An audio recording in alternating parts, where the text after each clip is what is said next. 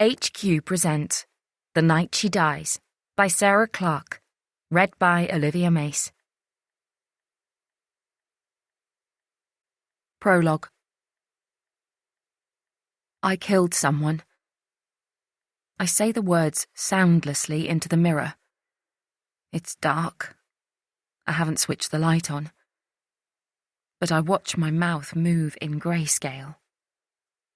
I killed her. Worse than someone. A girl. A young person with most of her life still unlived. Was dying young her fate? Written in the stars alongside other people's love stories or long, dull existences? Or did I rock the universe when I lost my temper and didn't think through the consequences? I turn away from the mirror. But I refuse to feel ashamed. I can't say whether she deserved to die, but no one could argue that I wasn't provoked, that I didn't have good reason. They say that revenge can make people do crazy things. And I guess tonight I proved that was true. I look back at the mirror. Do I regret the killing? Would I do it again, if I could choose? Will my life be forever changed from this point on? So many questions swirl around my head. But one is by far the loudest. Will I get caught? Before. Monday, 15th of April. Jess. Jess looks down at her phone. Smiles. What's so funny? Amber asks, leaning over to check Jess's screen. Nothing. Jess clicks out of Snapchat, then drops her phone into the pocket of her blazer. Just a TikTok? Amber nods, then shifts her gaze down the aisle of the school coach, her mind already elsewhere. Look at her, she murmurs under her breath, nudging Jess and nodding towards a girl sitting a few seats further up. Can you imagine being that ugly? Her skin is so pale she looks dead. Jess agrees, her confidence boosted by the message she's just read. Do you reckon if we killed her, no one would notice? Amber snorts a giggle. The noise leads to a few heads turning in their direction, but not for long. In the 9 months they've lived in Chinnor, people have learned not to hold eye contact with Amber. Yeah, maybe, she says with approval. Jess feels a warmth in her cheeks. Pride for making her sister laugh. She knows it's stupid. Amber is 19 months younger than her for a start, so really, it should be her looking up to Jess.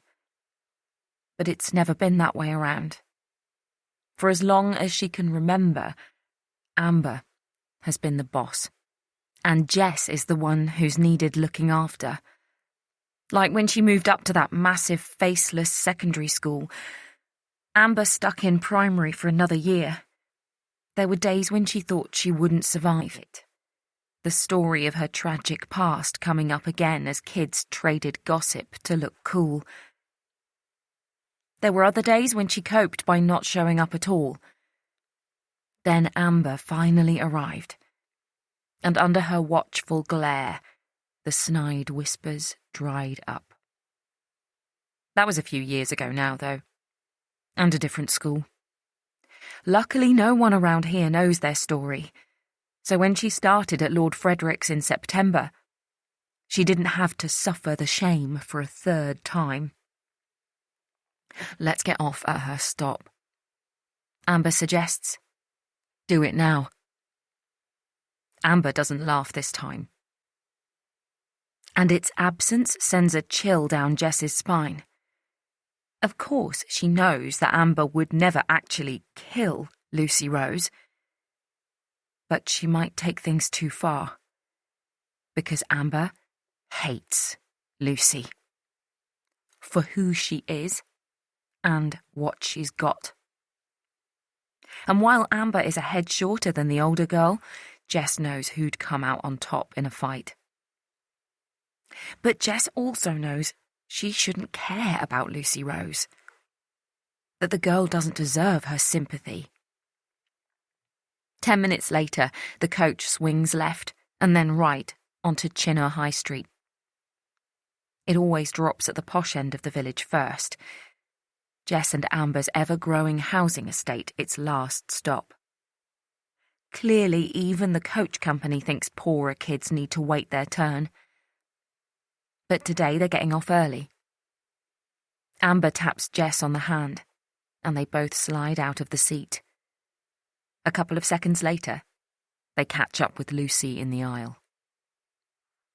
As soon as Lucy sees them, just a quick glance before looking down at the floor, tears well up in her eyes. She's so pathetic. How can a 15-year-old girl cry over something like this? They've never even hurt her. Not properly. And anyway, what damage does Lucy think they can inflict between the bus stop and her twee little cottage a few hundred metres up the street? Jess finds her weakness embarrassing. Awkward, even. But Amber seems to feed off Lucy's fear. The more the girl cowers, the harder Amber pushes. "Hello, Lucy," Amber says, her voice low and menacing. "Me and Jess thought we'd walk you home." She falls in step beside the mute girl, close enough for a shoulder barge that makes her stumble. Jess wants to walk on the other side, to hem Lucy in for maximum effect. But there's not enough space on the pavement, so she drops in just behind. In Amber's shadow, like normal. Lucy doesn't respond, at least not verbally. She closes her arms over her chest, squeezes the straps of her rucksack between coiled fingers, and keeps walking. "We looked for you at lunch today," Amber goes on. "Couldn't find you. Were you crying in the loos again, like last week? Shame that photo of you there got shared around year 10. People can be so cruel, can't they?" A few seconds of silence. Another shoulder barge. "I don't know why you're so desperate to avoid us, anyway. Do you think you're too good for us? Because we're scummy foster kids?" "Leave me alone, please," Lucy whispers. "That's not very kind, Lucy," Amber warns. "Did you hear that, Jess? Lucy doesn't want to be friends with us. And after we've made this effort to walk her home." Jess senses Lucy's pace increase. She's not running, but her steps are getting faster, as though she thinks she can escape without them realising. How stupid does she think they are? Amber must notice too, because she suddenly grabs Lucy's spindly forearm and yanks it backwards, keeping her fingers locked on, the pressure turning Lucy's flesh white. It forces her to stop, and Jess shifts her position to shield her sister's aggression from view, which also means she's looking away, which is secretly a relief. "Why the hurry?" Amber hisses, the tease gone from her voice. "If you're not careful, I might take it personally." "Why me?" Lucy whimpers. "Why do you pick on me?" Amber slips her free hand into her bag for something. Jess twists to look. It's a triangular blade, meant for a craft knife. Jess holds her breath. Amber got her to swipe it from the art department. But now she can see it, so close to Lucy's bare arm. She wonders if she should have refused. "Why did you give Jess the silent treatment last term?" Amber asks, taking a step towards Lucy, dipping the point of the blade against her skin. She was the new girl, in your tutor group. I didn't. She tried to make friends with you and you gave her the brush off because she's a dumbass social care kid. No, She's wearing your sister's old blazer. Did you know that? Bought at the second-hand sale. Still got the label in it. Miller Rose. I guess it'll come to me one day. If I ever get as lanky as her. Jess looks away again, her face burning. A car rumbles past, but the driver is oblivious to the three of them. She turns back. I'm sorry, Lucy whispers. Please, don't hurt me. Invite us back to yours, then, Amber hisses. Prove that we're not too scummy for you. Lucy doesn't respond, but Jess can see fat tears bubble in front of her pale blue eyes. God, why does she do that? How is she so spineless? Fucking crybaby, Jess murmurs. Lucy? A voice suddenly rings out from across the street, followed by the dull thud of a car door closing. Is everything okay? Amber pockets the blade, releases her grip on Lucy's arm. Come on, she says to Jess, giving the woman a sideways glance. Let's go. She starts striding up the road, away from an unwanted confrontation with an adult, and Jess has to scurry to catch up. Following Amber's lead, they pass a small parade of shops, then veer off the road and onto a country path. Jess knows where they're going without needing to ask. They cross the old railway line and continue up towards the woods. Half an hour later, they arrive at Chinner Hill Nature Reserve. It's not much more than a small opening in the trees, but it feels like a secret hideaway. They discovered it last summer, soon after they moved to their new foster home. The mud mostly kept them away during the winter, so it's good to be back. Jess sinks down onto the blanket of tiny wildflowers and long grass, lies back, and stares at the grey-blue sky. Was that her mum? She asks, as her sister drops down next to her. Yeah, Amber says, nodding. I've seen them out running together. Amber's voice is monotone now, mechanical, and Jess knows from experience what that means. That there's some emotion threatening to spill out. A door that needs to be slammed shut. Amber is good at putting on a show. Hard bitch at school. Suck-up foster kid at home. Sexy minx whenever Sean gives her a second of attention. Only Jess has glimpsed the real Amber. The one who still misses her mum. And hates the world for taking her away. It doesn't help that most of her memories of Jackie are bad ones. Like the smell of her after a day on the booze. All fumes and vomit. Or how Jackie would curl up and cry when Tyler stormed out after an argument. Her face a mix of blood and blue skin where he'd hit her. And then, that final time. Jess was a bit luckier than Amber.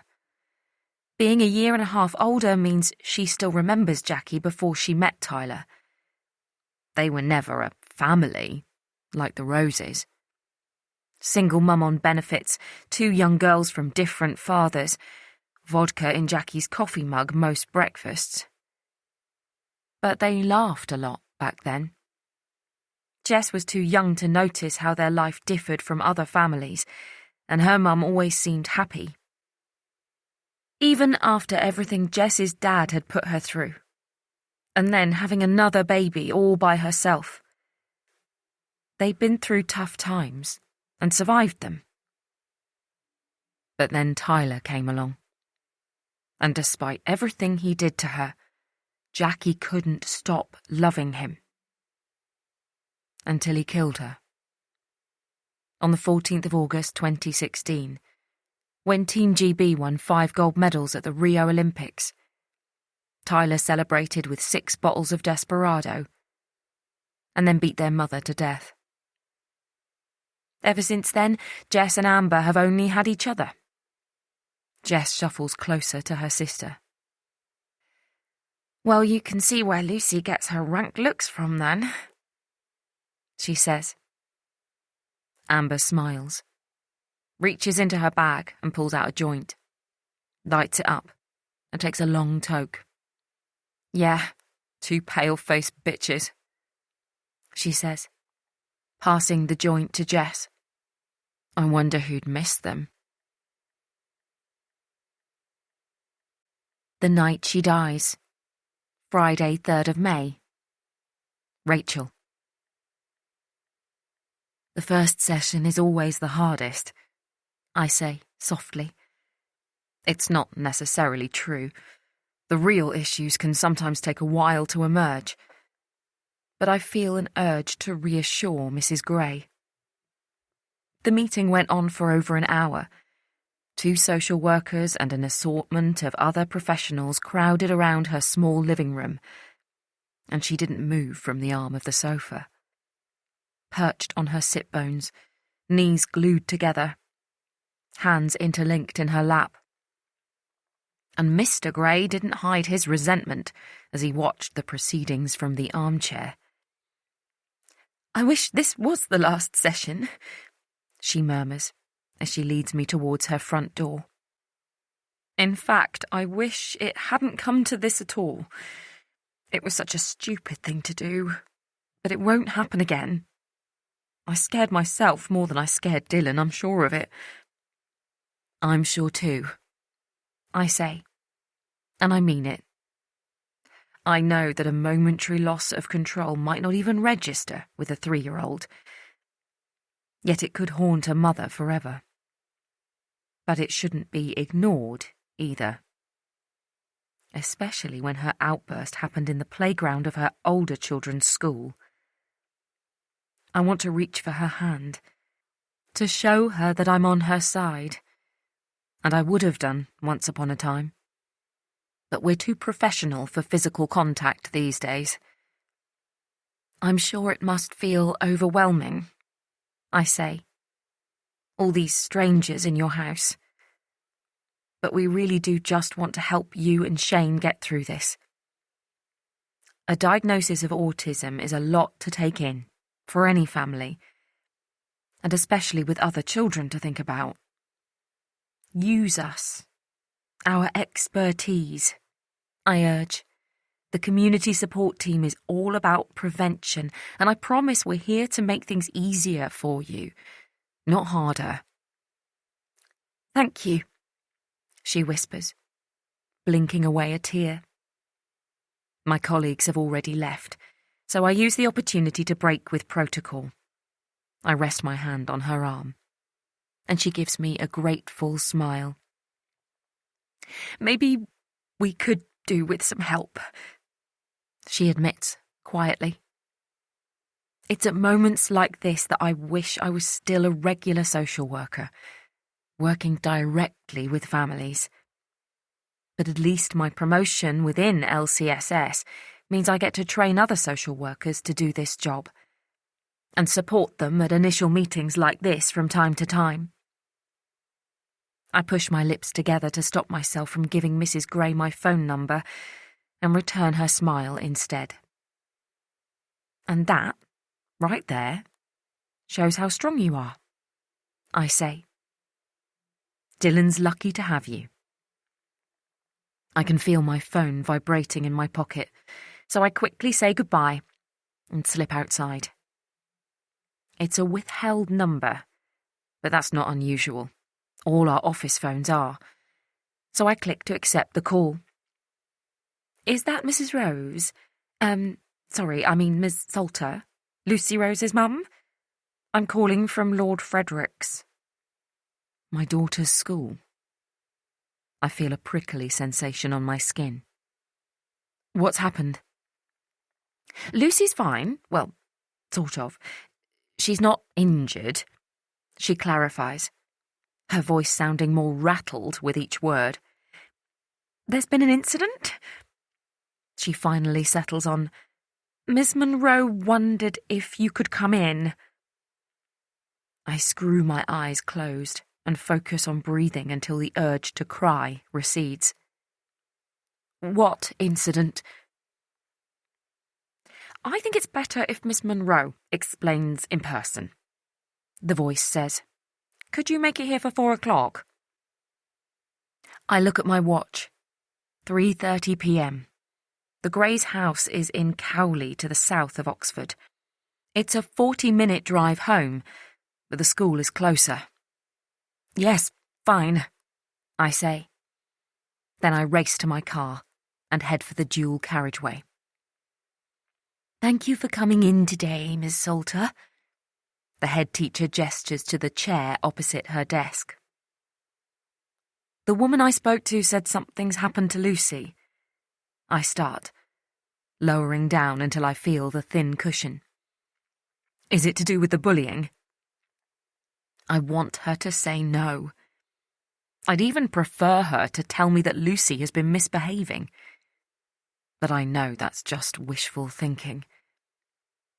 Miss Monroe sighs. Possibly, yes. Possibly?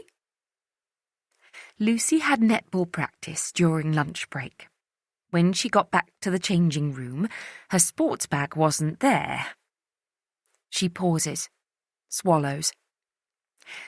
Someone had emptied its contents over the lawn and, hung her school clothes on the surrounding trees. What? My heart rate ticks up. All her things? Yes. She sighs heavily. Miss Monroe is the archetypal smart headmistress. Cropped hair, fitted suit, sensible shoes. But she looks uncomfortable now. And I'm afraid that includes underwear. Lucy had changed into a sports bra for netball, and apparently there was also a spare pair of knickers in her bag, just in case. I look away.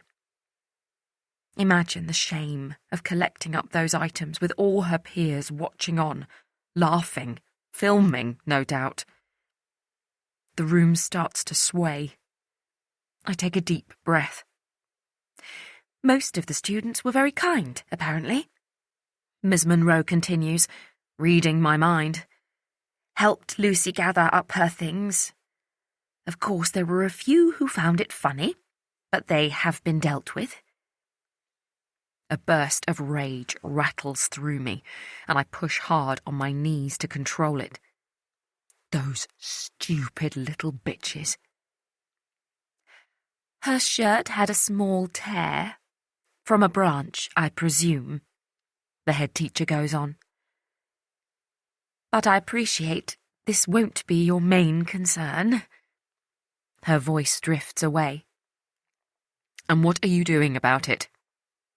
My tone is clipped, acidic. So unlike my normal voice that I hardly recognise it. I assume those girls, Amber Walsh and Jess Scott, were behind it. Miss Monroe leans back in her chair and moves a pencil a few centimetres to the right. Lucy believes so, but no one saw them do it. I want to shout that of course they wouldn't, that those girls have already proven themselves too clever for that, like the photo that went round the school. Lucy crying in the loos, taken over the door of the cubicle. Everyone saw it, but no one had a clue where it came from, supposedly. And both Jessica Scott and Amber Walsh have denied involvement. And you believe them? My voice is squeaky now. No, she says, carefully. But I don't not believe them either. Without any proof, I can't apportion blame. Breathe.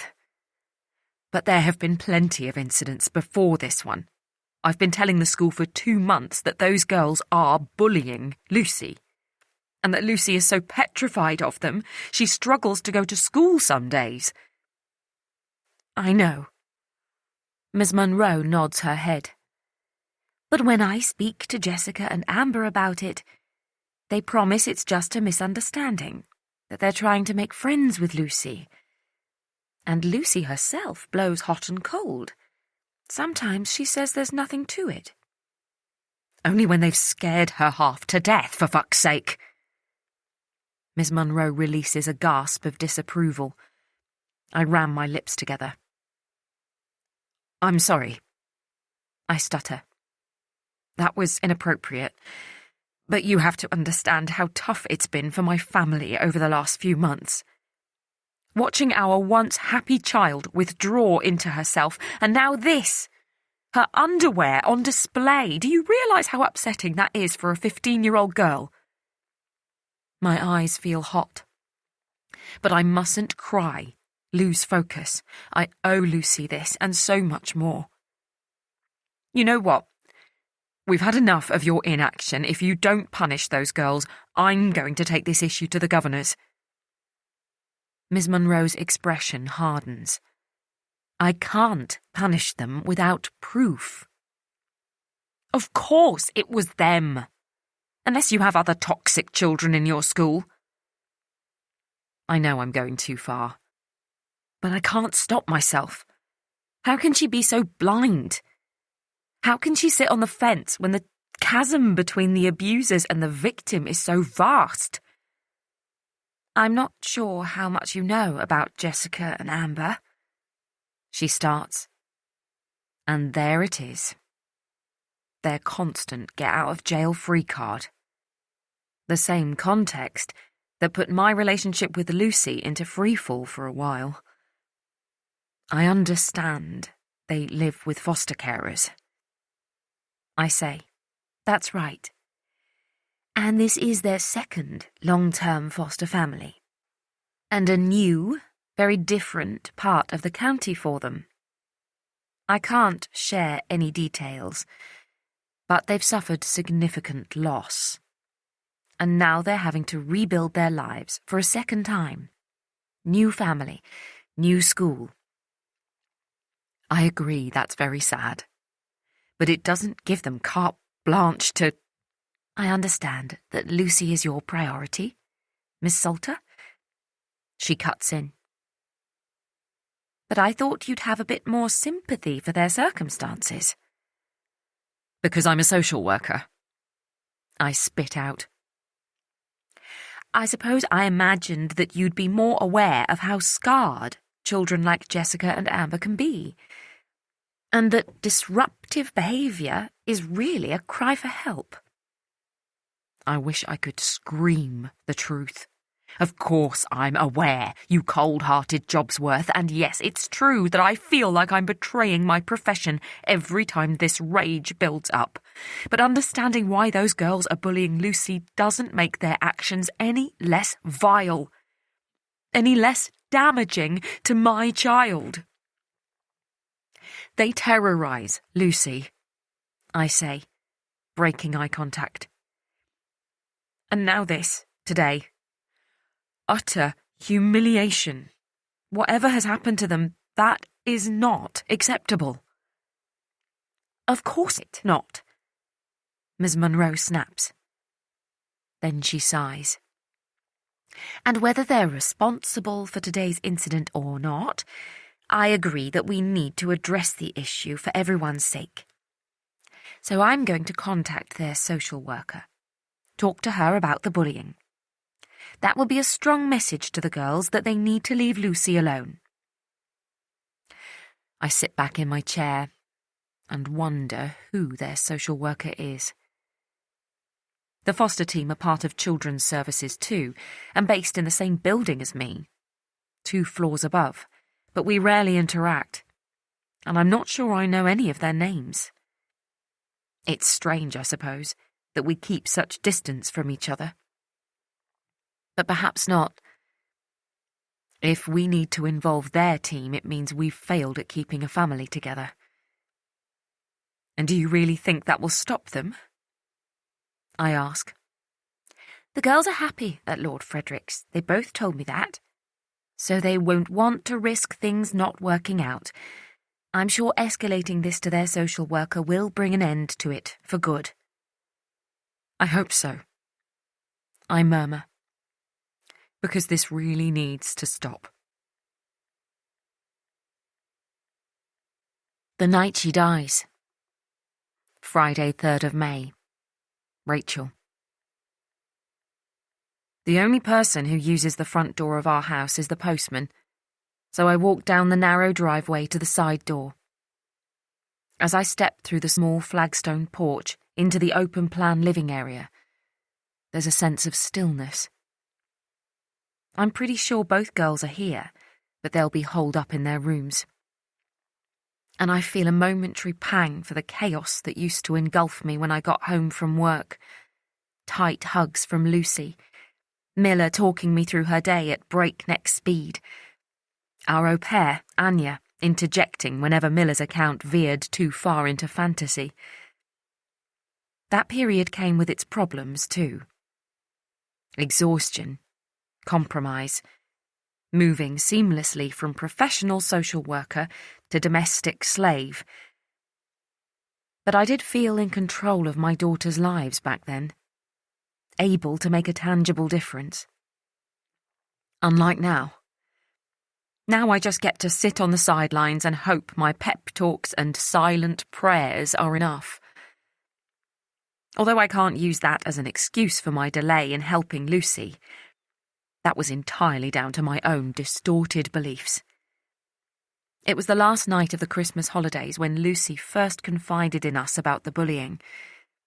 We were all in a grump, Miller facing her A-level mock exams, Matt militant in his mission to remove every last fragment of tinsel.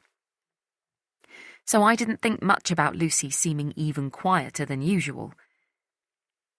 But when I suggested she get an early night before school, she burst into tears and pleaded for us not to make her go back. It was so out of character, the outpouring of emotion as much as the request itself, that it was a shock. When the tears dried up, she told Matt and me what had been going on, that from a few weeks into the autumn term, the new girl in her year, Jess Scott, and her younger sister, Amber, had been picking on Lucy.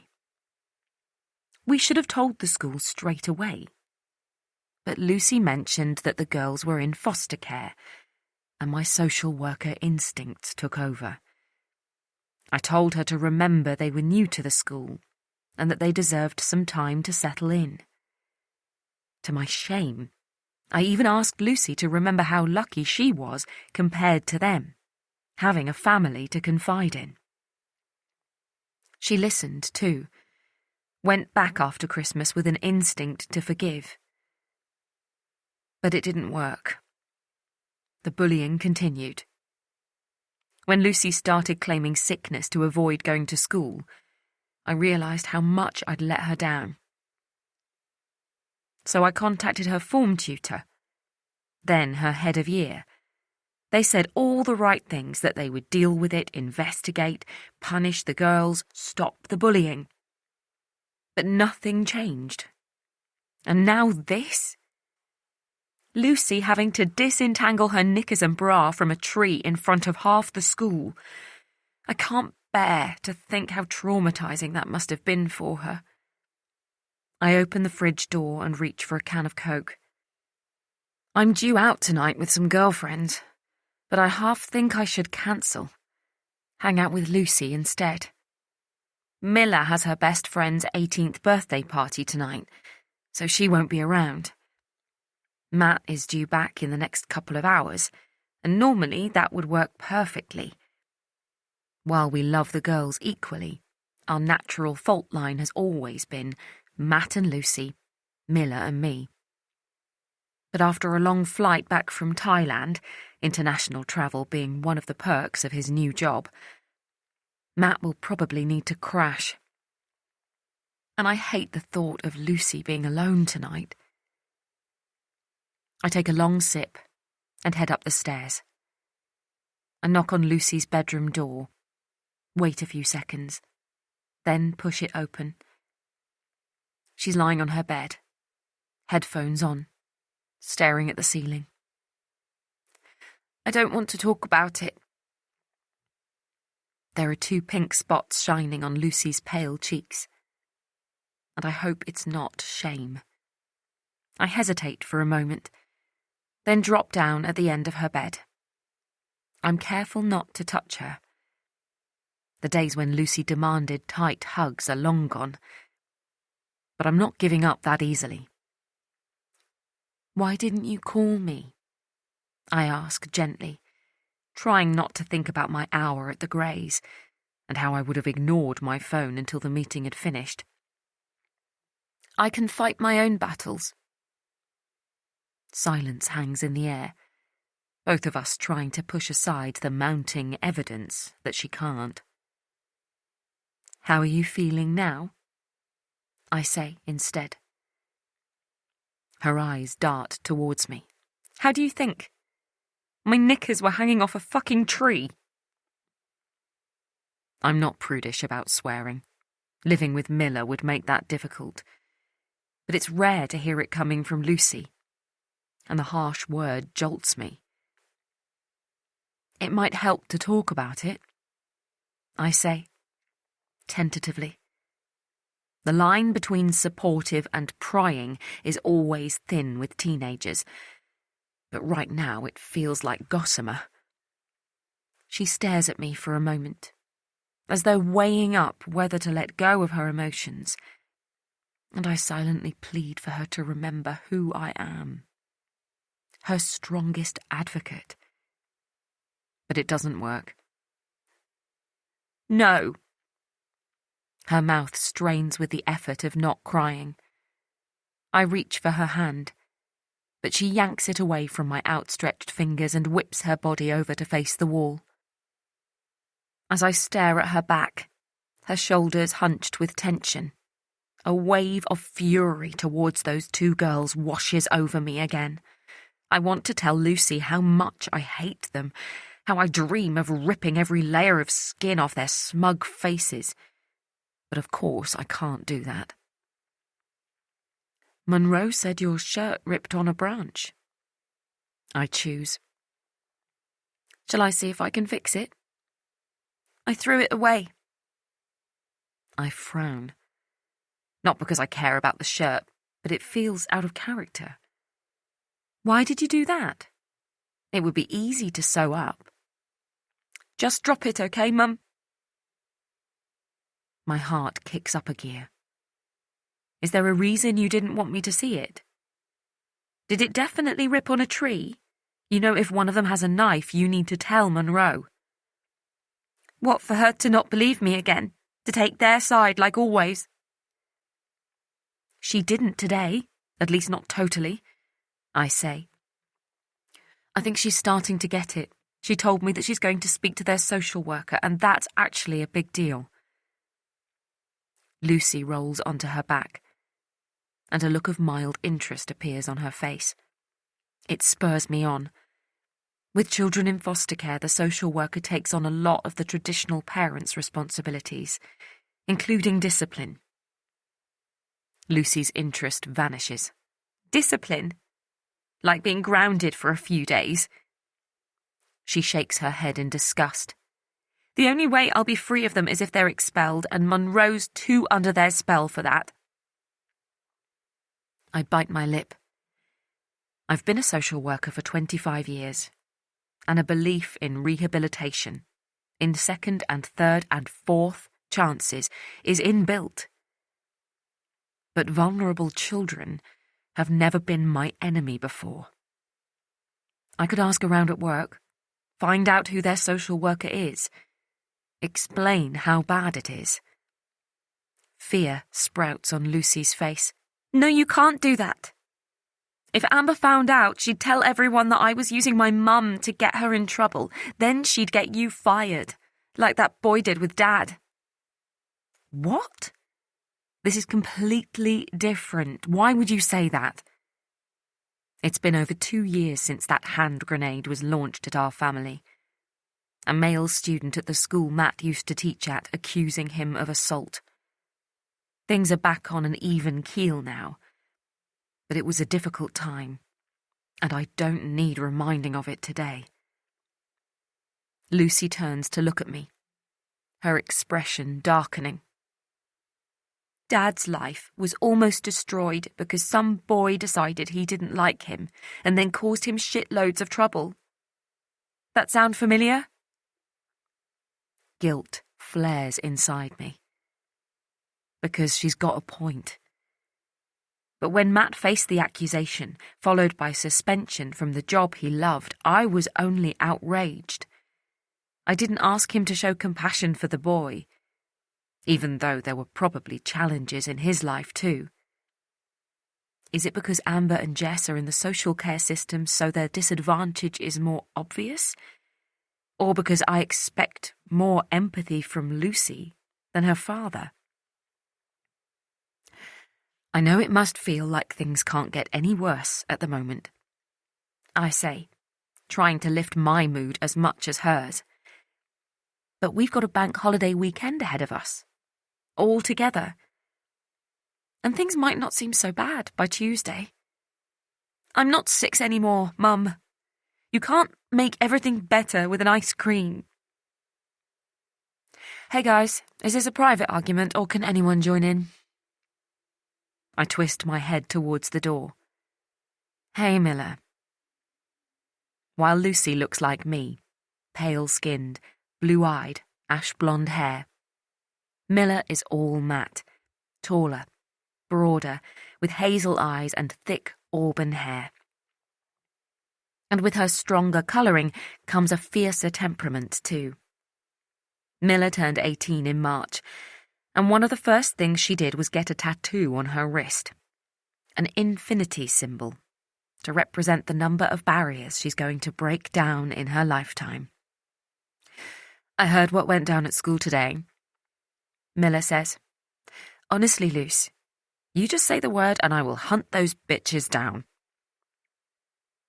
Miller and Lucy's relationship is hard to define. They're not close. They're too different for that. And they live quite separate lives. But there's something unspoken between them. An underlying bond that transcends the day-to-day. And I can hear that emotion in Miller's voice now. Thanks, but I've got this, Lucy murmurs, with a new steeliness. I wonder what she means by that. But Miller seems to accept it. Good, she says approvingly. Then she turns to me. When's Dad back? Around 8, I say. Will you have left by then? Miller's best friend, Ava, turned 18 3 days ago, and she's going big with the celebrations. Marquee in the garden, most of their year invited to the party. Ava's older brother, Charlie, on the decks. Yeah, I'm going out at 7, helping Ava with last-minute stuff. Okay, well, don't get too drunk. It's my best mate's 18th, of course I'm going to get drunk. Don't you have exams in a few weeks? I ask, more meekly than I planned. Yeah, so? She releases a dramatic sigh. And anyway, Felix will be there, so I'll need a drink. You two still haven't made up? I ask. Miller and Felix started dating in year 11 and have been a surprisingly solid couple over the last 2 years. But all that changed a few weeks ago when Miller announced that he was a fucking dick and their relationship was over. Felix has been the archetypal lovelorn teenager ever since, begging for her to reconsider. But so far, Miller isn't budging. And the rest of us have no idea what caused the rift. Her eyes blaze with indignation. Not now, not ever. I sigh. It's probably for the best with them going off to different universities in September. Well, I hope you managed to have fun despite him. I turn back to Lucy. I was supposed to be going out too, but I'm very happy to stay. No, she cuts in. I meant it when I said I've got this. And that starts with you not changing your plans. I hesitate, then nod, both grateful and crushed, and head towards my room. The night she dies, Friday, 3rd of May, Rachel. I push my finger into the centre of the poppadom and listen to the crack as it fragments. Then I pan out and take in the other noises around the restaurant. The clinking of cutlery against dishes, the buzz of conversation, made louder and more enthusiastic by the pints of Cobra beer most people seem to be drinking. I'm here with Annie, Lou, Charlotte and Kate. The 5 of us became friends at the St Andrew's Primary School gates close to 14 years ago. And while the kids becoming more independent has meant we've drifted apart, we still make an effort to meet for a curry every couple of months. Usually I love these nights out, especially as we always go to the Indian restaurant at the bottom of the high street, 10 minutes from my house. But I can't relax this evening. They say a mum is only as happy as their least happy child, so perhaps it's no wonder I'm struggling to enjoy myself. It doesn't help that Annie is Felix's mum, and he's her golden boy. It's such a shame that our two split up, isn't it? She says mournfully. You know, I'm sure Felix would love to get back together with Miller. Do you think he has a chance? I hesitate. Not now, not ever. I don't want to lie to Annie, but I don't want to offend her either. And I know how sensitive we can all be about our children. Miller's very much a closed book with me, I say carefully. But I think they respect each other well enough to work things out amicably. Yes, I think so too, Annie says, although I detect some disappointment in her voice. How's Lucy? Charlotte pipes up as she reaches across me to dunk her poppadom in the mango chutney. Last time we met up, you said she was being bullied. A couple of mean girls from the estate. I take a gulp of my pint. I feel disloyal discussing Lucy's problems with my friends, but I can't pretend everything's fine. She's not great, I admit, as I place the glass back down. And the 2 girls are sisters in Lucy's year and the one below. But Monroe called me in today about it, and I'm hoping this is the beginning of the end. What's Monroe going to do? Charlotte asks. Talk to their social worker. Hopefully he or she will read them the riot act. They've got a social worker, Annie cuts in. So they've been in trouble before? I shake my head. No, not trouble. At least not that I know of. They've got a social worker because they're in foster care. Not those 2 girls staying with Molly and Bill Wainwright? Charlotte asks, dropping her voice and taking a quick glance over each shoulder to check no one's eavesdropping. I know the Wainwrights from church. They're an amazing couple, well into their 60s and still fostering kids. One girl's tall with ginger hair and the other's small and dark. I'm not sure where they live, but yes, that sounds right. I didn't realise they were sisters, Charlotte muses, wrinkling her brow in confusion. They don't look anything like each other. Probably different fathers, Annie surmises. It's not exactly unheard of, with, She tails off. But I know what she was thinking. With people like them. I shift in my chair. Annie is a good friend in many ways, always generous with favours. But our values are miles apart. So where's their mother? Lou asks. I don't know the details, but from something Monroe said, I think she might have died. I say, softly. Gosh. Lou stutters. No father around? And then your mother dies? Those poor children.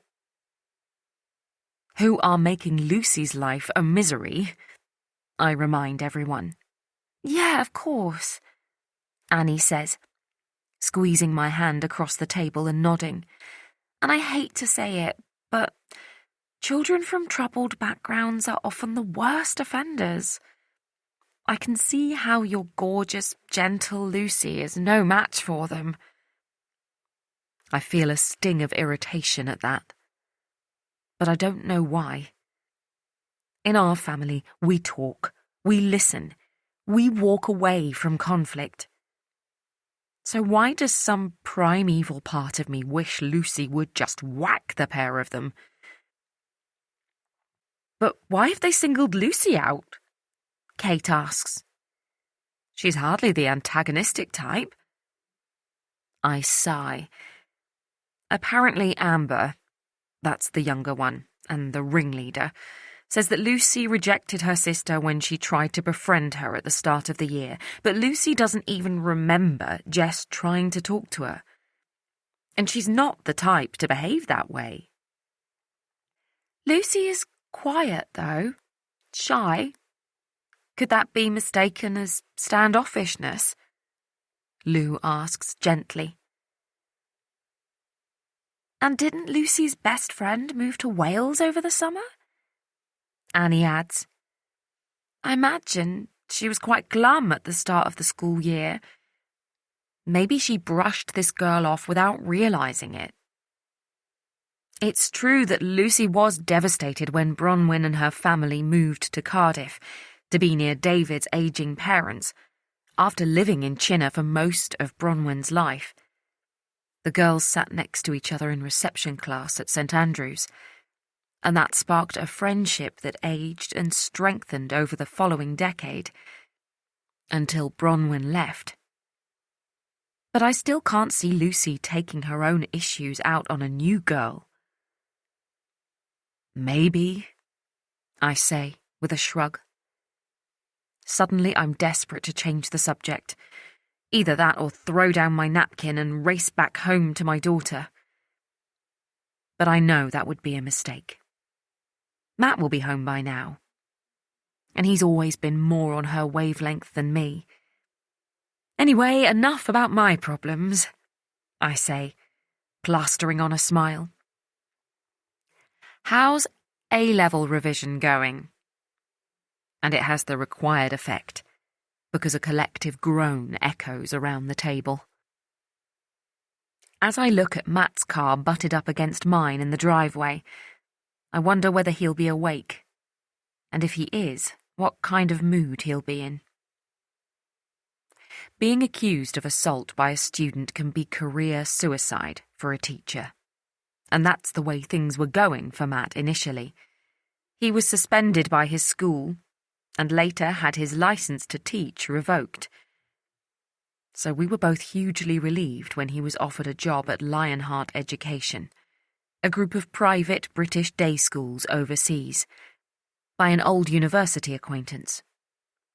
The money was better, and as the role, Director of English Studies, involved minimal contact with students, he didn't need a teaching licence.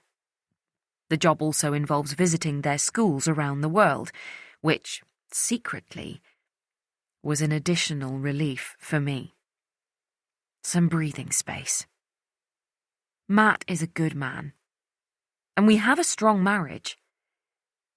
But people deal with adversity in different ways, and I bore the brunt of his frustration. Matt has always liked a tidy house, But his obsession rocketed during those long months in limbo, waiting for the court case that never even materialised because just 4 weeks before the trial date, the only witness admitted they'd lied. Matt isn't the type to shout, but he'd sulk for days over the smallest thing, and it was exhausting. But things are much better now. And we've got a 3-day weekend ahead of us, including the village fun day on Monday. I'm really looking forward to some quality family time. Hello?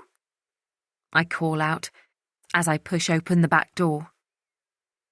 In the silence, I can hear a slight slur in my voice, and it makes me wish I hadn't agreed to the 3rd pint, especially as I want to do my usual Saturday morning trail run tomorrow, a 10-kilometre route along the Ridgeway. As I reach for a water glass, I notice that the drainer is clear of pans, and today's post that I dropped on the side has disappeared. It's more proof that my husband is back. But there's no response to my greeting. So I walk into the living area. And there he is, Sparko on the sofa. I kneel down by his side. "Hey," I whisper, nudging him gently. "Time for bed." He groans in his sleep, then shifts onto his side. It's a long sofa, easy for him to lie out straight without the threat of a cricked neck. And he looks so comfortable. Maybe it's pointless trying to move him. I pull the throw off the back of the sofa and lay it over him. Then I kiss him lightly on his cheek and head upstairs. It's only 10:45, so Miller won't be back for a while. But Lucy will be asleep, and I need to see her before I can relax. Maybe even sneak in a clandestine hug without her conscious enough to reject me. I push on her bedroom door and stumble forwards in the darkness, slowly, waiting for my eyes to adjust. But there's something wrong. I can sense it. I run my hand over her duvet, feel its smooth uniformity. I flick on Lucy's bedside light. My chest swells. The room is empty. The night she dies. Friday, 3rd of May. Rachel. Matt, wake up.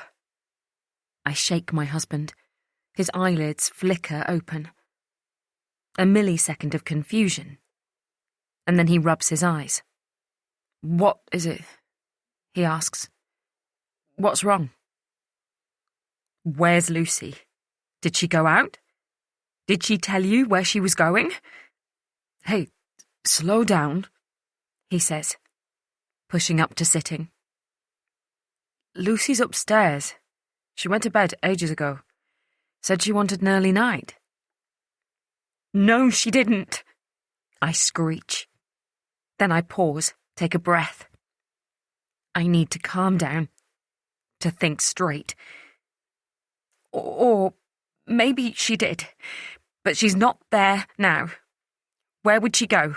Did she mention anything? Meeting a friend?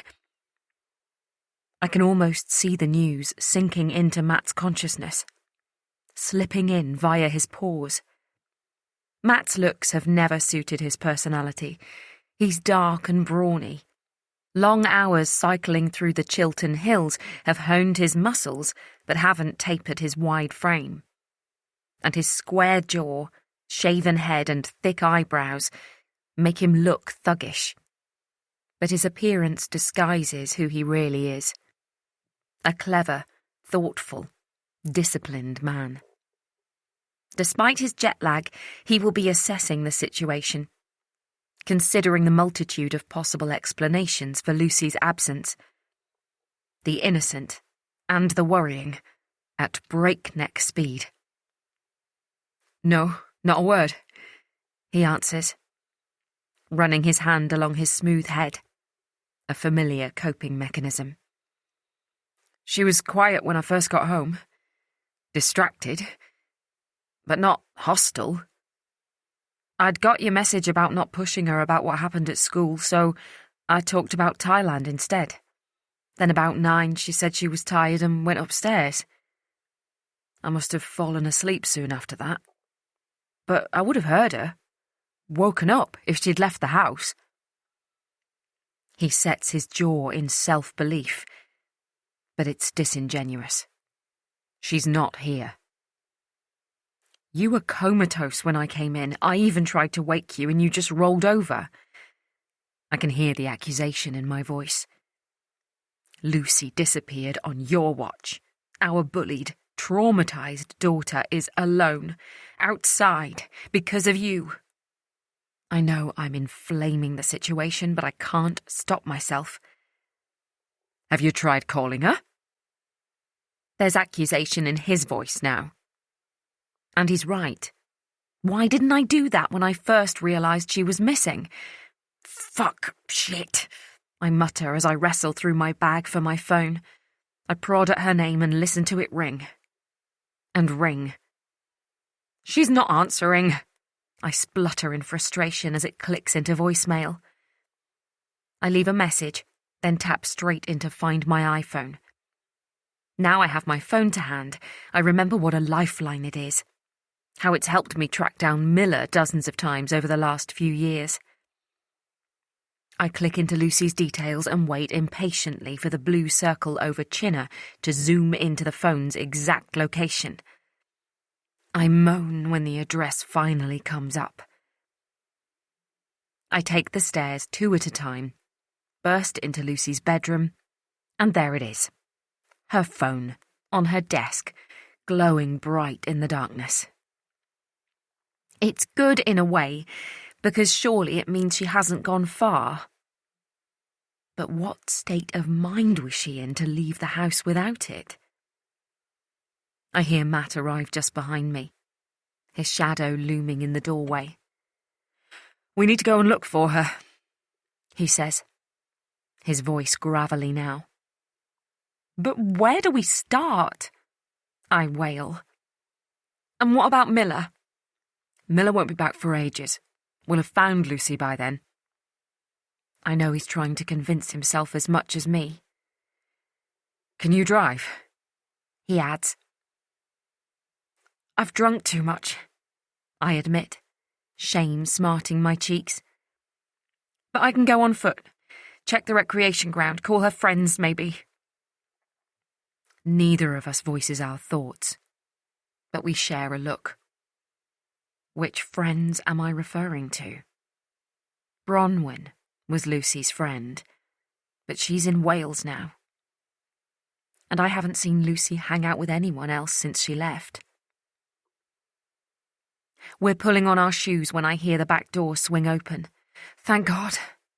I exhale. But the respite is short-lived when I realise it's not Lucy. Miller? Party came to an abrupt end, she explains, without waiting for the question. Some boys tried to gate crash, which caused a bit of a drama early on, and then Ava's dad realised that Adam and Caitlin had taken pills, fucking idiots, and went apeshit.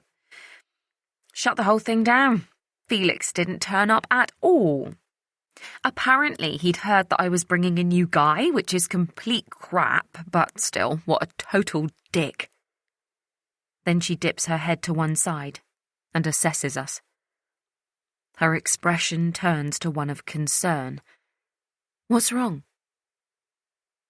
Lucy's gone missing, Matt says, matter-of-factly, hiding his terror. So Mum and I are going to look for her. Fuck! Miller breathes out, furrowing her brow. She's definitely gone. She went to bed, but she's not in bed, I explain, exasperated. So she must be out there. I fling my hand towards the window. Somewhere. Those fucking bitches. Miller murmurs. Why did you say that? I push. Do you know something? No, nothing. Miller backtracks. She was just upset earlier, wasn't she? About what those two girls did at school.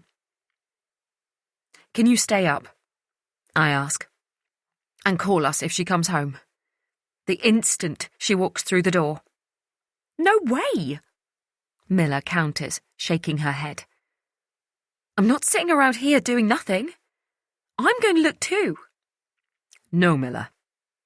Matt starts. Lucy is my sister. She throws back. And I know where kids hang out in this village much better than either of you. I'm not staying at home, Dad. Matt lets out a sigh of surrender. Okay, but you must keep in touch, do you understand? Via the family WhatsApp group. He turns to me.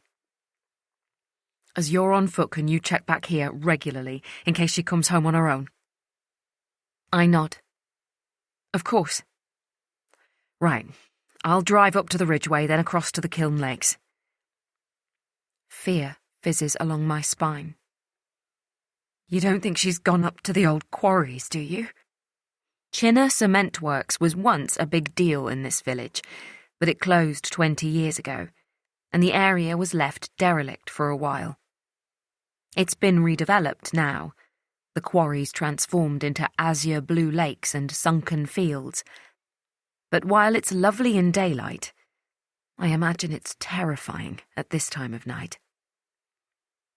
I don't, but we need to check everywhere until we find her. Miller, where will you go? Don't worry about me. There are a few different places I want to check. Can you drop me by the railway station? Yes, fine, Matt says impatiently. Shall we go? Actually, wait. Miller pauses. I might get a torch. Can you hold on a second? Can't you use the torch function on your phone? I ask, impatient to leave. I haven't got much battery left. I want to save it for making sure I can keep in touch with you, like you asked. Good thinking, I mutter, slightly surprised that Miller would show such foresight. There's one in the shed, Matt tells her. On charge. Grab it quickly. Miller disappears into the kitchen, and then I hear the flick of the lock on the patio doors and her rushing into the garden. A minute later she reappears, this time with a torch in her hand. She stuffs it into her small rucksack, and we tumble out of the house together. But I pause for a moment, as I'm about to lock the door. Is this a good idea? Leaving the house empty? What if Lucy comes back, desperate for some comfort? Indecision anchors me to the spot. God, why does parenting have to be so difficult? Come on, Rachel, Matt says. We need to find her. His urgent tone launches me into action. I turn the key, give him and Miller a quick glance, and then head off down the driveway and towards the recreation ground, praying that wherever she is, she's safe. Before. Friday, 19th of April. Jess. Tea's ready? Molly's voice hollers up the stairs. Jess rolls over on the top bunk and drops her head over the edge. Shall we go? As fake parents go, the Wainwrights are okay, despite being ancient. But Molly does get arsey if they ignore her when she calls them. Usually Jess doesn't care too much, but she's meeting someone tonight. Can she call him her boyfriend yet? And she doesn't want Molly to suddenly decide they're grounded. Or, more accurately, she can't be bothered with the hassle of lying to her foster carers and sneaking out the back door when they're watching TV. Yeah, in a minute, Amber says. But she doesn't show any sign of moving. Just got a text from Sean. Oh? Jess sits up in bed, her mess of red wavy hair skimming the ceiling. What does it say? She twists her body and climbs down the ladder. When they first moved in with the Wainwrights, they were offered a bedroom each. But when Amber said she wanted to share, Jess jumped at the chance, even though it meant bunk beds. It had been a horrible few weeks for her in the run-up to them leaving their last foster carers, Lou and Justin, and Jess wasn't sure she'd be able to sleep in her new home without her sister close by. He wants me to call him, Amber says, her expression folding into a frown. She taps the crappy Nokia against her leg in thought. The dumb phone, they call it. Just phone calls and texts. Nothing smart about it. But Sean gave it to Amber soon after they moved to Chinner and told her to only ever use that one to contact him. He's changed the SIM card a couple of times too. The guy's proper paranoid. They met Sean soon after Amber started at secondary school. Jess was always a bit wary of him, but Amber loved his bad boy style. It was all, yes, Sean, no, Sean, eyelashes fluttering. He was 16 at the time, while Amber was only 11, so he can't have fancied her. But he acted like he did sometimes, just enough to keep her hanging on, Jess always thought. A lot happened to Sean during that year. None of it good. And he went from bad boy to actual criminal. Jess was starting to worry that even Amber was in over her head. But then everything went to shit anyway. Jess thought their moving to Chinner would mean cutting ties with Sean. But he had other ideas. Now, he comes to Tame, the nearest town to them, and where their school is located, about once a month. Amber meets him.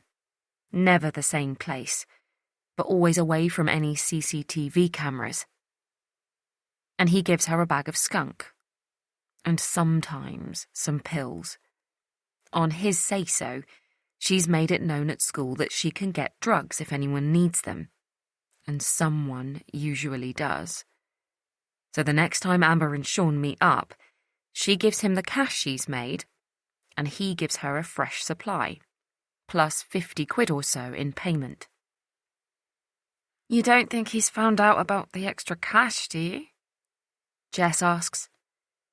While Amber still idolises Sean, there are signs the spell is breaking. Like how she's started skimming an extra $5 off every gram of weed she sells. Nah, Amber says. She sounds confident, but her bottom lip gives her away. I give him 10 quid a gram, same as always. He doesn't know anyone at our school, so there's no way he could find out I've upped the price. She puts the phone in a sunglasses case, beside 2 long-finished lip balm tins, and drops it in her top drawer, among her knickers and socks. It's not exactly a secure hiding place, but they know that Molly and Bill would never rifle through their stuff. The right to privacy got at least half an hour on the foster carer's refresher course. I don't reckon he'd care even if he did know anyway. Amber goes on. Doesn't change what he makes out of our deal, does it? Jess isn't sure she agrees, because she doesn't think that selling drugs is just about making money. It's about control. Being more powerful than the other guy. Jess reckons that Sean would go batshit crazy if he found out that Amber had been cheating him.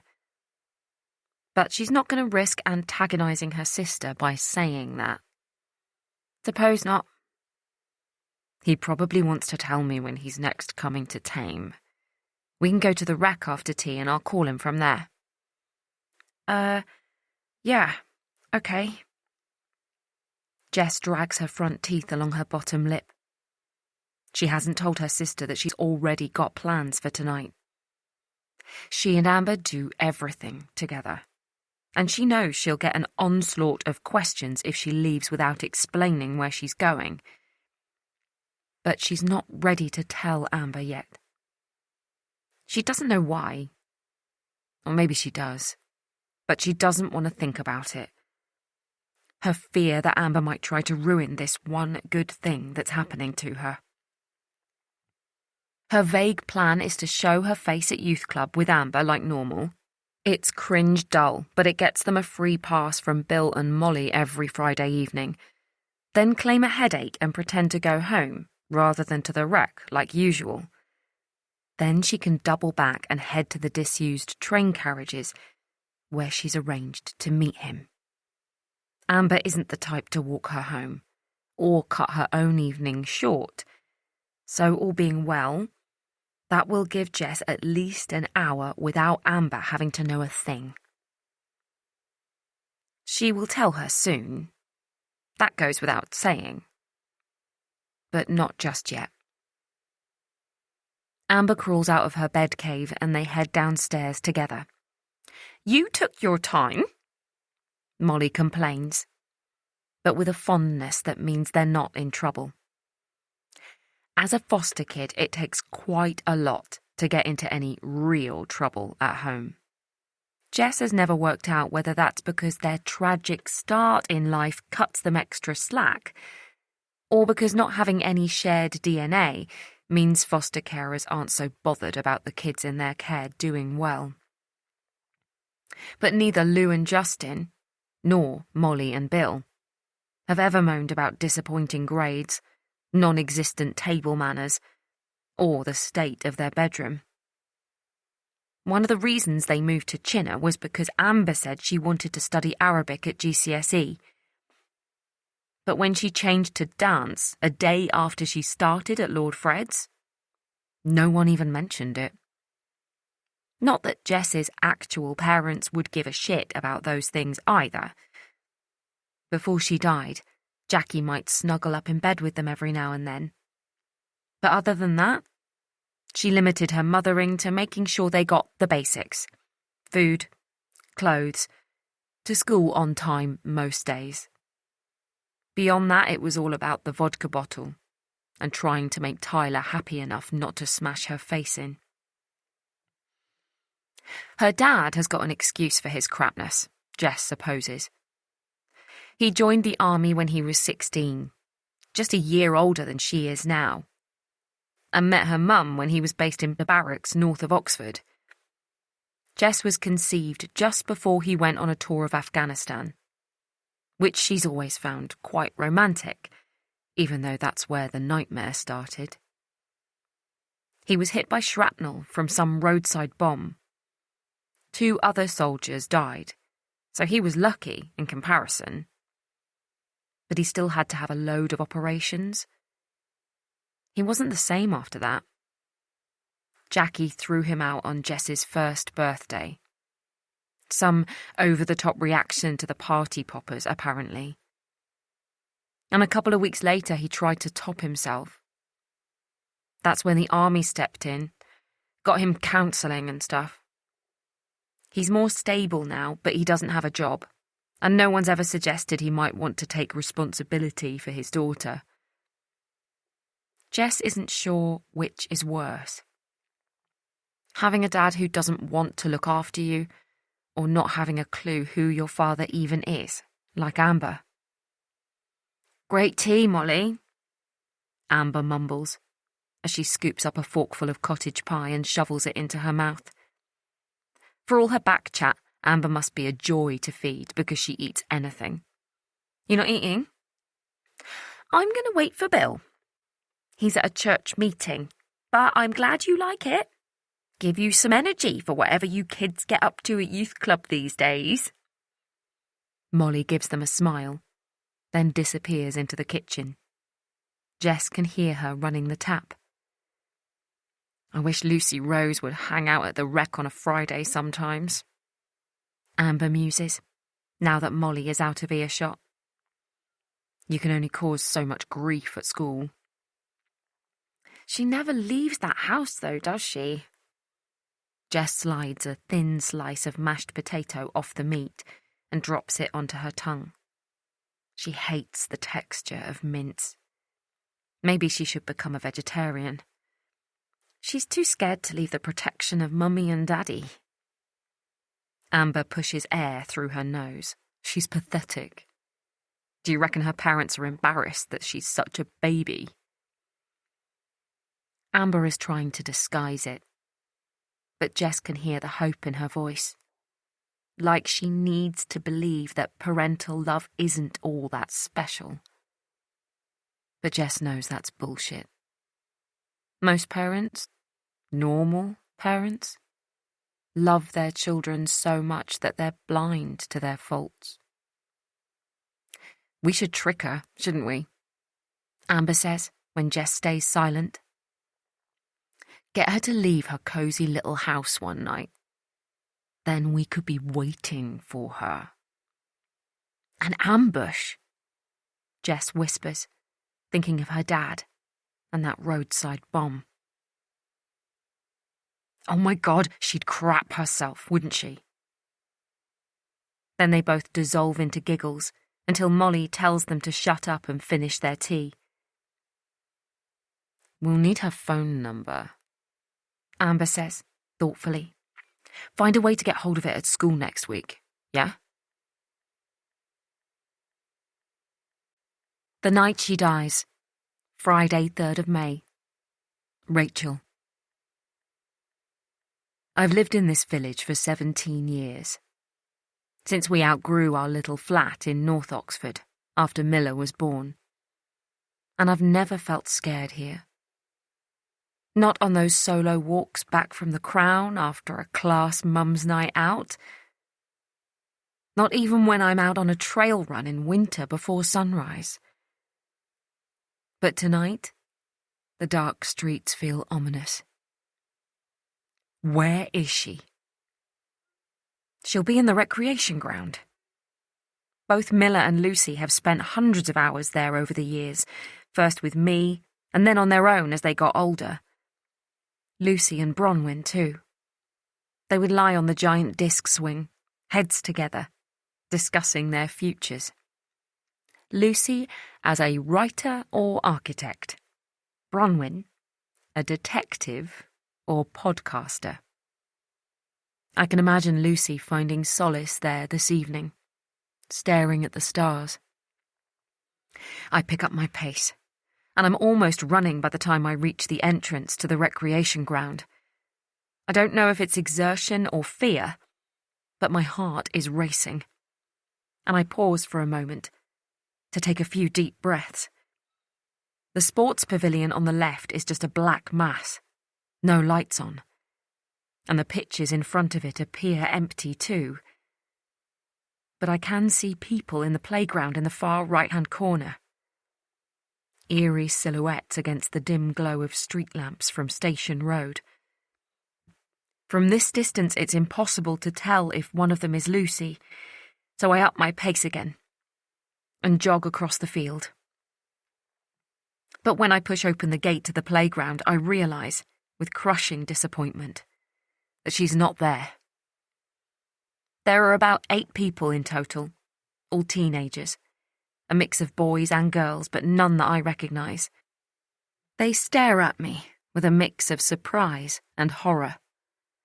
Sorry, I say, instinctively, as though I need to apologise for trespassing on their domain. I'm looking for my daughter. The crack in my voice gives me away instantly. Desperation. And with it, any authority my adulthood might have evoked disintegrates. Most of them back away, uncomfortable with the drama I'm bringing to their evening. But 3 girls don't move, curious expressions settling on their faces. The one who's sitting on the swing sucks on a vape, then blows out a huge cloud of fake smoke. A sickly, sweet smell permeates the air. Who is she? She finally asks. Even in those 3 words, I can tell that she's drunk. I dip my eyeline and notice the empty wine bottles and crushed cider cans on the asphalt. Not that I'm going to judge them. I've held Miller's hair back too many times for that. She's called Lucy Rose, I say. You might know her, she's in year 10 at Lord Fred's. The girl squints for a moment, in thought, then relaxes her features.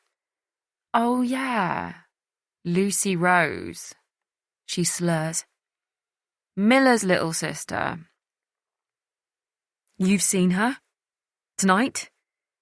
Do you know where she is now? I shoot out the questions like bullets. Huh? Nah, I just mean that I know who she is. Never spoken to her. We're older, she adds, as though that explains it.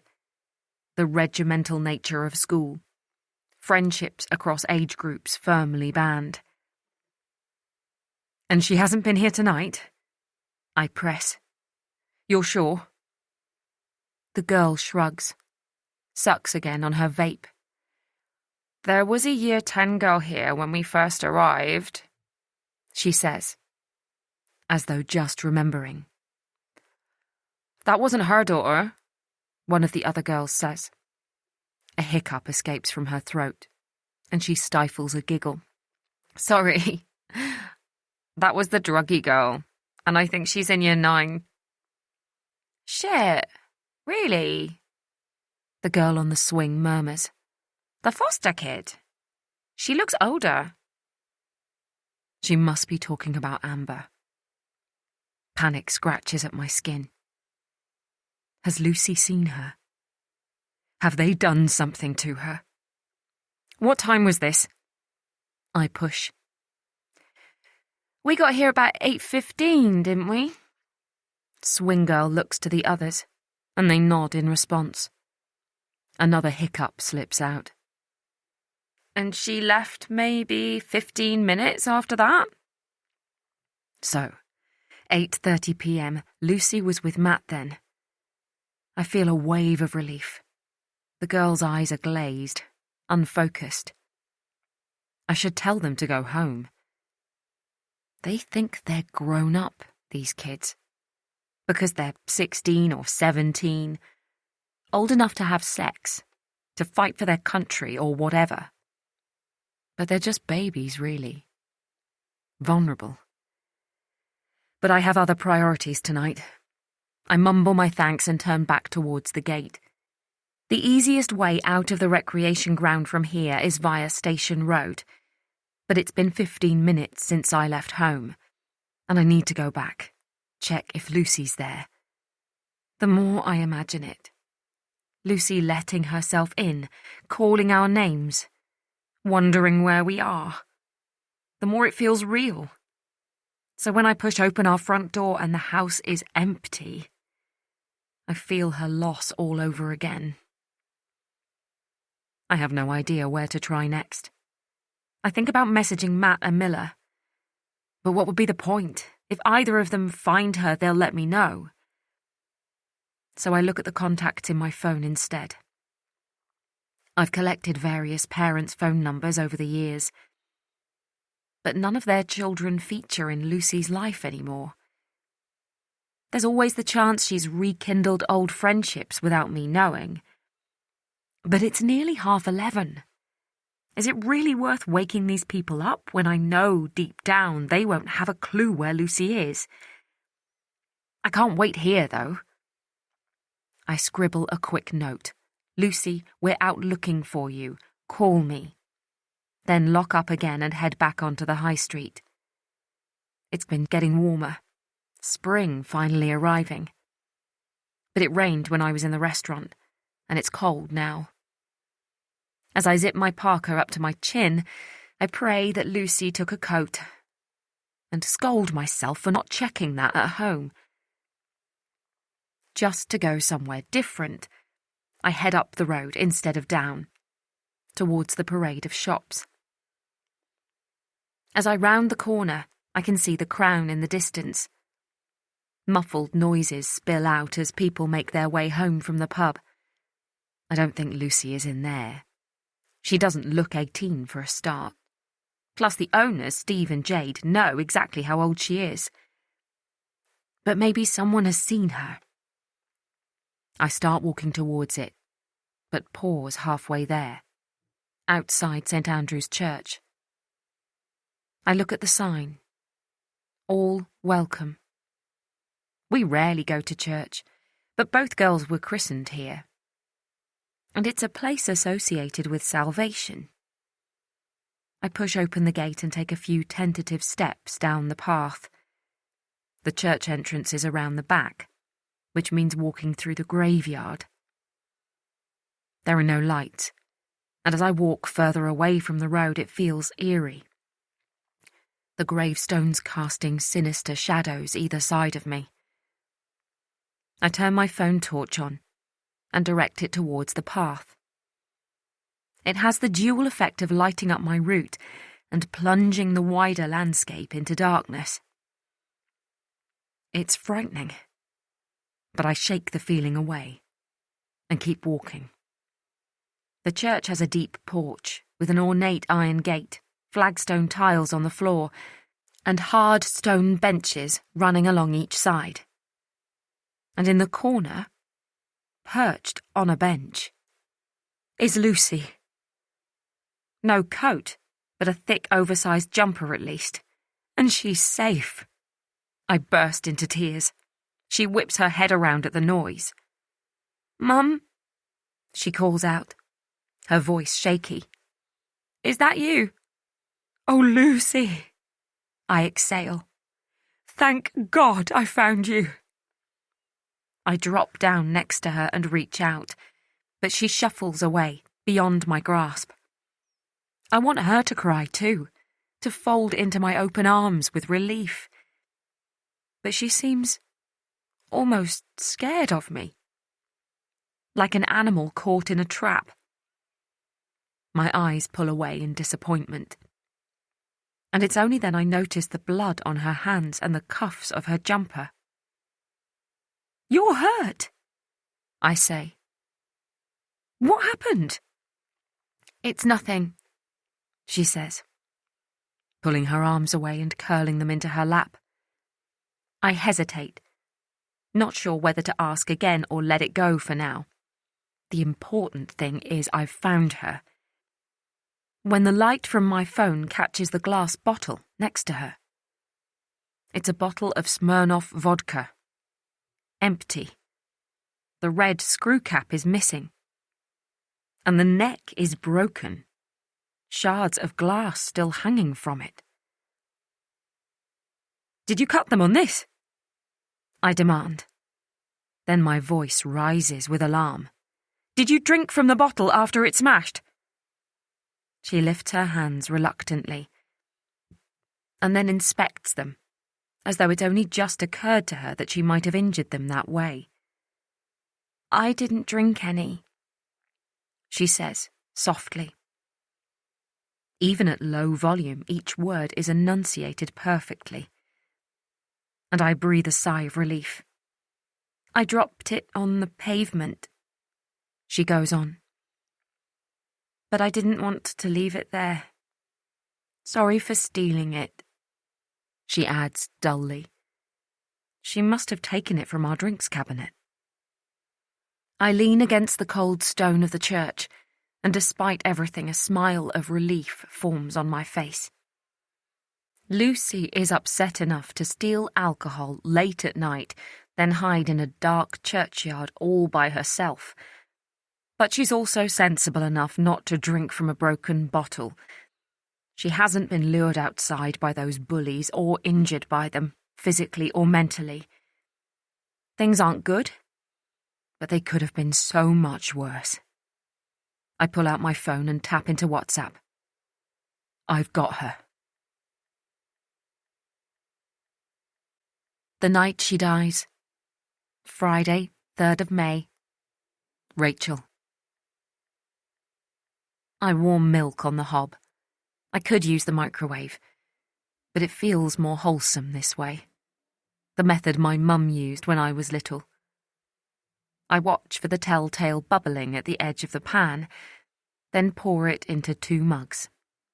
my hands still shaking, even though the danger has gone, and stir until the hot chocolate powder turns the milk a purpley brown. I hear Lucy pad down the stairs, and a moment later she appears in the kitchen doorway, dressed in her pyjamas, the blood gone, and her hands now littered with plasters. On the walk back from the churchyard, I'd offered to clean and dress her wounds myself, like I did when she was small. But she turned down my offer and disappeared upstairs as soon as we got home. The blood-stained jumper hasn't made it downstairs. I consider asking if she's put it in to soak or left it on her bedroom floor. Then decide it doesn't matter. Unlike Miller, Lucy has inherited her father's neatness genes, so I'm not going to start hassling her now. "Thank you," she whispers, reaching for the mug. Her arms are shaking too, I notice, but that could be down to the cold temperature as much as the after effects of adrenaline. She walks over to our kitchen table, a solid structure made from reclaimed pine that carries the scars of 17 years of family meals, and drops onto the bench that runs along one side. I sink into the chair opposite her and nurse my own drink. Silence reigns for a while as I try to figure out what to say. There are a dozen questions circulating my head, but I can't work out which one to ask first, or whether I should be asking anything at all. Maybe getting her home in one piece is enough. "I'm sorry to run out like that," she says, eventually. I sigh. "We're not cross with you. We know what a difficult day it's been for you. But you did scare us. Dad said you'd gone to bed, so it was a shock seeing your room empty."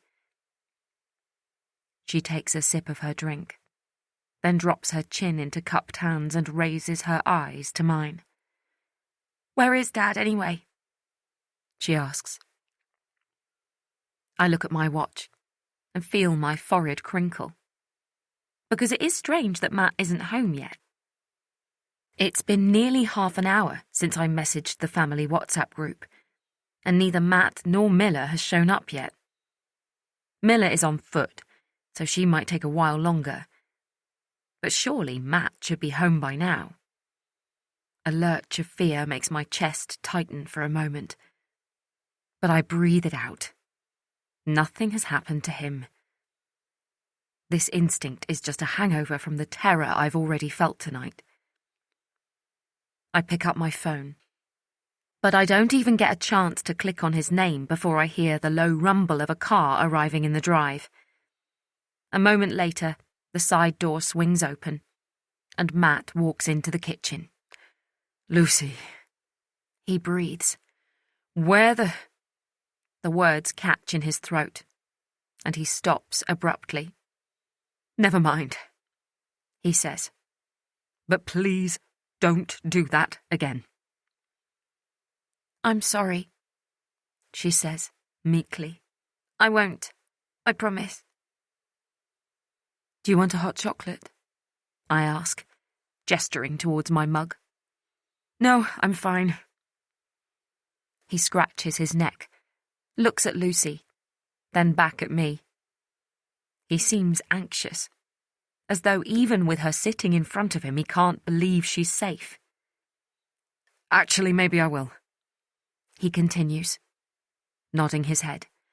"I'm feeling pretty wired, to be honest. It might help me sleep." "I suppose it's morning in Thailand," I say. "Your body clock must be all over the place. Sit down and I'll make it for you." "Thanks, yes."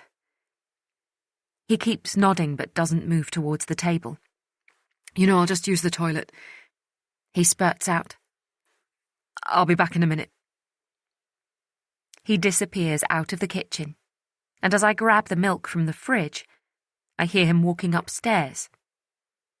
We have a toilet off the kitchen, and I wonder why he doesn't use that. I check my watch again. Maybe I should warm enough milk for Miller. She'll be back any moment and is bound to be freezing cold. I can't actually remember what she was wearing when we headed out. I was too panicked to notice details like that. But I doubt it's anything sensible. As I wait for the milk to bubble for the second time, I become aware of a new sound against the window and realise that it started to rain again. Come on, Miller, I mumble to myself, tapping my foot against the flagstone flooring. Miller comes across so capable that I don't worry much about her being out late anymore. She's an adult after all, and our village is hardly crime central. But after everything that's happened tonight, I want all of my family under one roof. Lucy yawns behind me, and I turn to face her. "Do you mind if I go to bed?" she asks. "I'm so tired." I fight the urge to remind her that we're all tired, and if she'd gone to bed when she claimed tiredness the first time, we'd all be fast asleep by now, including Miller. "Of course you can," I say instead. "And try to have a lie-in tomorrow." I know I'll be up. I'm already looking forward to my early morning trail run after the stresses of tonight. But Lucy needs the rest. She shrugs, gives me a half nod, and pushes away from the table. I feel a sense of loss when she's gone. Not for her leaving, but for the goodnight hug that never comes anymore. But then the milk starts to froth dangerously high, and my focus returns to the task at hand. Matt walks back into the room just as I drop the pan into the sink. He's changed too, I notice. Fleece pyjama bottoms and his favourite Rafa hoodie. "Thanks," he says, taking the mug from my hand. Matt hates being out of control of things, and he must be exhausted after his long day. But he's been a rock tonight, and I feel a swell of love for him. Our marriage has been through some difficult patches. When the allegation of assault was made against him, and also around the time Miller was born. But our commitment to each other has never broken. I can see him eyeing the pan in the sink, and I instinctively turn around to wash it up. "Is Miller here?" he asks my back. "Not yet, but she can't be long. It's been ages since I messaged you both." "Yeah," Matt says. It's quiet for a moment, and I imagine him stroking his smooth head. "Maybe we should call her," he adds. I flip the pan onto the drainer and turn to face him. As our eyes connect, my heartbeat quickens. Not at his question, but for the things he doesn't say. Where is she? Why did we let her search for Lucy alone? Have we swapped one missing daughter for another? I grab my phone, click on Miller's contact, and wait for the dialing tone. But it clicks straight into voicemail. Miller never switches her phone off. Not even at night. Not even after us punishing her for it for years. I strum my fingers impatiently as I wait for the robotic voice to finish the familiar instructions. Then I leave a quick message. "Miller, where are you? Call me back."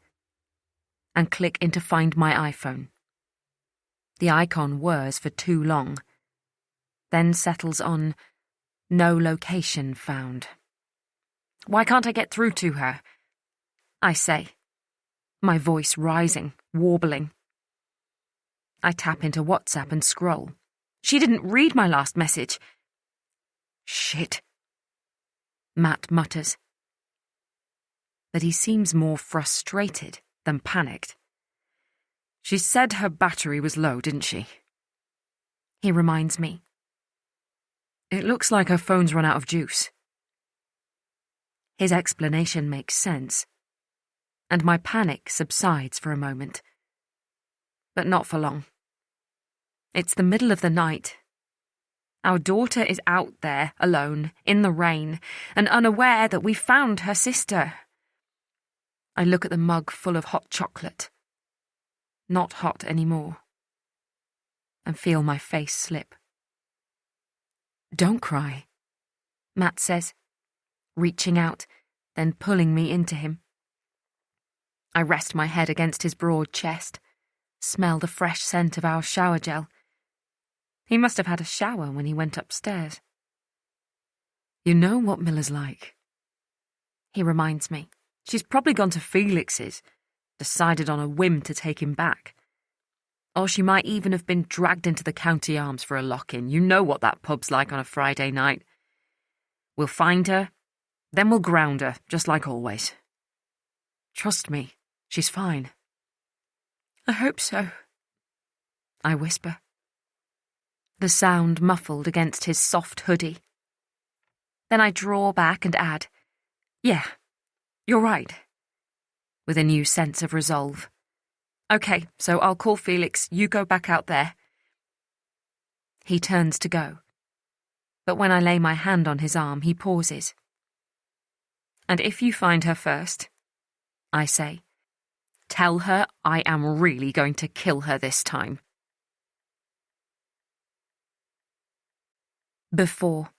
Sunday, 28th of April. Jess. "Maybe we should hitch a ride," Amber murmurs, scuffing the heel of her Air Force Ones against the edge of the pavement. "Don't want to be late for Sean." "Bus will be here in a minute," Jess responds. "May as well wait." Jess doesn't want to be late for Sean either, but she hates hitching.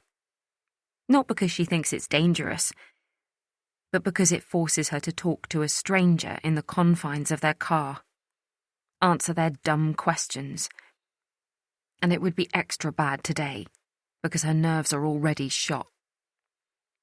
She doesn't usually go with Amber to meet Sean, after what happened a year ago. Amber says that Sean doesn't care about that anymore, and Jess semi-believes her.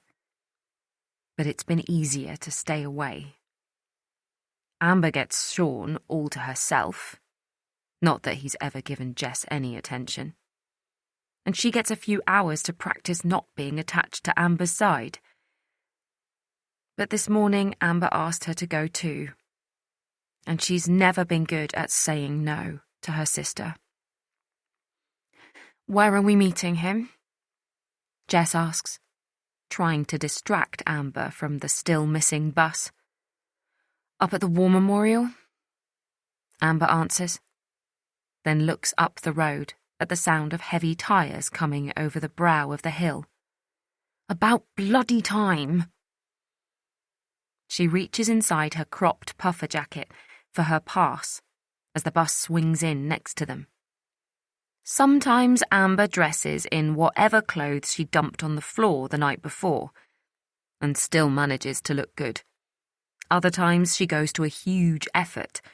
Makeup, curling wand, fake eyelashes.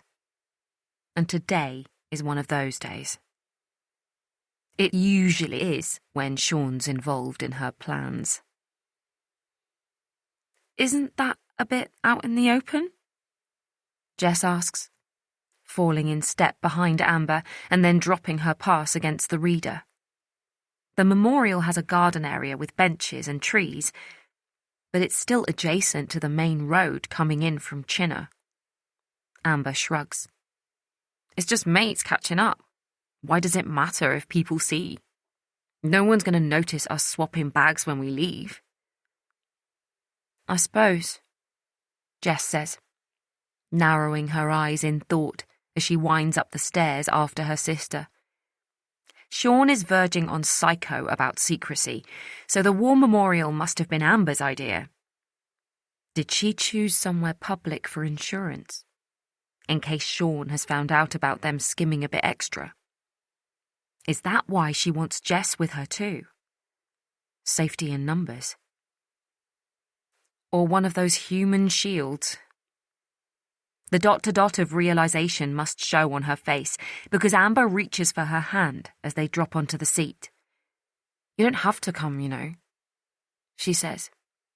"If you're too scared, I can meet Sean by myself." There are always two sides to Amber, Jess thinks.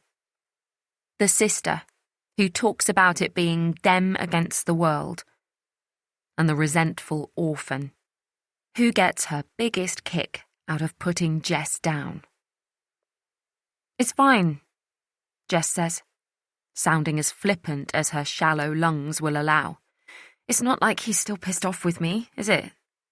"Yeah, exactly," Amber agrees.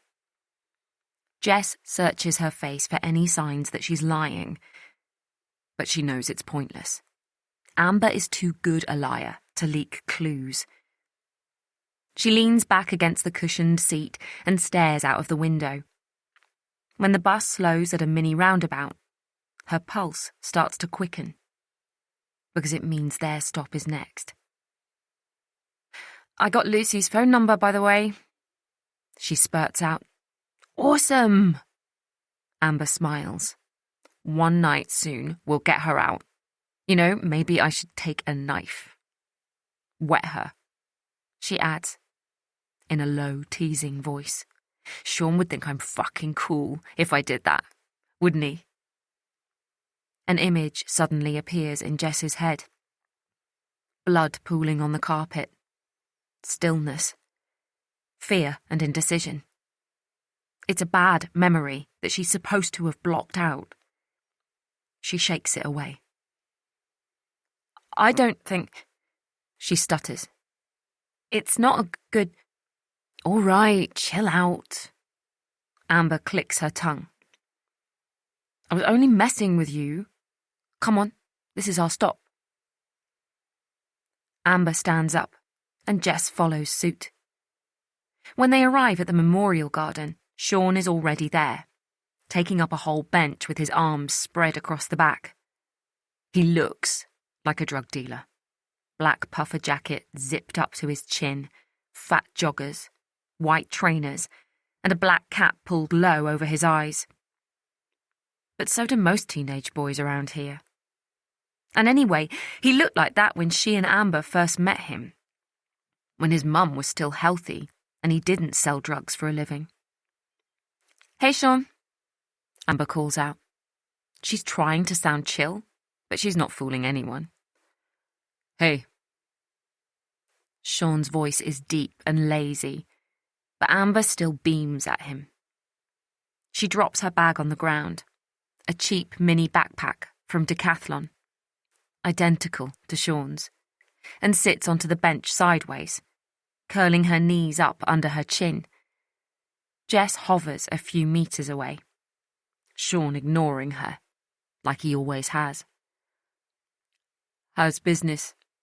Sean asks Amber, pushing his cap up a notch so that his face is on show. Brown eyes, taut jawline, neat scar above his eyebrow. No denying he's good looking. "Same as usual," Amber says. She's still smiling, but there's a tremor in her lips now, and a slightly higher pitch to her giggle. "The pills all went, got a few tens of skunk left, but I've written it all down. In code," she adds quickly. "Like you said." Sean nods. "Sounds like trade's good to me. Maybe we should increase the price now you're mixing with all these posh countryside kids. What do you reckon?" Amber looks away, but Jess forces herself to observe Sean's face, to try and read his expression. Is he making a point? Does he know what they've been doing? Or what Amber decided to do without telling Jess? She silently corrects. Although, of course, they'll both suffer the consequences if he ever finds out.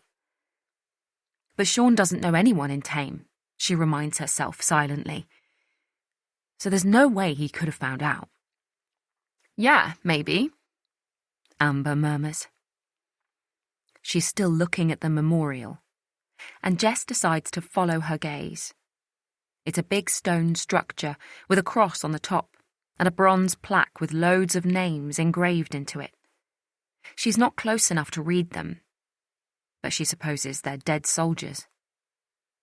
It makes her think about her own dad, and how there's no memorial for him because he's still alive, but also lifeless. She wonders which is worse. But they're not all that posh, really, or rich. Amber goes on, her voice getting a bit stronger, and there's a big party in the village next weekend. A girl's 18th. I've already had a couple of orders placed. And I'm going to wait outside the girl's house to see if I can sell some more. It might be a problem if we change the price now. Sean removes his arms from the bench and rests his elbows on his knees. His head drops low between his shoulder blades, hiding his face. A party, he murmurs into his jacket collar. In Chino? Yeah, Amber says. A massive house off Lower Road. There's going to be one of those big tents in the garden. Finally, Sean looks up. Okay, if you want to stick at 10, we'll stick at 10. I guess I'm going to have to trust you on this. Of course you can trust me, Amber whispers. Really? Sean's voice hardens, and his eyes narrow, drilling into Amber's. He still hasn't acknowledged Jess. She wonders if she should make a run for it, and if she did, whether Amber would follow. So why did you choose this place to meet them? It's hardly discreet, is it? Sean's voice is lazy again. Jess releases a sigh as quietly as she can. Just a couple of mates hanging out, Amber says, repeating her logic from earlier. Then she shakes her head, and suddenly the sassy Amber is back. And there was another reason I chose here. I got a surprise for you. Oh, yeah? Sean starts looking around him, suddenly furtive. It must be exhausting being him, Jess thinks, always checking over your shoulder, expecting the feds to turn up at any moment. It's nothing bad, Amber says, lifting her palms. I just want you to meet someone, a friend of mine. And he works near here? He's due to finish around now. Jess shifts on her feet. She's got no idea who Amber's talking about. Sean is surprised too, because he pushes up off his knees, slides along the bench until he reaches Amber's shins, and glares at her. What friend? Who the fuck have you told about me? Calm down, Amber says, giggling at Sean's reaction. She must feel on stronger ground now. He doesn't know about our arrangement, he just thinks you're a mate from my old life. Which you are, remember? So it's not exactly a lie. The thing is, she looks triumphant. Or defiant, maybe. He's my new boyfriend? Jess draws in a silent gasp. She's not sure whether the shock is more down to Amber having a boyfriend she didn't know about, or her flaunting him in front of Sean.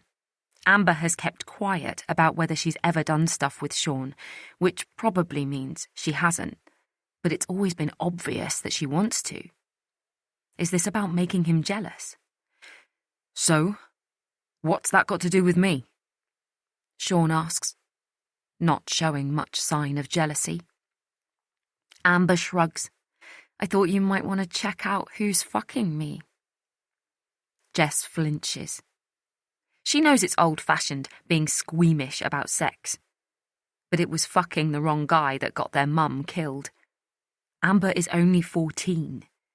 If she's already doing it, what are her chances of getting into the same trouble as their mum? Sean raises his eyebrows. Not really. But I suppose it's better to have eyes on the bloke most likely to nick my gear. I'm not that Hey, here he is. Amber points towards the entranceway, then morphs the gesture into a wave. Jess quickly turns, stares. The boy walks towards them, gives Jess an embarrassed nod, then hangs one arm over Amber's shoulder.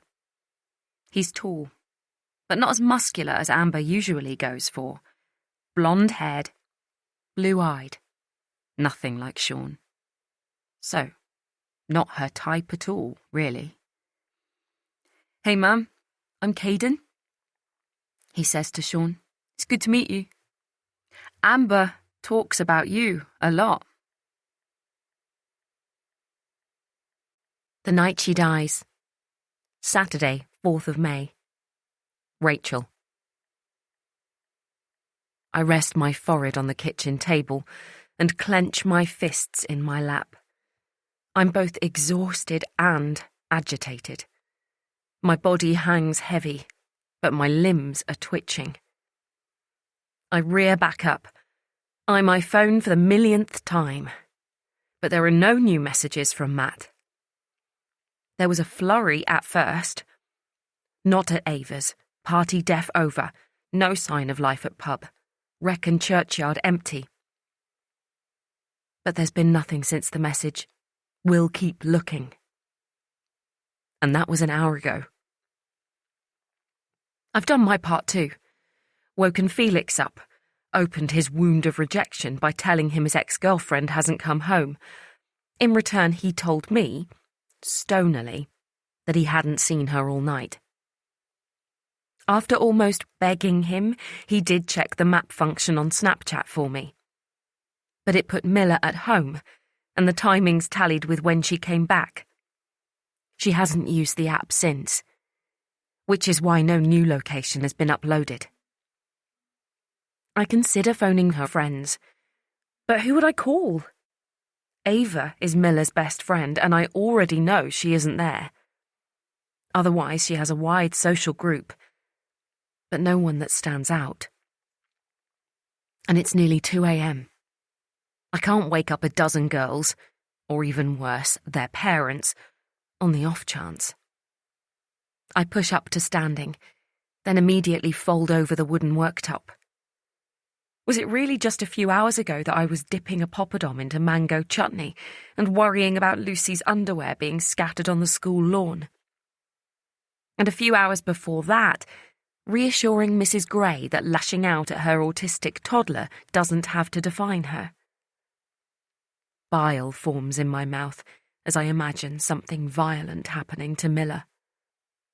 A drunk man attacking her on his way home from the pub, or a rejected husband cruising past in his car. Or maybe just a sick mind taking advantage of a young woman, alone, vulnerable in the darkness. I can't do this anymore. I pick up my phone, prod Matt's number. He picks up after half a ring. "Is she home?" he asks desperately. "We need to call the police, Matt." He sighs. His millisecond of hope extinguished. "No, not yet. I'm still looking. I'm sure I'll find her. We haven't heard from her for nearly 3 hours. We need people out there, Matt, police officers searching for her." He doesn't speak for a moment, and I listen to his heavy breathing as he tries to control his emotions. I know how much he hates the police. It hasn't always been the case. A hard-working grammar school student from the outskirts of Manchester didn't have much cause to. But that changed when he was arrested for assault, in front of his colleagues, at the school he'd spent most of his teaching career. "They'll twist things," he moans. "Say it's our fault, that we're bad parents for letting her go out by herself in the dead of night." Christ, Rachel. We are bad parents. "I know," I wail back. "But we can't let that stop us. This is about Miller, not us." Matt goes silent, and I imagine him alone in the car, both hands gripping the steering wheel, his face tightening as he interprets my plea as a reprimand. "You're right," he says abruptly. "I'll come home. We can call them together." We hang up, and I feel both relieved and petrified. Contacting the police will hopefully draw an army of specialist help, but it will also make Miller's disappearance feel more real. Transform her from a teenager behaving badly into a potential victim. Suddenly the house feels too empty. I think about Lucy upstairs, fast asleep, oblivious to the trauma of her missing sister. I won't wake her, but I feel a compulsion to look at her. I walk up the stairs slowly, then pause outside her room. The door is closed like usual, and I take my time pushing down the handle so that I don't make a noise. I expect there to be total darkness, but there's a light glowing as I edge the door open. And when I can see more, I realise that Lucy isn't in bed after all. She's sitting at her desk with her back to me, her laptop screen the source of the light. She's flicking between websites, and there's a sense of frustration in the way she taps at her keyboard. I hesitate, unsure whether to announce my presence or retreat. But before I get a chance to decide, she whirls around, then flips down her screen. "Mum? What's going on?" "I thought you'd be asleep," I say. I don't want to tell her that Miller is missing, that her own brief disappearance might have led, however indirectly, to something much worse. She drums her nails on the closed laptop lid. I tried, but I couldn't switch off.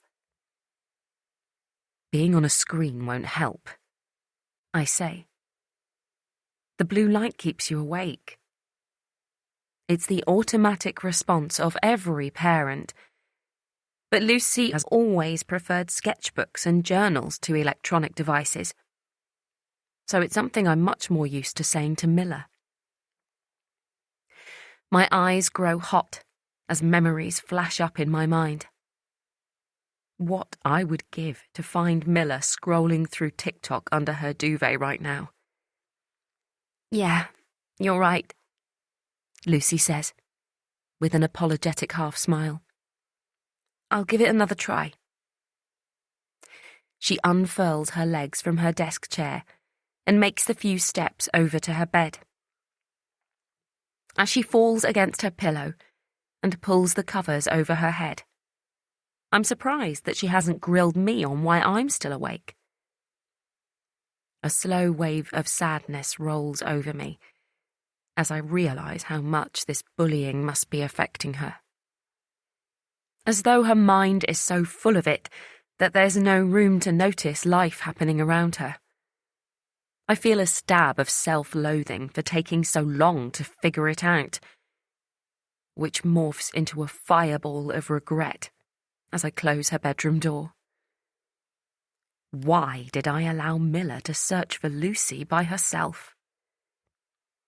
How can I love my kids so much and still make so many mistakes? I suddenly feel exhausted and wonder if I'm going to collapse right outside Lucy's bedroom door. But then I hear a rustling coming from the porch, and the door swings open. Matt is home. I take a breath and walk downstairs. My eyes widen. I waver. I reach for the back of the sofa. "Miller!" "Shit," she says. "Have you been worried? Have you been looking for me?" She's standing just inside the house. Her hair and clothes are wet, no jacket. But otherwise she looks the same as she did a few hours ago. Alive, unhurt, indestructible. "Jesus, Miller!" I screech.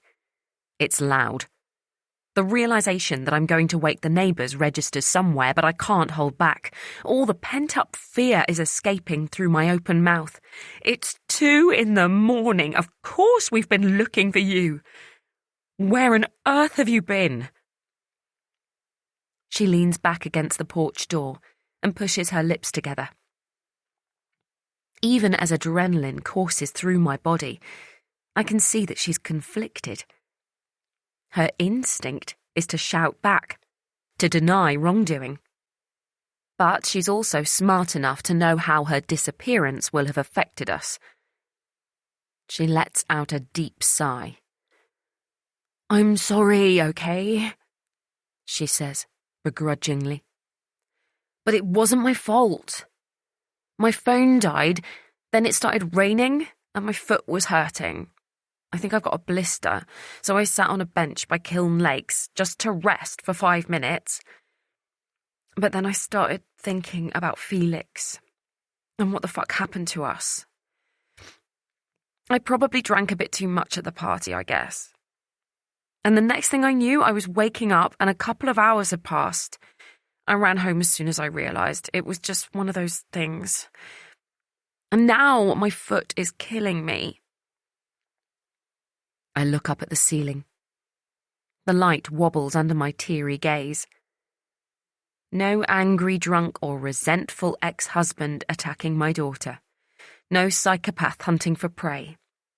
No crime at all. Just Miller doing what she so often does. Exactly what she bloody well wants. I slink down into the sofa and close my eyes. After. Saturday, 4th of May. Rachel. The house is silent again, but this time I soak it up. I've only had 4 hours sleep. Matt carrying me upstairs like he did on our wedding night, minus the flutter of anticipation. But I don't feel tired. I imagine it will hit me later, after my run, but I almost look forward to it. No doubt Matt will be tired too, and we can drift through a lazy Saturday together. I know our problems aren't over. I still have the rough waters of Amber Walsh and Jess Scott to navigate next week. But after the terror of last night, I feel invigorated this morning. And for the next 3 days, the long weekend, I want to enjoy it. I pull on my trail running shoes and yank the laces.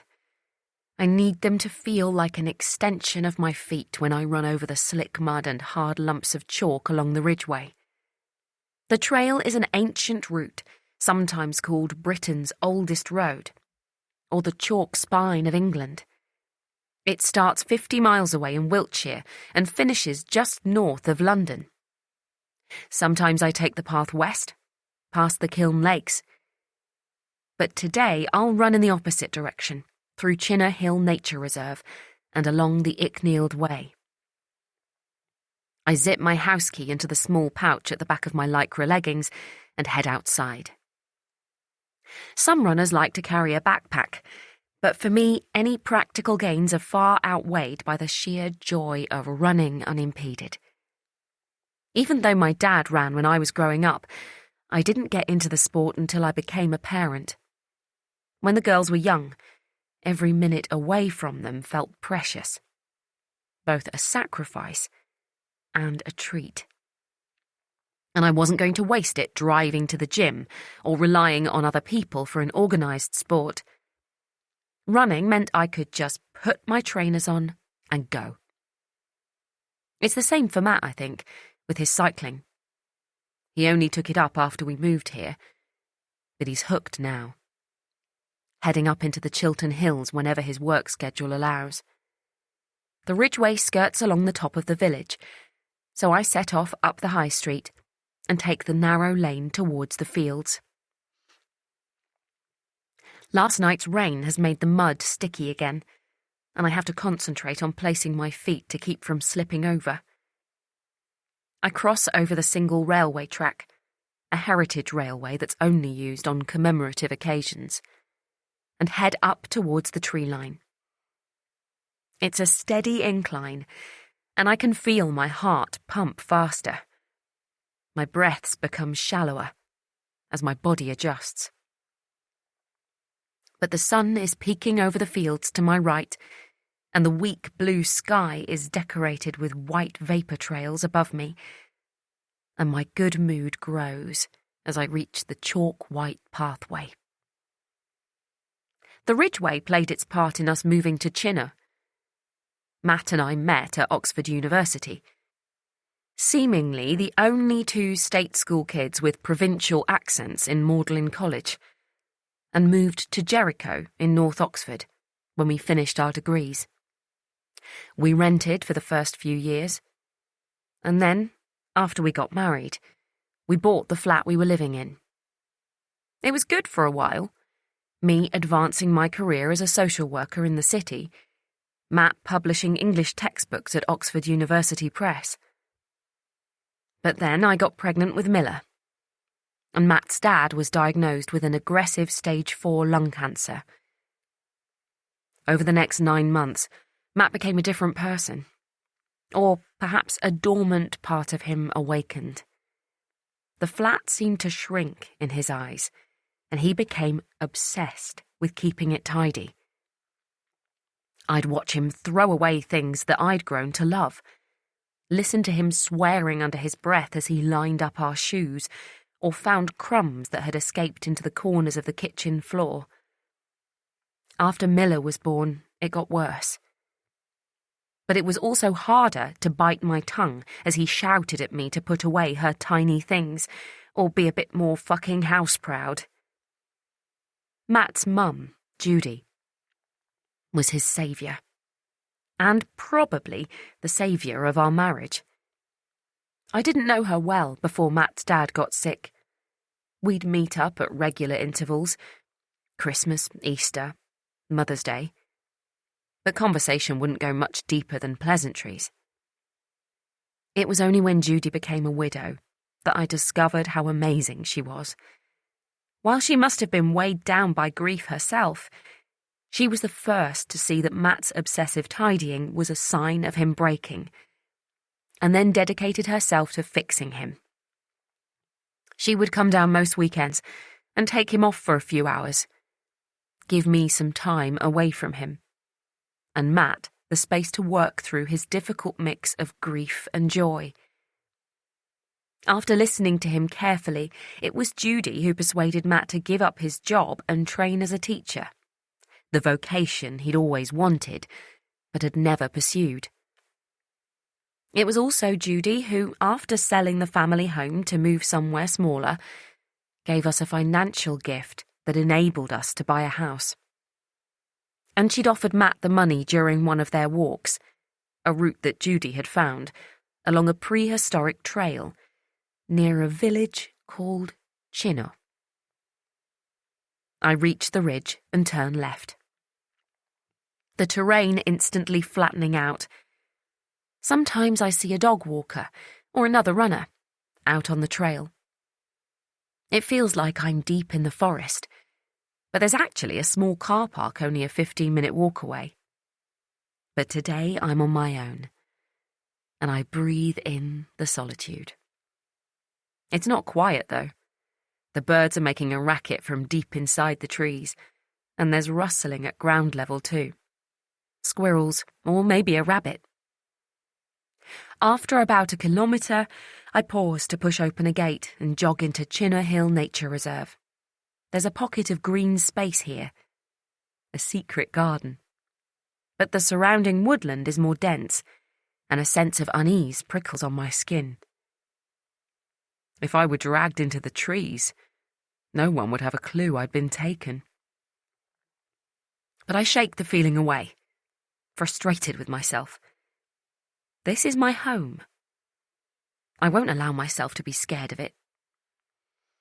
It's harder to run here because the path has disappeared and the grass is long and wet, but I've got plenty of experience, so my pace hardly slows as I traverse the steep hill, drinking in the sight of new bluebells sprinkled along the ground. I can see the gate that will take me back into Icknield Way ahead of me. But something lower down the hill, half hidden by a hawthorn bush, catches my eye and makes me pause. I slow to a stop and concentrate on my breathing as I consider my options. In the autumn, I came across a dead deer on one of my runs. I've seen plenty of lifeless animals before: squirrels, mice, pheasants, foxes. But the sheer size of the deer was intimidating. There was no logic to it. It couldn't do me any harm.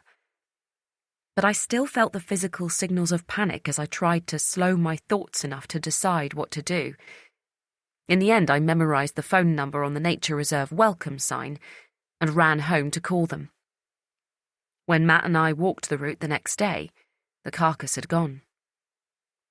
Is that what I should do now? With my heart rate increasing, I take a few slow steps towards the dark mass. Now that I'm closer, I decide it looks more like a large rucksack than a dead animal. But some sixth sense perhaps, stops me from investigating further.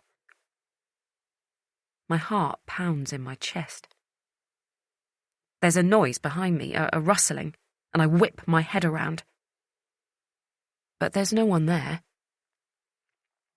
This is stupid. What am I scared of? I take a deep breath, then walk purposefully towards the bush. I push the branches to one side and scream.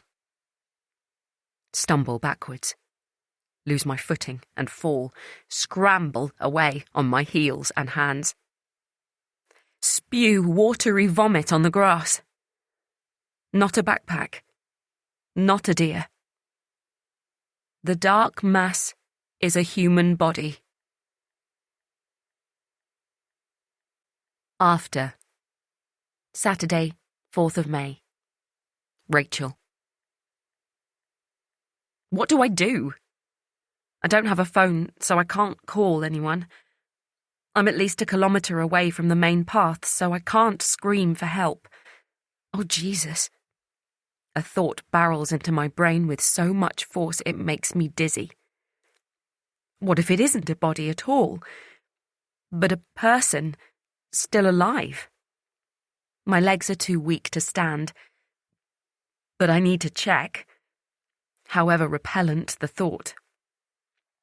So I crawl on my hands and knees towards the bush, closer to the body. It's completely still. I can't see the face. But long hair, mussed and tangled, is hanging down their back. Her back, I think. Long hair, small frame, a dip at the waist. Female. I take a deep breath and reach out towards her shoulder, but my hand is shaking so much that I can't really control it, and I grab more roughly than I intended. She drops onto her back with a thud, and I scream again. Except this time I can't stop. Because her face is bruised and disfigured, her hair matted with blood, and eyes glassy. She's definitely dead. And Christ, I don't really know her, but still I recognise her. Hello? Are you okay? A muffled voice from far below me, from the path at the bottom of the hill, makes me physically jump. But this is exactly what I need. Reinforcements. Help! I scream. I need help! Low but rapid murmuring, footsteps rustling in the long grass. Rachel? Oh my God, what's happened? I look up. It's Annie. With her husband Robert and their spaniel, Coco, held firmly on the lead. Then Annie shifts her gaze to my side, and her face contorts. Oh, fuck! She cries out. Then her eyes widen. Not Miller! Please, not Miller! I flick my head around, as though I need to check it's not my daughter, but of course it isn't. Why the hell would Annie say that? Then realization hits.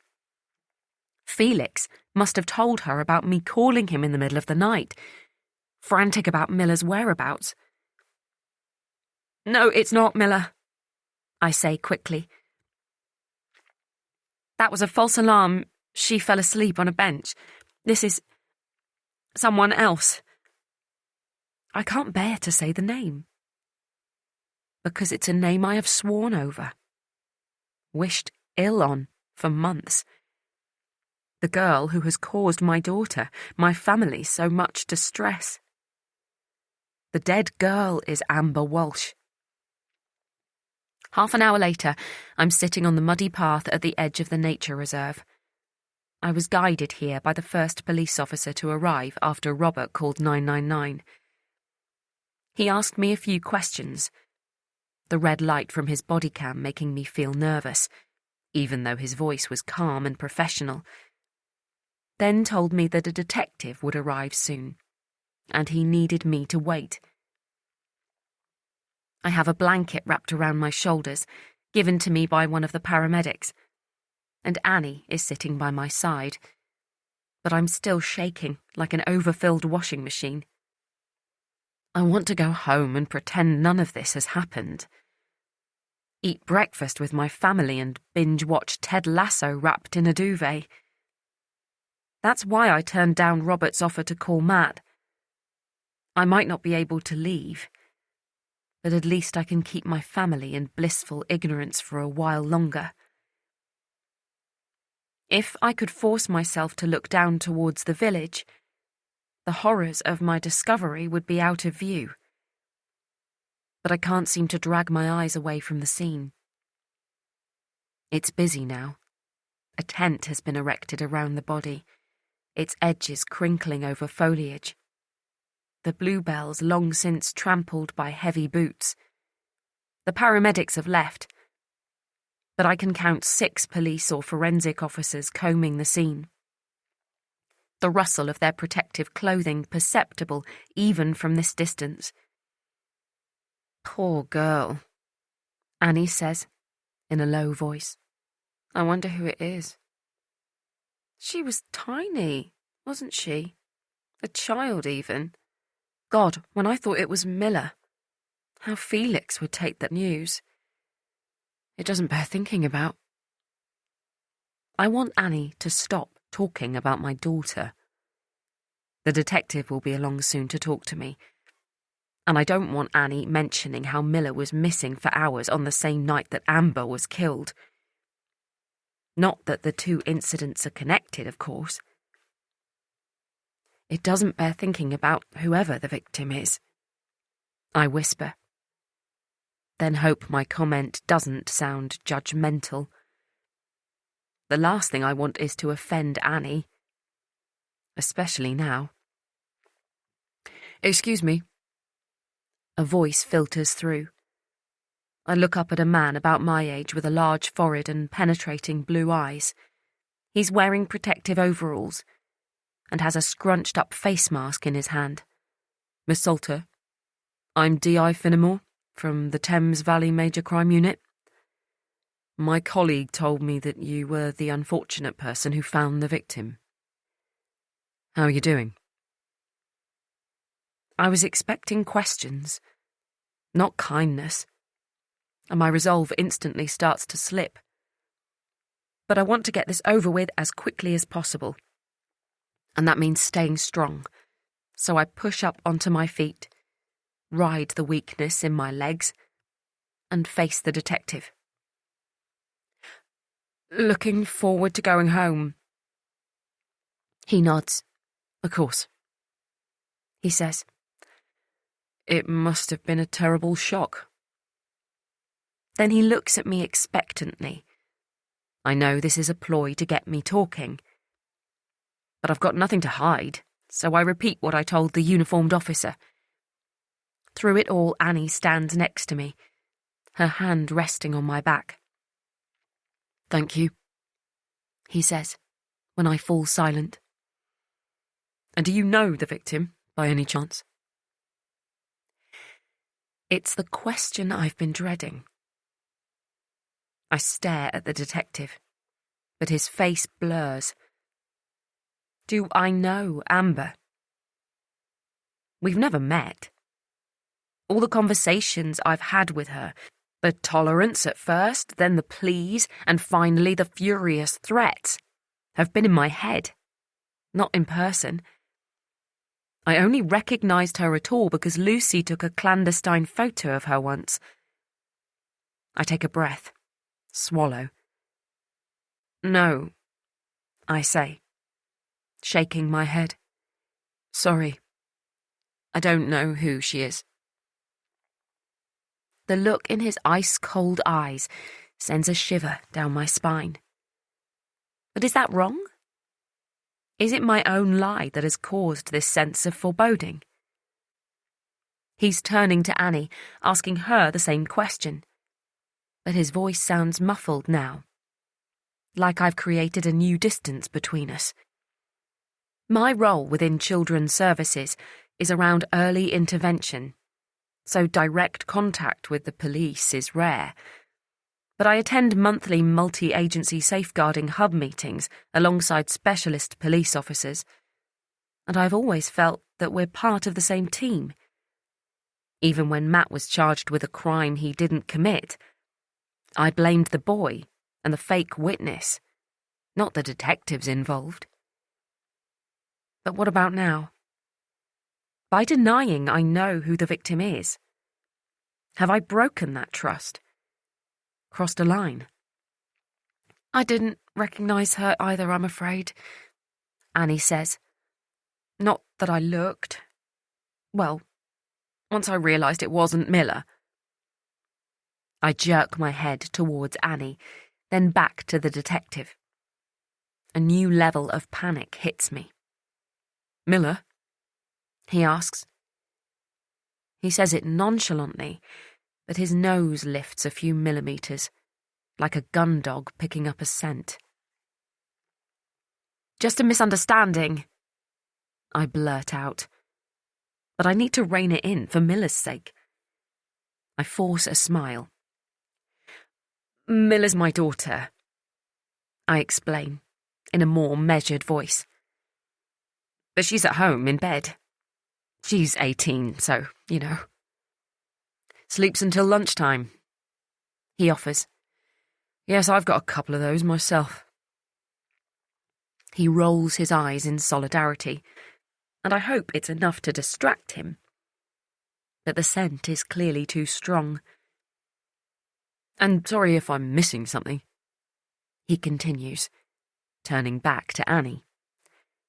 But why would you initially think the victim was Miss Salter's daughter?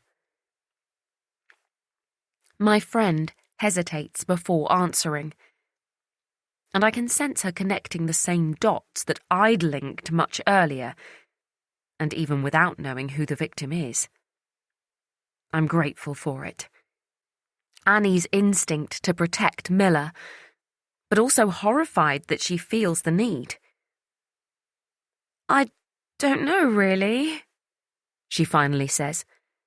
Panic, seeing Rachel making some illogical association, but it was only for a moment. Okay, I see. That can happen, the detective says, nodding. I hope he can't read the relief on my face as he turns back to me. Thank you for explaining everything, he continues. We will need to formalise that into a statement for you to sign. Is that okay? Yes, of course. I've read plenty of police statements over the years, but having my own stored on their database makes me feel nervous.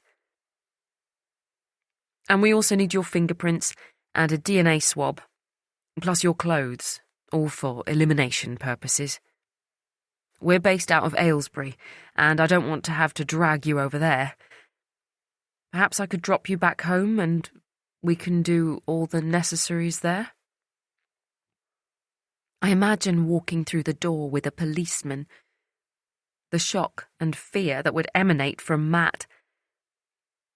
but I don't feel I've got a choice. And I am desperate to get home. Okay.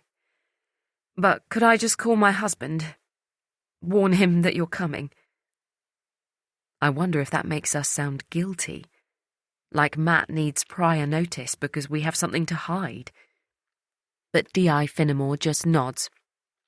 Of course, absolutely, you should. Use my phone, Annie says, thrusting it towards me. I take it out of her hand, tap in Matt's number, and wait for him to pick up. After. Saturday, 4th of May. Rachel. I close my bedroom door and lean against it.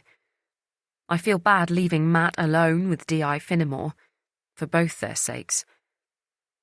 But I needed a moment to breathe without police scrutiny. I only earned this reprieve because the detective asked me to bag up my clothes. So I forced myself to push away from the door, then peel off my leggings and running top. I fold them into a square pile, perhaps my way of apologising to Matt, and slide them into the evidence bag. I add my socks and hairband, and fasten it closed. My trail runners are already sealed away, D.I. Finnemore taking them off me as soon as we got to his car, and the detective has also taken my fingerprints and a DNA sample, as well as getting me to e-sign my statement. Going through the different tasks with Matt silently watching on was excruciating. His expression never veering from wary. But I couldn't risk engaging with him, giving him more than a few bare words, in case the whole truth of my discovery spilled out. I'm only grateful that the girls haven't surfaced yet. I pull on some fleece joggers and grab a hoodie from the top shelf of my wardrobe. I'm desperate for a shower, to wash off the horror of finding the body. But that will have to wait. I steel myself for a few more minutes of tension and head back downstairs. Both men are wearing relieved expressions when I reappear, and I try not to wonder how they've been passing the time. I proffer the bag. Thank you, D.I. Finnemore says. These will go to the lab, but you should get them back eventually. Might be a few weeks. No problem. I know I'll never wear those clothes again. That they'll go in the bin, too contaminated even for the charity shop. But I don't need to explain that to him. Well, that's everything for now, so I'll leave you in peace. But remember, you're a victim of this crime too. I'll get a family liaison officer to email you, and you can contact them if you ever need any support. He hesitates for a moment, as though wondering if he should end our conversation with something more heartfelt, but then gives me a small nod and turns towards the door. Matt and I stand at the window and watch the detective's car reverse out of the drive. I'm free to talk now, but my mouth is too dry for words to form. Images of bruised skin and tangled hair keep flashing in my mind. Matt must sense my discomfort. I suppose 30 years together can do that, because he brushes the small of my back and then takes a step away. Why don't you go for a shower? He says, and I'll make us breakfast. Banana pancakes, maybe?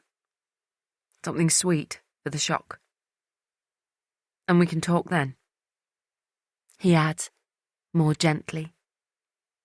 Thank you, I whisper, as I watch him retreat into the kitchen, adjusting the doormat with his foot as he walks past. I think again that it was a good decision to work at our marriage when it became difficult. Because look where we are now, solid. I push away from the window and head for the stairs. Amber Walsh? Matt asks incredulously, dropping his cutlery with a clatter. Are you sure? How did you even recognize her? I sigh, push my plate away. I managed to eat the first pancake, but my second is untouched. And I stare at the syrup-slathered banana glistening in the weak sunshine filtering through the window.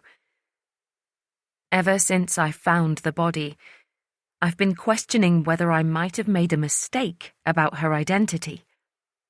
I've only ever seen Amber from a distance or on that photo Lucy showed me. And the victim's face was smeared with blood. But I was certain in that moment. So it's hard to believe I got it wrong. I've seen her around, I say quietly. I didn't tell the police anything because, I could be wrong. I look up at him. Seeking redemption, maybe. But he's still processing the bombshell.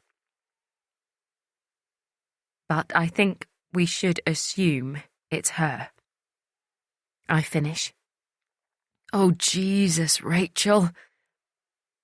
Matt pushes his empty plate into the middle of the table and leans on his folded forearms, head hung low. A teenage girl killed in our village is crazy enough, but for it to be one of the girls who was bullying Lucy? He lifts his chin, shakes his head. Not that it's got anything to do with that, of course. He adds quickly. No, of course not. I mumble in agreement. I take a few breaths, try to calm my thoughts. But there is something we need to consider. What do you mean? Miller went missing last night, didn't she? For hours. I automatically turned towards the doorway, as though saying her name might make her appear. Yeah, so? She came back safe and sound? Seconds tick past, and I watch comprehension spread across Matt's dark features. Hang on. You can't think... He shakes his head. That's ridiculous. She fell asleep on a bench. She drank too much at Ava's party. My God, Rachel, what are you suggesting? With my words fully embedded, he gives me a look of disgust and pushes up out of his chair. As I listen to the sharp clang of him dropping dishes in the sink, shame engulfs me.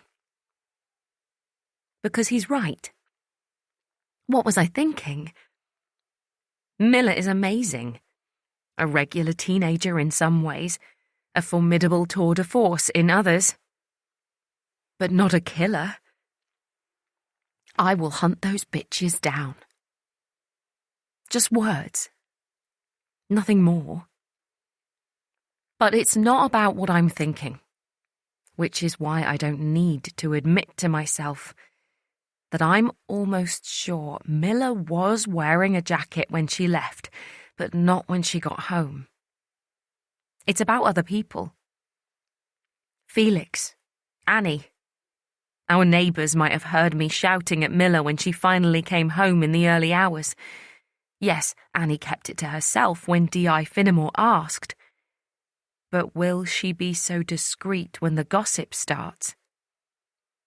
I'm not saying that Miller did anything, I plead. Of course not. I just mean that she was out, wasn't she? Alone.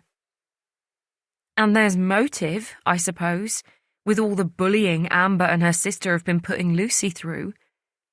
I'm scared that the police will find all this out and then think Miller's involved. From what Lucy's told me, Amber was trouble. Hanging out with older boys, selling drugs maybe. A teenager in social care. People won't make a connection with Miller. I ride the sting of his words. The prejudice that I'm sure he never used to feel. This is a sleepy village, Matt. Amber's murder will ricochet through this place like a Force 5 cyclone. Everyone will be talking about it, sharing multiple theories over a pint at the Crown. We've got to assume that Miller going AWOL will feature at some point. Matt curls his hands into fists and pulls his face tight. So what do we do? Warn her? Oh, I don't know. I sigh. It feels cruel telling her she might be a suspect in a murder when there's not even been a formal identification.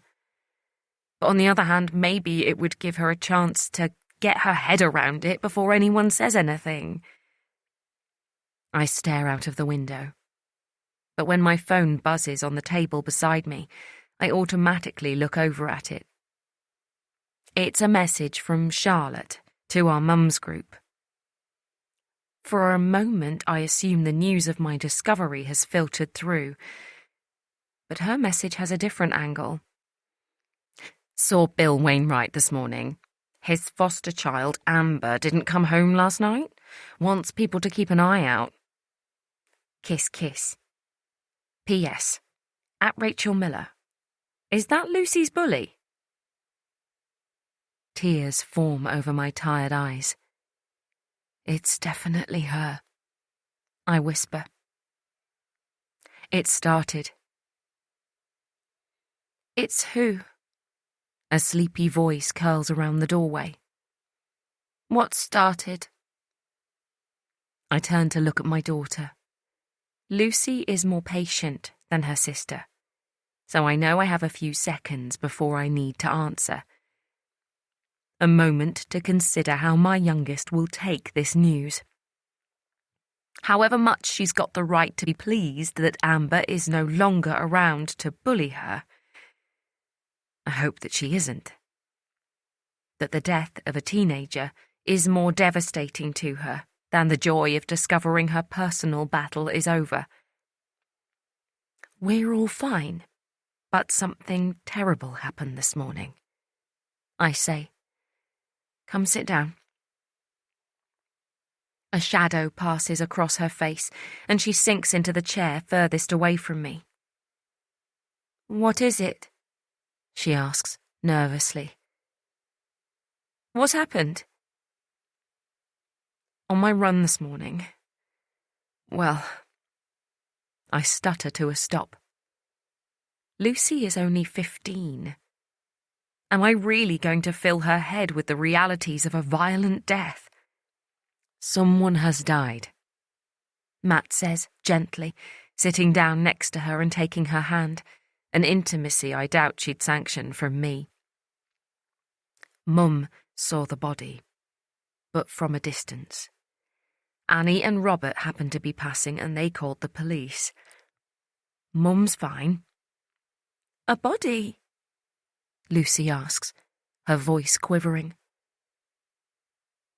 You said her when I first came in, and that something has started. Whose body did you find, Mum? I'm not sure, I say quietly. But Amber Walsh is missing. Email from D.I. Finnemore, SIO, to Detective Superintendent Bishop. Subject, Saturday, 4th of May. Update. Sir, as you're travelling to Copenhagen tomorrow, I'm planning on running silver briefings on a daily basis and keeping you updated via email until you're back from the conference. Body of a young female, IC1 or IC2, unable to determine its scene, found at China Hill Nature Reserve at 8:10 a.m. by a local woman while out running, Ms. Rachel Salter. Victim transferred to the morgue. Post-mortem will take place on Monday by Dr. Julian Hill. I will attend alongside D.C. Bisowski. but initial observations show significant head injuries, which is why it was given to us straight away. CSI still working scene. Expected to finish tomorrow. A second team in place at victim's home. Victim has been identified as Amber Walsh, initially via a bus pass found in her pocket. Amber was 14 years old and under the care of Oxfordshire Children's Services. Mother deceased, father unknown. Alongside her half-sister, Jessica Scott, father alive but not deemed a competent caregiver. Their assigned social worker, Colleen Byrne, did the formal identification. She also mentioned a possible lead. Seems tenuous to me, but I'll get one of the team to follow it up and update if anything comes of it. Foster carers Bill and Molly Wainwright are being supported by the FLO, PC Anushka Tata. Both are in their 60s, and I understand medical treatment was required for Mrs. Wainwright. Jessica has been moved to crisis foster care for 48 hours. She is understandably distressed and not currently talking, as in mute, but I'm hoping she'll break her silence tomorrow. I'm liaising with the social worker about speaking with her then. Bill Wainwright told us that Amber went to the youth club in the church hall, like normal. Uniforms following that up. And texted at around 2200 to say she was home. Wainwrights were already in bed and didn't check. Turns out she wasn't. They called 999 at 8:15 this morning when it was clear Amber's bed hadn't been slept in. Closest CCTV coverage is in village of Chinnor, approx 1.5 kilometres from the scene. Mainly shop cameras, plus the railway station car park. I have tasked DC Williams with securing all relevant footage. We'll update further tomorrow. Victim's phone recovered at scene. No fingerprint ID, unfortunately. Security code not known by Wainwrights, so hoping sister will be able to provide. Only other tech found so far is family PC at victim's home. But apparently Amber has never used it. Amber was a pupil at Lord Frederick's in Tame. I've spoken to her head teacher and asked if we can interview Amber's friends at the school to save time, resources. She gave her consent, but needs agreement from school governors. There was an allegation of bullying against Amber, a student called Lucy Rose, so possible lead there. But she's the straight-A, well-behaved middle-class type, so I doubt it will come to anything. Initial door-to-door inquiries carried out by uniformed officers among Chinnor residents suggest that Amber might have been involved in low-level drug dealing. Nothing concrete at this stage, but this will be our primary line of inquiry for now. We'll update again after post-mortem on Monday. Safe travels. Simon. After. Monday, 6th of May. Rachel. By an unspoken consensus, we've hardly left the house since Saturday morning. Just Matt escaping for an early morning bike ride on Sunday. And Lucy has hardly emerged from her room the whole time. But the family fun day is a village tradition. Every May Day weekend. And in all the time our family has lived here, we've never missed it. In a brief fit of optimism this morning, I said that the tragic death of a teenager shouldn't keep us locked away forever. And when both girls responded with a flat no, I made it compulsory. But now that we're here, I wish I'd listened to them. Miller found a few of her friends soon after we arrived and skulked off, and Matt has disappeared to the bar.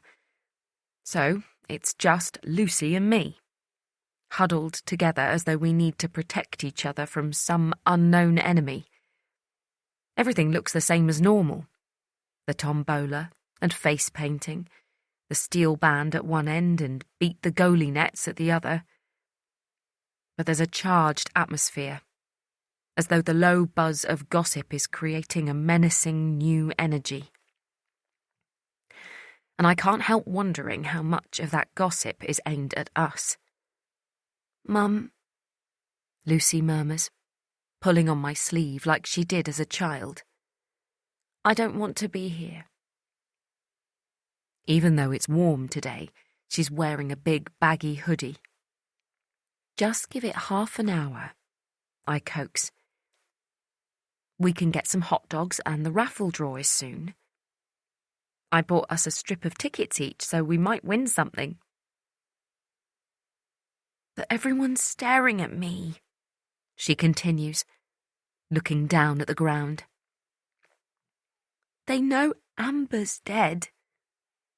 They probably think I killed her." "Don't be ridiculous," I snap, masking my distress with hostility. I exhale, soften my voice. "I'm sorry, that came out wrong.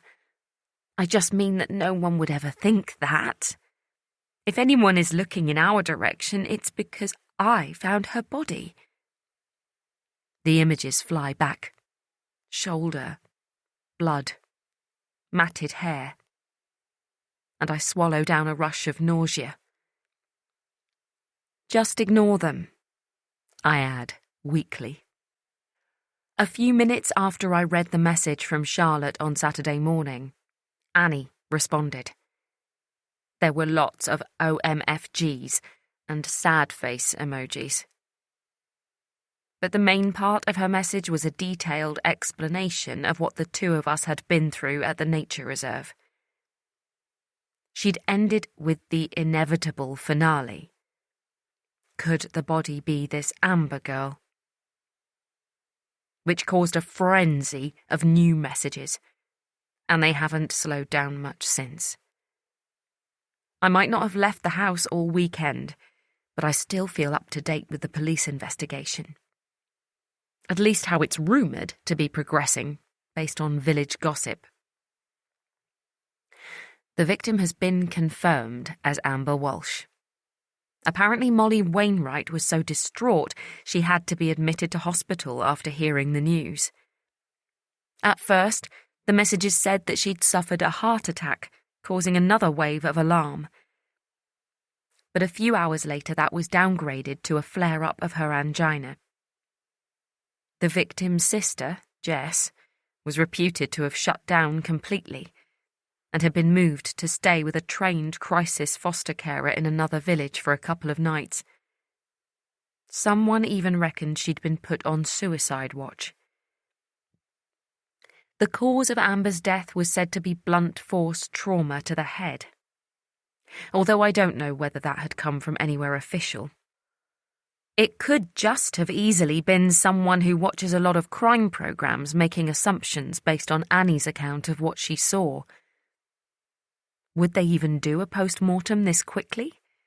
Theories about who could have killed Amber were rife too, with suspects ranging from her biological father to a wandering serial killer. But when gossip about Amber dealing drugs filtered through, the belief that it must be someone gang-related became the mainstream view.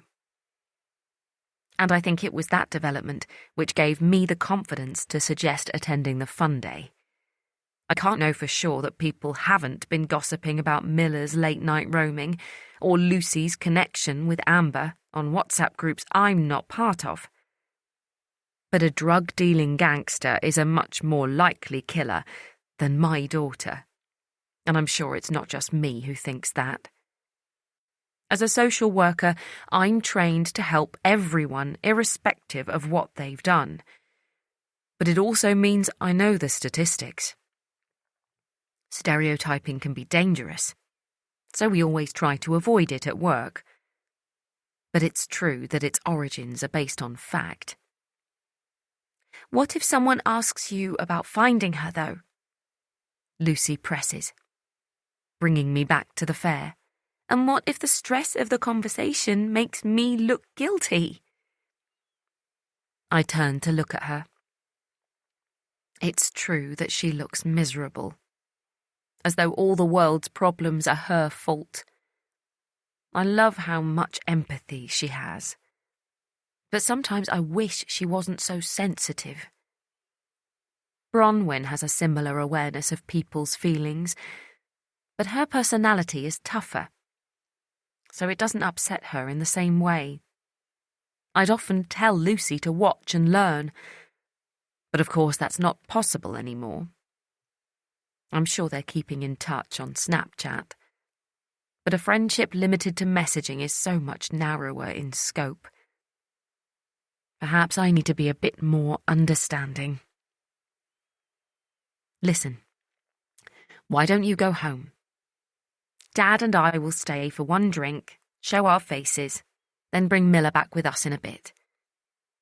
I know she'll hate that, but with everything that's happened this weekend, I don't want her roaming the streets.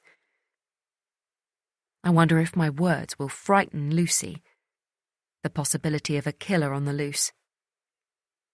But she seems unmoved. "Thanks, Mum," she murmurs. "I'll see you later." She slides her headphones over her ears and flips the hood of her jumper up. As she does so, her face flinches, as though she's in pain, but then her expression clears. She bows her head and walks slowly towards the exit. I watch a few people's stares linger on her for a moment longer than feels natural. Then they look away. "She didn't last long," Matt observes, handing me a can of Chiltern lager and putting the unclaimed Coke in his pocket. I listen to the dull fizz as I pull back the ring, then take a long gulp. "Well, you know, Lucy," I say. "She's never been great in crowds." Matt nods, a grave expression on his face. "And all this stuff with Amber must be tough for her," he says, going from probably wishing her dead to her actually being so. "I don't think she wished for that," I say, spikily, my shoulders tightening. "Expelled, yes, but not dead." "I will hunt those bitches down." I blink Miller's image away. "You're right," Matt says quickly.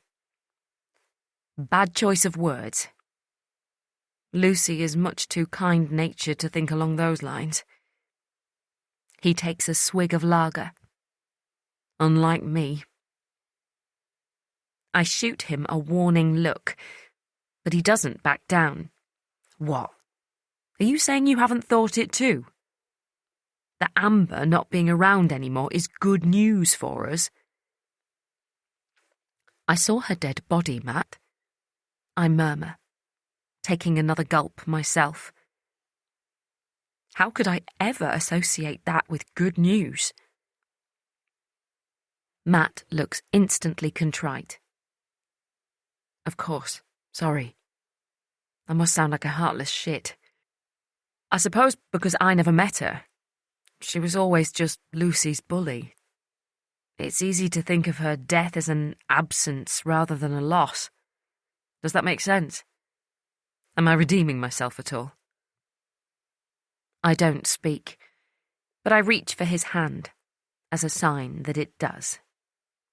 And we both turn our attention to the fair, scanning the crowd. Matt's grip tightens. "Oh, shit," he mutters under his breath. "What is it?" He gestures to the right side of the stage. Miller looks like she's about to lamp that girl. My eyes widen at the sight.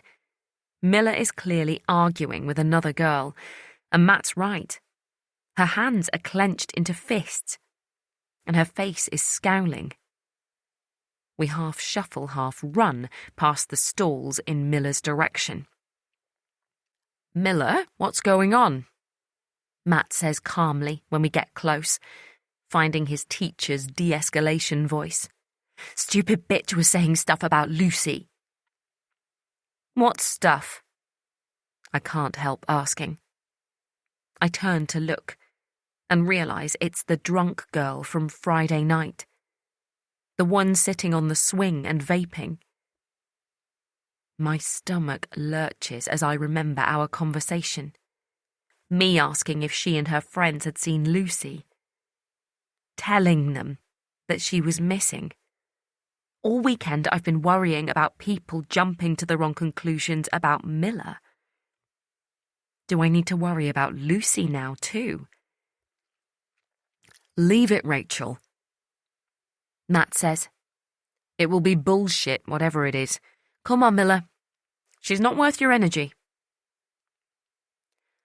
Sounds like the whole family's got anger issues, the girl says, snorting air in a semi-laugh.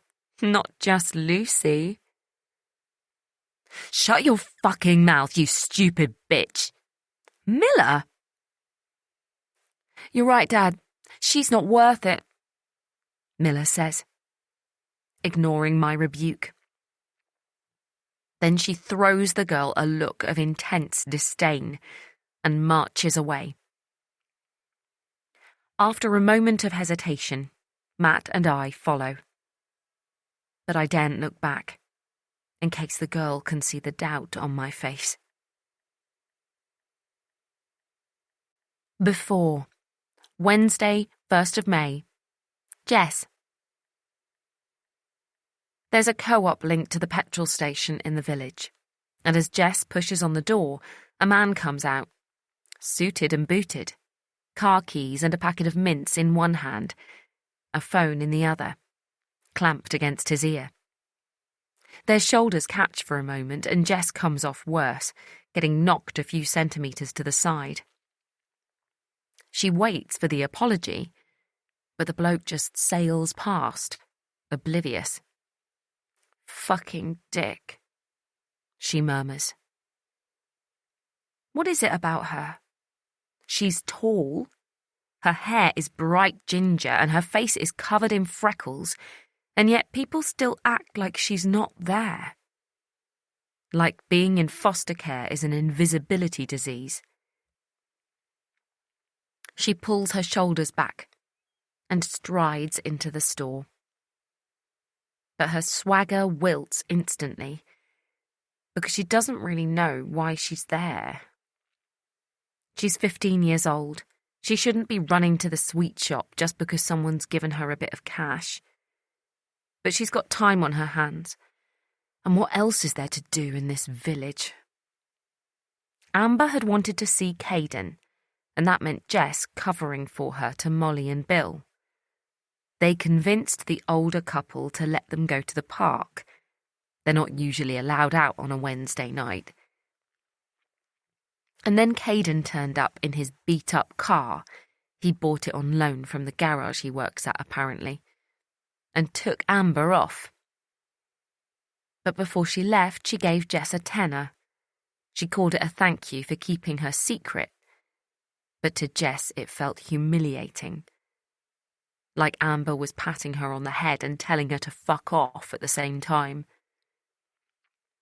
Although Jess supposes some time on her own might give her a chance to get her head around Amber being with Caden. It's weird that she hadn't talked about him before Sunday. Because since then she hasn't stopped.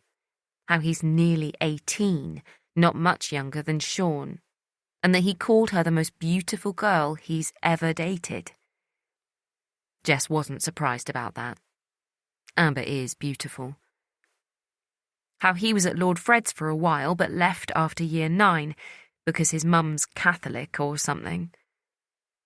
And now he works for a car mechanic in Tame. The only time Amber became tight-lipped was when Jess asked where they'd met. Just saying, around. That made Jess suspicious. But it doesn't really matter. Amber and Caden are together. And she's got 2 hours to kill with nowhere to go. She picks up a bag of Skittles and joins the queue for the cashier. There are some self-checkouts in the store now, but she doesn't have a bank card, and the machine always spits the cash back out whatever angle you slide it in at. That's another reason to get a bank account, but Colleen says they need to earn it, whatever that means. She's turning out to be just as bad as their last social worker. As much as Molly and Bill cut them slack, Colleen does the opposite, expecting them to rise above their challenging circumstances and make something of themselves. Heartless bitch. Eventually she gets to the front of the queue, and a minute later she's back outside, walking down Oakley Road and ripping open the Skittles. Molly cooked pork chops and boiled potatoes for tea. Amber shoveled it down, clearly desperate to get out. But the smell was enough to put Jess off, so she slid her plateful into the bin when Molly wasn't looking. She doesn't diet like some girls do, but she's not really a fan of meals. That's why she's lean, flat-chested. Not that she likes her figure. She wishes she was shorter, smaller in general. She might not have any fat on her, but she inherited her dad's broad Scottish frame instead of her mum's petite one. Amber got that. Sweets do give her spots, though, so she has been trying to avoid them lately. But there's no point in even doing that anymore. Not now she doesn't have anyone to impress. It's ironic, really. Just as Amber's love life takes off, her own comes crashing down. She shouldn't be surprised. It was early days, and it's not like anything ever goes right for her. I made a mistake. Sorry. She's just glad she hadn't got round to telling Amber about him, so at least she's saved one humiliation. She takes a right down Station Road, walks past the primary school, and pushes open the gate to the playground. Even though the weather is decent, the place is empty. So she drops onto a swing and stares aimlessly at the playing fields where a personal trainer is barking orders at a group of misfits in lycra in the distance. God, she's bored. She wonders whether Amber really is shagging Caden, or if that comment was just to make Sean jealous. Amber might only be 14 and small, but she looks older, all curvy and pouty, and has done other things with boys that Jess hasn't got the stomach for yet. Sometimes Jess wonders if there's more to it than Amber having a good body to show off. That her sister says yes to boys because she thinks it's the way to make them want her. Just like their mum did. Jess wonders if that's why she resists. A fear of falling in love with someone like Tyler. Not that her caution has done her any favours so far. She's the one who's single after all. She pulls her phone out of her pocket, opens Snapchat, and clicks into her saved message history with the boy she thought was her boyfriend. Should she have read the situation earlier? He didn't give any hint that he was going to dump her before that final, devastating message. But of course the circumstances themselves were a clue, a glaring red flag that she'd ignored. She feels her eyes start to burn, so she quickly shuts the app down and stares at her home screen instead. And that's when an idea starts to form. A way to lessen the boredom. It was easy enough to get Lucy Rose's phone number. Jess cornered a girl in Lucy's tutor group in an empty classroom. But she and Amber haven't done anything with it yet. Amber has been too wrapped up in her new boyfriend to think about anything else. But Jess doesn't need her little sister's approval. She can think for herself With a flutter of excitement in her belly, she opens a new text message, finds Lucy's contact, and starts to type. Hey, guess who? The 3 blinking dots shows that she's replying. Jess is suddenly transfixed by her phone. She's not sure why anticipating a message from a stuck-up crybaby is so thrilling. Leave me alone. Jess giggles. The dumb cow has bitten. Don't be like that. Just want to be friends. Want to meet me and Rec? Jess stares at the phone, willing Lucy to keep the chat going. For a moment she wishes that they were friends, that Lucy would say yes, and they could hang out in the Rec together. Forget that one of them has been brought up by a normal family, while the other one's dad tried to top himself and Mum got beaten to death. I'm blocking you. Stop messaging me. Jess flicks her head back, away from the screen. She feels an urge to hurl her phone into the air, but of course she can't. It's not like she could go running to Mummy or Daddy and ask for a new one.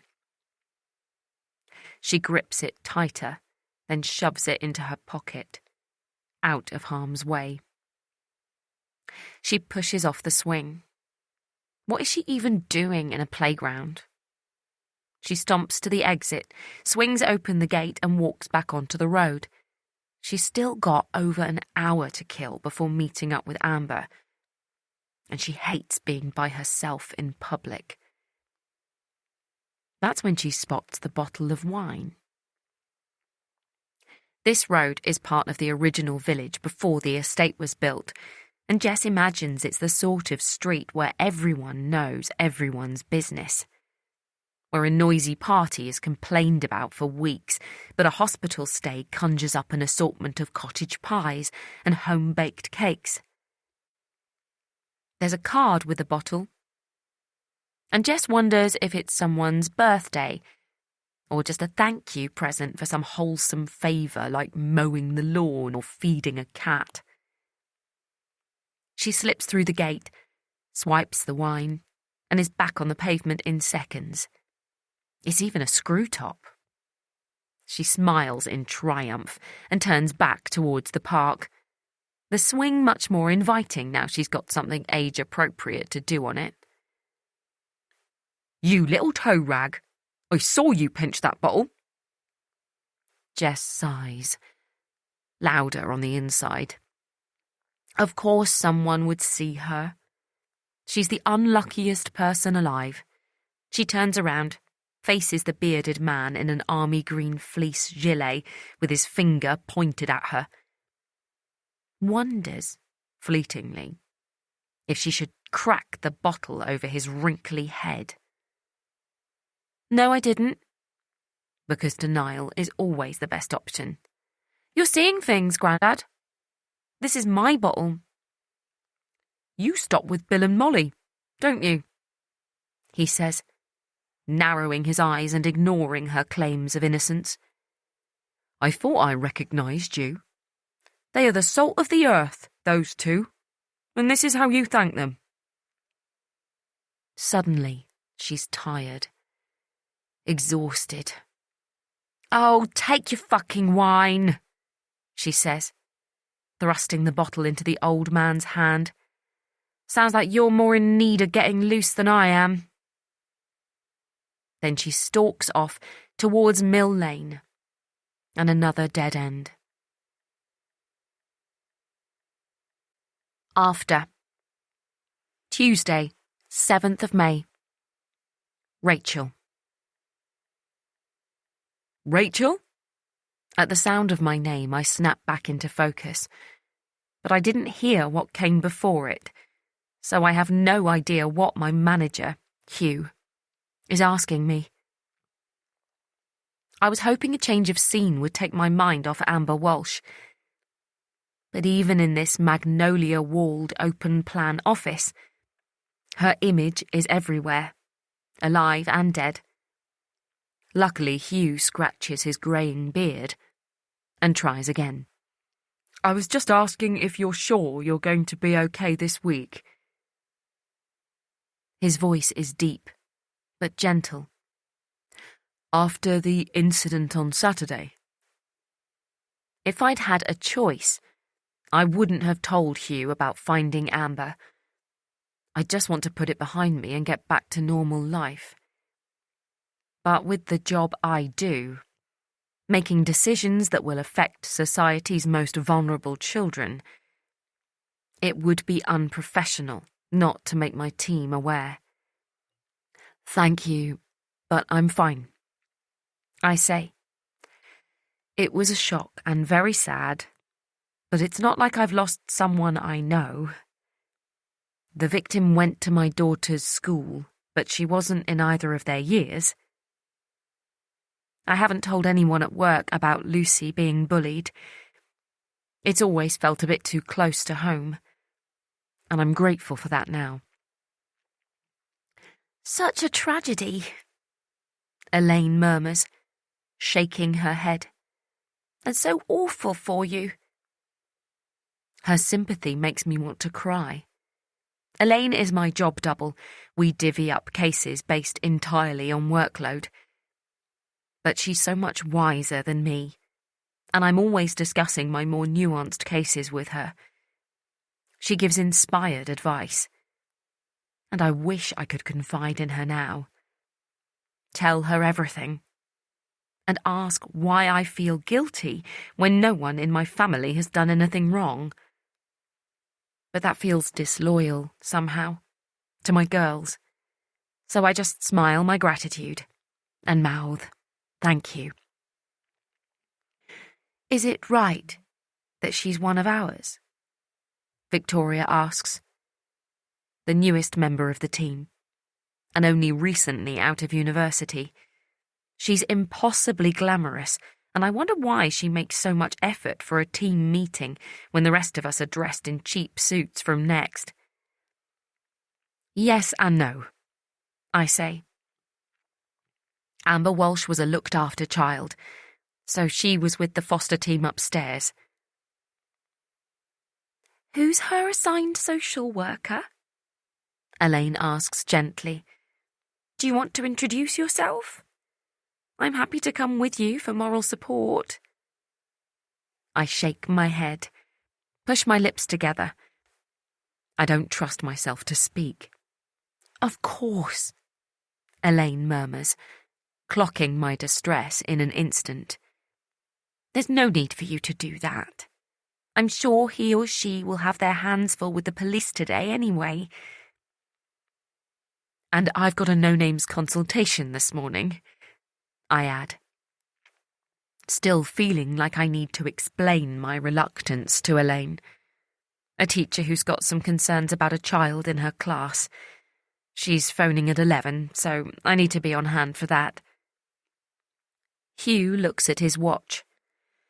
It sounds like we should wrap this up, and I think we've covered everything, he says. Thanks, everyone. My door is always open, etc., etc. He pushes out of his chair, picks up his pad of paper and a lever arch file, and leaves the meeting room. I watch him walk across to his office, the only one of us to have one, and pull the door closed behind him. I smile at the image, the first I've managed in days, then head over to my desk. My office phone rings almost straight away. It's only 10 to 11, but I don't get many calls these days, replaced by 50 times as many emails. So I assume it's the teacher, Miss Sampson. We had a short conversation last week, but I could tell she was struggling to open up. Teachers know their responsibility is always to the child, but that doesn't mean they enjoy exposing parents' shortcomings, stirring up a possible hornet's nest. That's why a no-names consultation is a good starting place, a chance for teachers to air their concerns without any repercussions. But they know that anonymity can't be protected forever. Good morning, this is Rachel Salter. Good morning, Miss Salter. This is D.I. Finnemore. My heart switches from a standing start to a gallop. I cover the mouthpiece and take a breath. But why am I reacting like this? Because I didn't name the victim when I wasn't even sure who it was anyway? It's not exactly a crime.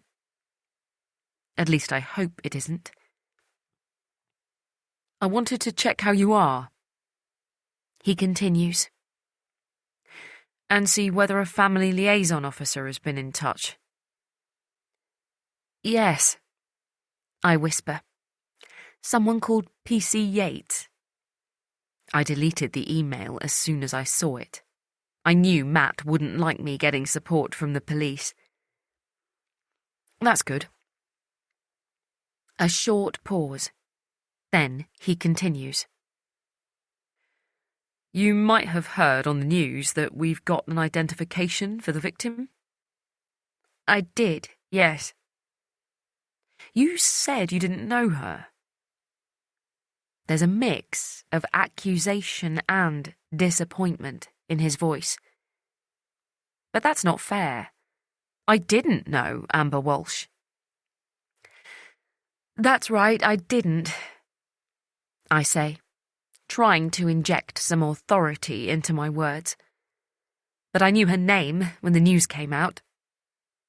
Because of your daughter Lucy. I close my eyes. But Lucy's bullying complaint was common knowledge among the senior leadership team at school. Of course this connection was going to surface. It doesn't mean she's guilty of anything. Yes, that's right. Amber was bullying Lucy. The school was aware and the head teacher was dealing with it.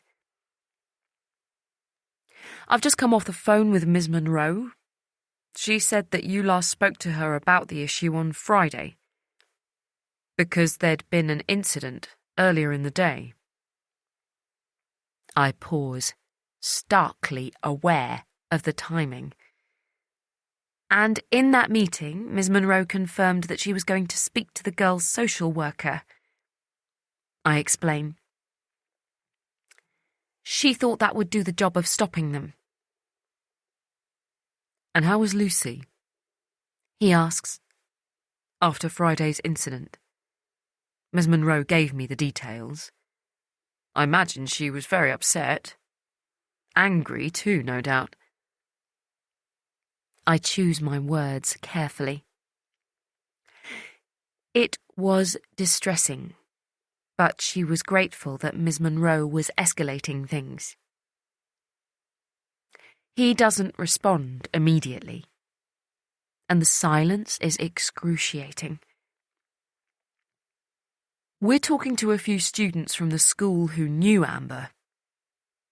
He finally says, and it would be helpful if we could have a chat with Lucy. Do you really need to? I blurt out before I can stop myself. If Lucy couldn't make eye contact with people at the fair yesterday, I can't see her coping with a police interview. It's just that Lucy is quite shy. The idea of talking to a police officer will petrify her. And it's not like she knows anything about Amber's life. In fact, she avoided her as much as was humanly possible. I understand. D.I. Finnemore starts carefully. But this is a murder investigation, Miss Salter, which means we need to cast our net very broadly. I'm not suggesting Lucy is a suspect, but if we can talk to her, we might be able to get a better picture of who Amber was. See if she knows anything that might help. If you bring her to the station for 9 tomorrow morning, you can stay with her throughout the interview, and we'll have her back in school by 10. I close my eyes again. I wonder, for a mad moment, if I should get a lawyer. Would Drew Torrance come if I called him? Throughout it all, the anonymous witness, the CPS deciding they had enough evidence to charge, he always believed in Matt's innocence. At least, he said he did. Of course, it is entirely voluntary, D.I. Finnemore adds. I flick open my eyelids. Lucy doesn't need a lawyer. She's done nothing wrong. That's fine, I whisper. We'll be there. After. Tuesday, 7th of May. Rachel. I'm not going, Mum. Lucy shakes her head. No way. You can't make me. She drops onto the sofa, starts to pull her knees into her chest. A familiar position for her. Then changes her mind and slides them away. Please, she begs. Tell them I'm sick or something. I drop into the opposite sofa. I can see how talking to the police seems scary, but lots of kids from school are being asked. It'll be a 10-minute chat, max. There's nothing to worry about, I promise. But what if they think I killed her? Oh, Lucy. I lean back against the sofa cushion.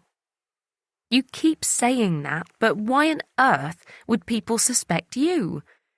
Yes, Amber bullied you. But you were doing something about it via the proper channels. Lucy, you are the kindest, most gentle girl I know. Totally incapable of any type of violence, let alone murder. And the police will realise that as soon as they talk to you. Do you really think so? There's hope in her voice, and I latch onto it. I know so, I say, in my most confident tone. Just tell them the truth and it will be fine. Even about being out by myself on Friday night. I fall silent. I can't believe I'm not reacting instantly, saying, yes, of course. You've got nothing to hide. Is this because of what happened to Matt? Knowing that innocent people can be labelled guilty if the circumstances stack up against them. I don't think you need to mention it, I mumble, not managing to hold her gaze. Then I remember the girl who goaded Miller at the fair yesterday, what she knows. And if they ask, directly, just say that you went out for some fresh air at about 11:15, then I found you about half an hour later and we walked back home together. Just so that D.I. Finnemore knows for certain that you couldn't have been on the Ridgeway. Her face drops. But I was in the churchyard the whole time, I promise. Oh, I know. I reach for her hand to reassure her and realise that she's shaking. The cuts on her fingers are still healing, and they feel ragged against my skin. You must know that there isn't one cell in my entire body that thinks you could have killed Amber Walsh, I say. But the words ignite a flame of guilt, because I didn't feel quite so certain about Miller at the weekend, before news of Amber's drug dealing filtered through.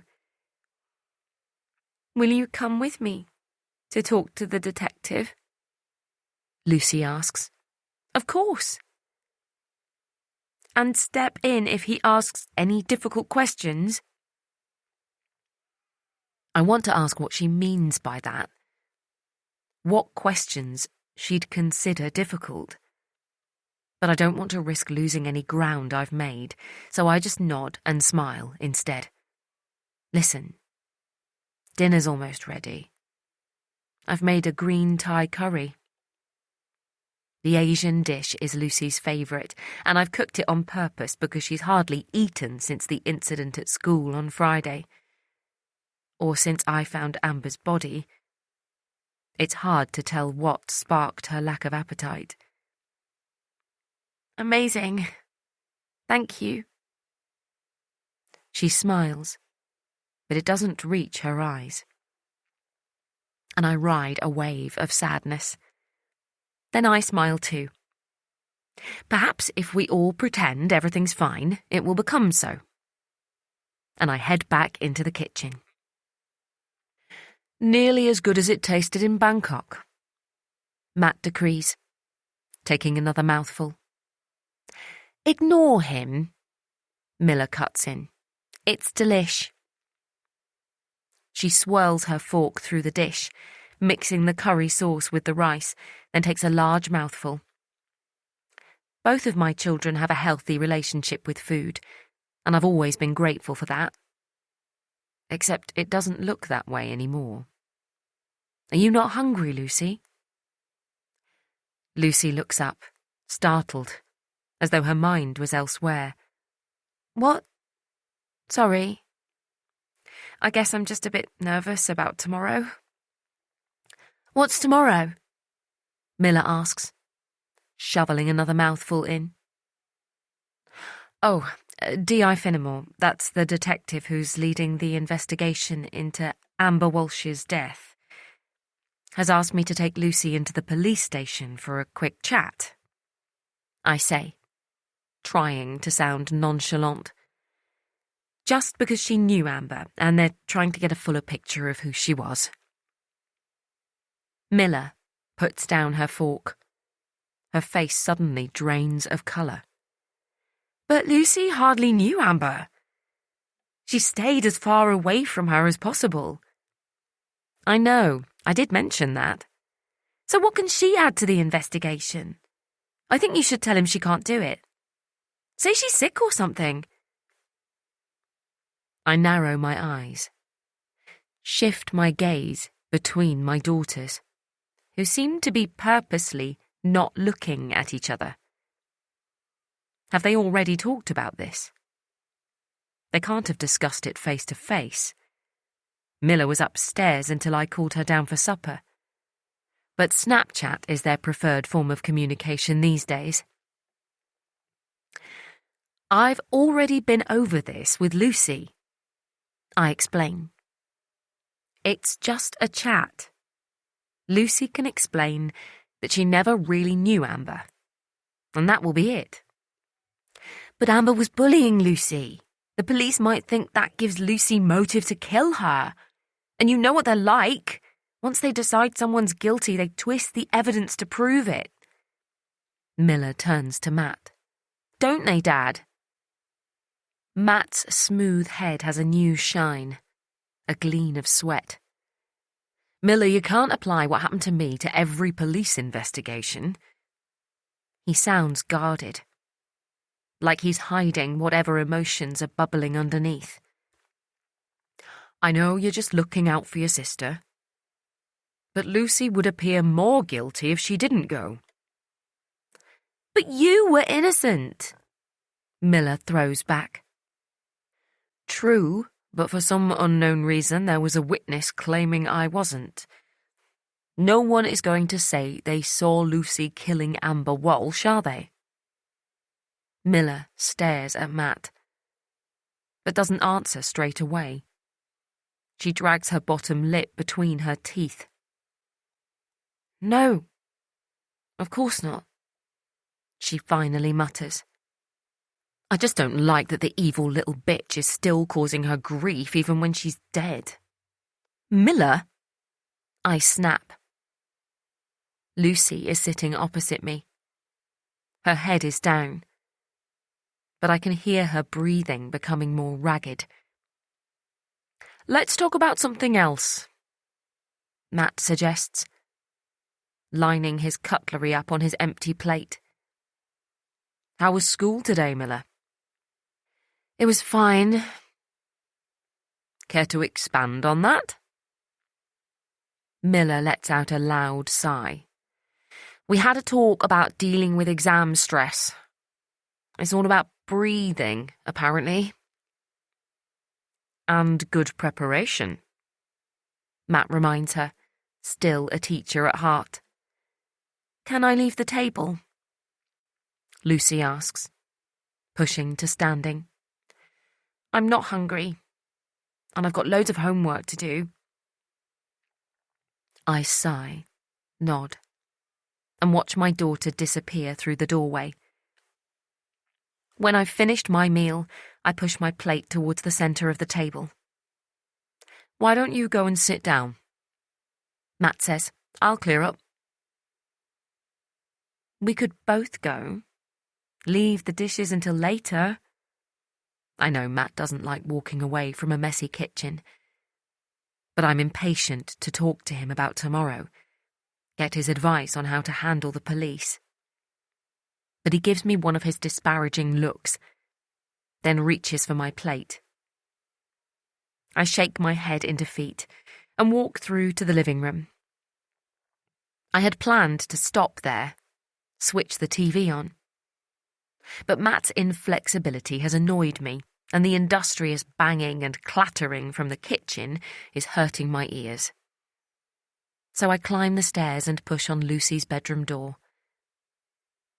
She's not in there, but the sound of a toilet flushing from behind the bathroom door explains her absence. I'm about to step back, to wait for her to appear, when some words on her laptop screen catch my eye. After a split second of indecision, I walk into her bedroom. The website is familiar. Google's search engine is endemic across the world. But the search request sends a shiver through my whole body. Poor Lucy. The words she's typed don't incriminate her in Amber's murder. Of course they don't. But they do explain why she's scared about talking to the police.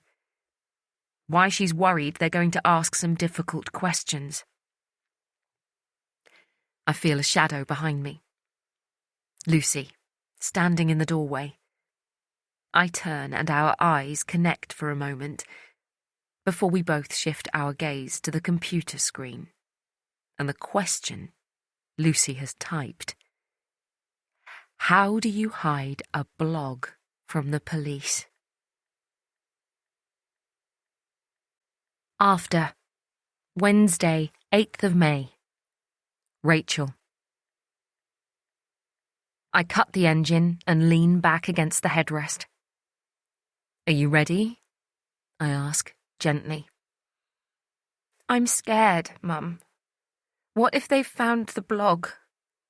All the stuff I've been writing about Amber and Jess. It will be fine, I promise. When Lucy realised that I'd seen her search criteria last night, she'd wavered for a moment, angry with me for invading her private space, but relieved that she could finally open up about what's been eating away at her since Saturday morning. And relief won out, because she'd sunk onto her bed and told me everything. How she'd set up the blog a couple of months ago in an anonymous name, but using her regular email address, which is linked to our IP address at home.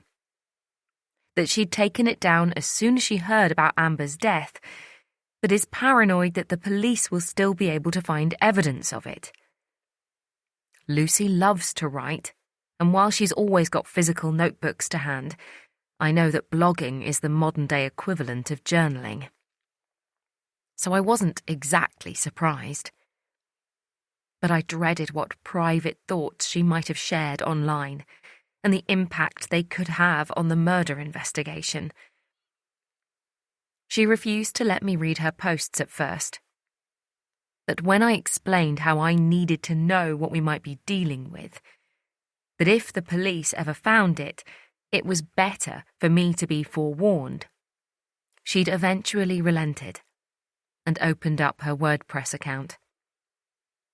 Her blogger name is @forbron, and seeing it had brought Lucy's loss into focus once again. And how gutting it is that at the point when Lucy most needs a best friend, Bronwyn isn't here. The blog, hidden from public view rather than deleted, made for uncomfortable reading. There are no names, but it's easy to work out who Lucy's referencing. The evil ringleader and her flame-haired sidekick. She describes her gnawing fear, but that she doesn't know what's scarier, the physical threat of a blade or the relentless humiliation. The blog posts hold plenty of self-criticism too. How she feels weak, cowardly, pathetic for not being able to stand up for herself. But it's the final piece that turned my discomfort into nausea. Posted on Friday afternoon. Describing how Amber had gone too far this time, that Lucy wouldn't stand for it anymore. And from the safety of her bedroom, what she craved. I wish she was dead. The only wisp of good fortune is that none of Lucy's blog posts have hashtags, and she only has one follower, @Cariad15. A profile without a photo. She explained to me that the purpose of the blog wasn't to find a community, but just to expel her frustrations. And that, of course, she didn't really want Amber dead. I wrote a journal all the way through my teenage years, so I understand the need. But I wish she'd just put pen to paper like I did, rather than upload it to the web. Because then we could have destroyed her writing, burned it on the fire or something. It sounds dramatic, but it's the opposite. It would keep life simple and make sure the police could concentrate on finding out who actually killed Amber. I know how bad it reads, she murmurs, but I never thought that something like this would happen. Of course you didn't, I say, too quickly. I take a breath. But I really don't think the police will have come across it, so you have nothing to worry about. I think I believe it too. After all, it was just a silent cry for help into a virtual black hole. Remember, you're not a suspect. She nods, then gives me a half smile. I squeeze her hand. Then we both climb out of the car. Thanks for coming in, Lucy. Sorry to keep you waiting. I'm D.C. Basowski. The detective drops into the chair opposite and places a thin cardboard file on the laminate table between us. She looks to be in her mid-20s. Her dark hair is tied back, and her lips are glistening under a fresh layer of plum-coloured lipstick. She smiles at Lucy, but doesn't offer her hand. And I'm grateful for the lack of formality. I was expecting D.I. Finnemore to appear. But this is better. Someone more junior. It makes the whole thing feel less important. That's okay, Lucy says. Her voice is sing-song, and it highlights how young she is. I won't keep you long, the detective promises. I just wanted to ask you a couple of questions and give you a chance to tell me anything you know that might help with the investigation. She pauses. I wonder if Lucy might ask for clarification. A fuller explanation of what might help uncover a killer. But she just nods. As my mind wanders to the crime dramas I watch on TV, I realise something is different. Don't you normally record interviews? I ask. It depends on the type of interview, the detective explains. Lucy isn't being interviewed under caution. This is just a chat. Which is why we're in here. She opens her palms, and I glance around the room. Grubby white walls, thin carpet squares, and no recording equipment. We're actually hoping to set up an informal interview room at the school to talk to other students who knew Amber. She goes on. But there's some reluctance from the governors, and we were keen to get started while memories are still fresh. I smile, but it's tight. It's a relief to know Lucy's words won't be stored anywhere. But she must be high on their priority list if they're not waiting to talk to her at school with the others. Okay, DC Basowski says, turning her attention back to Lucy. Lucy, we spoke to Ms. Monroe, and she explained that you'd told your teachers that you were being bullied by Amber and her half-sister Jessica Scott. Yes, Lucy whispers. But... Her voice trails off. Thank goodness. I don't want her blurting out another denial about murdering Amber. And did things improve at all with Amber at any point before her death? No. Lucy murmurs, her shoulders hunching up. Okay. DC Basowski nods, moves on. I understand there was a specific incident last Friday at school. Could you tell me what happened? They stole my sports bag, Lucy explains softly, and then emptied it. That must have been upsetting. Lucy nods, pulls at her bottom lip. And did you manage to recover all of your items? Lucy looks ashen for a moment. The trauma of remembering. Then her expression clears. Yes, eventually. I explained to D.I. Finnemore that Miss Monroe was dealing with the bullying. I say. She asked me to go in after school on Friday, and when I left that meeting I was confident that it was the beginning of the end. We both were, weren't we, Lucy? I look at my daughter, willing her to agree with me. But she just stares back blankly. Lucy, do you have a phone? DC Basowski asks. Lucy gives her a small nod. Would you mind telling me your number? I lean forward in my chair. Why is she asking this? Is she allowed to?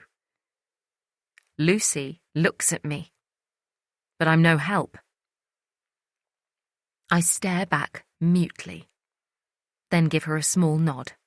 It's fine. You've done nothing wrong. That now familiar trope. I listen to Lucy whisper the 11-digit number and watch as the detective checks it against a printout. I can see that she's trying to keep her expression neutral, but a slight softening of her features gives her away. Thank you, Lucy, she says, looking up at her. She waits a moment, then opens the file in front of her. I have Amber's phone records for Friday night here, she says. They show that Amber sent you a text message at... She checks the printout. 7:22 p.m? And that you responded a couple of minutes later. Lucy blinks. My ribcage expands as I hold my breath. A text conversation. With the girl who was making her life a misery. We're hoping that Amber's sister will be able to give us the code to unlock Amber's phone when she's ready to talk to us, so that we can check the content of those messages. But in the interests of time, could you tell me what they said? Lucy catches my eye. Silently begs for my help. But I don't know what to say. I was primed to defend a threatening blog, not an exchange of text messages. I want to believe that Lucy just told Amber to leave her alone, but this is the second time she's kept something from me, and I'm starting to question my grip on the situation. Eventually, Lucy turns back to the detective. "She asked to meet me," she admits in a whisper. "Okay. And what did you say?" Lucy looks at me, the overhead light flickering against her blue irises. "I said no." The detective nods, like she believes Lucy. I hope she does. But I'm not sure I do anymore. "According to the records," she continues gently, "there are a further 3 text messages between you in quick succession, followed by an incoming phone call from your number. What else did you and Amber talk about?" "I don't remember." The detective crinkles her brow, an exaggerated gesture, clearly for effect. "Really?" she asks. "It wasn't that long ago." Lucy's eyes skitter as she tries to find a coherent response. "I just told her to stop texting me," she finally offers. "Wouldn't it have been easier to block her instead?" "I didn't think—" DC Bazowski suddenly flashes another one of her lipstick-framed smiles. "Okay, so, to clarify, you didn't go out to meet Amber on Friday night?" I try to make eye contact with my daughter, but Lucy's avoiding my gaze altogether now. I'm not sure whether that's because she's angry with me for not shielding her from DC Bazowski's questions, or because she's about to lie. Again. "No, I didn't meet her," she says. "I called to say I was blocking her," she clarifies. "And to leave me alone."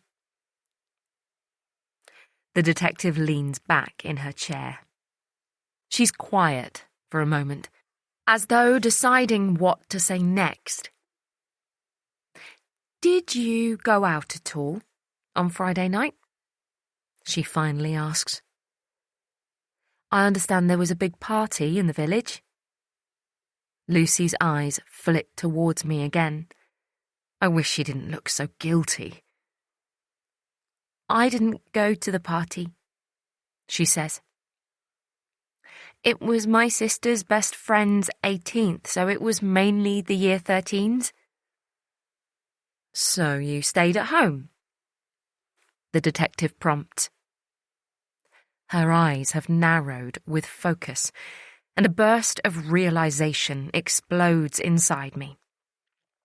She knows Lucy went out. There must be CCTV or something, proof that she was roaming the streets.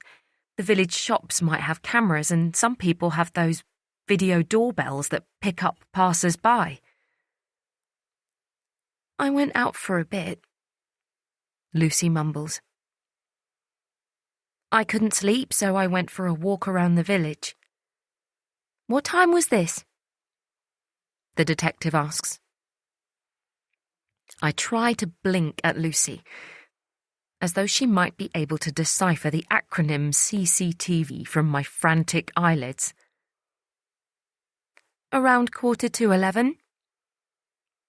My chest shrivels. The lie is out, and I have no idea whether DC Bazowski can prove it or not. "On your own?" "At first, yes. Then Mum came and we walked home together. About half an hour later." "And you definitely didn't see Amber?" "No, sorry." Lucy's voice is wobbling. I need to do something. DC Bazowski, Lucy's already told you she didn't see Amber. I say. Can we move on? The detective looks at me, her expression hard to read.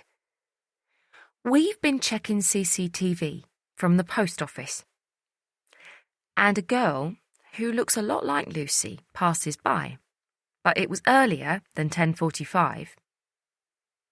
Before 10, in fact. Lucy throws me a petrified look. That's strange. I ad-lib, while my mind clatters through what to say next. The post office is on Keynes Lane, around the corner from the parade of shops. Lucy wouldn't come into view on the route to the church unless the camera has a very wide-angled perspective. How clear are the images?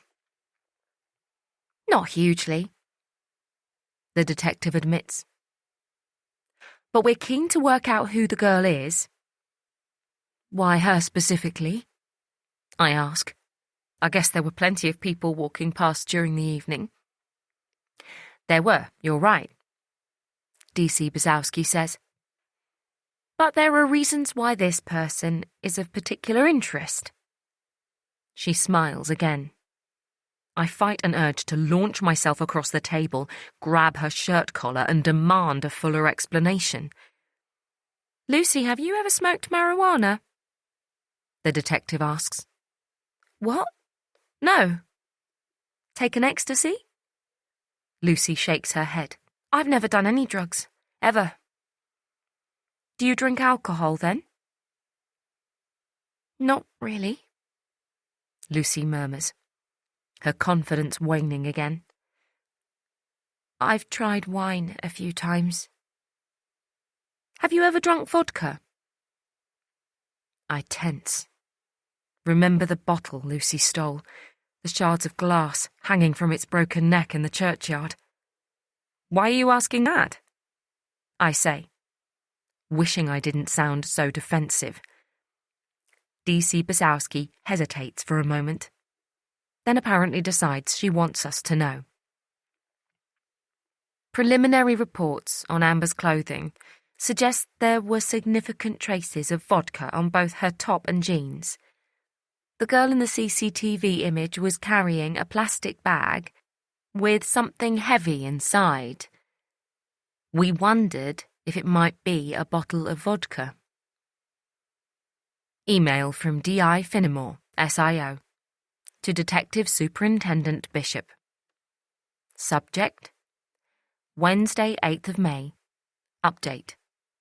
Sir, hope conference is going well. Investigation is in a good place, I think. We have a suspect, but evidence is circumstantial at the moment, and I'm conscious we need to strengthen the forensic case against them. We'll update you as and when I have more concrete info. Have received initial post-mortem results for victim. Excludes toxicology, DNA, etc. Cause of death was subdural hematoma. There was bruising and lacerations to the victim's face and a fracture on the frontal bone of the skull. But the fracture that caused the fatal bleed was to the occipital bone at the back. Initial theory is that the victim was hit face-on with a weapon, causing her to fall backwards onto a rock which ultimately killed her. Blood spatter supports that. No weapon retrieved from scene, but based on size and shape of the front impact wound, plus evidence of tramline bruising, it's likely to be a blunt, cylindrical instrument, possibly a baseball bat. Forensic team are looking at potential matches, but too narrow for a vodka bottle, apparently. See later. There were also cuts to the victim's hand. Specks of glass were removed and sent for analysis. No evidence of sexual assault. Saliva detected on skin around mouth. Skin cells found underneath victim's fingernails, signifying some evidence of fighting back. Both sent off for DNA analysis. A couple of hairs found on victim's top. No follicle on either, so can't retrieve DNA, but don't belong to victim. Long and light in colour, so could be cross-contamination from woman who found the body, Ms. Salter. We'll get a sample from her for forensic team. All clothing swabbed, awaiting results of blood analysis, but clear smell of alcohol on victim's top and jeans. Best guess is vodka, but waiting for confirmation. Time of death, between 10 p.m. and 4 a.m, so not overly helpful based on what we know already. Confirmed that murder took place at scene. No footprints found yet, but CSI are checking route back to the village. It rained quite heavily overnight, so not optimistic. Perpetrator could also have driven. There is a car park a 15-minute walk south of the crime scene, away from the village. Tyre tracks from 2 cars visible despite the rain, but these may well be unrelated. Victim's sister has moved back in with foster carers, but was difficult to interview, very wary of me. Her mother was beaten to death by her partner when Jessica was 8 years old and in bed in the next room. So, maybe not surprising. Decided not to ask for DNA sample for elimination purposes just yet. We'll wait for forensics before deciding if it's necessary. Jess didn't know the code to Amber's phone, unfortunately, so we only have phone records, and masts are over 1 kilometre apart, so triangulation results are too broad to be helpful. Jess did admit to knowing her sister wasn't home at 2300. She texted her to ask where she was, but then she clammed up again. My guess is she fell back to sleep and now feels guilty for it. And we have contacted Meta and Snapchat for access to those accounts, but I'm not holding my breath. CCTV from 3 shops in the village, plus the post office and railway station car park, has been collected for the 10 hours between 2000 Friday and 0600 Saturday. And we have started to look through it. Amber picked up 3 times between 2012 and 2147. Always alone. Nothing after that, but the uniforms confirmed she didn't attend youth club at all. We've started interviewing students at Lord Frederick's, and there is a consistent narrative that the victim was dealing marijuana and ecstasy. Nothing found at the foster home, but toxicology and forensic reports might reveal more on that. Both reports due tomorrow. Simon. The night she dies. Friday, 3rd of May. Jess. Jess scrabbles around for her phone. She knows it's on the duvet somewhere, but she's too tired to sit up and look for it. Pulling that stunt with Lucy Rose's sports bag, then getting bawled out by Monroe, has left her exhausted. Eventually her fingers graze over the cool glass screen. She'll just block you like she did me, she warns her sister, as she scrolls through for Lucy's contact details. Just read out her number, Amber orders from the bottom bunk. She's not even trying to pretend they're equals this evening, and Jess feels a mix of anger and anxiousness. Amber was her usual sassy self when they went back to class after lunch, but she was different when they met up after school. Quieter, which is never a good sign with Amber. Lucy Rose will meet us tonight. Trust me. Amber adds. Jess rises up from her pillow and curls over the bed frame until she can see her sister. But her expression gives nothing away. Why are you so sure? Amber tilts her head to meet Jess's eye. Because I found something in her school bag. Something important. At first I thought it could be bad for us, but then I realised it's an opportunity. A chance to show Sean what I'm capable of.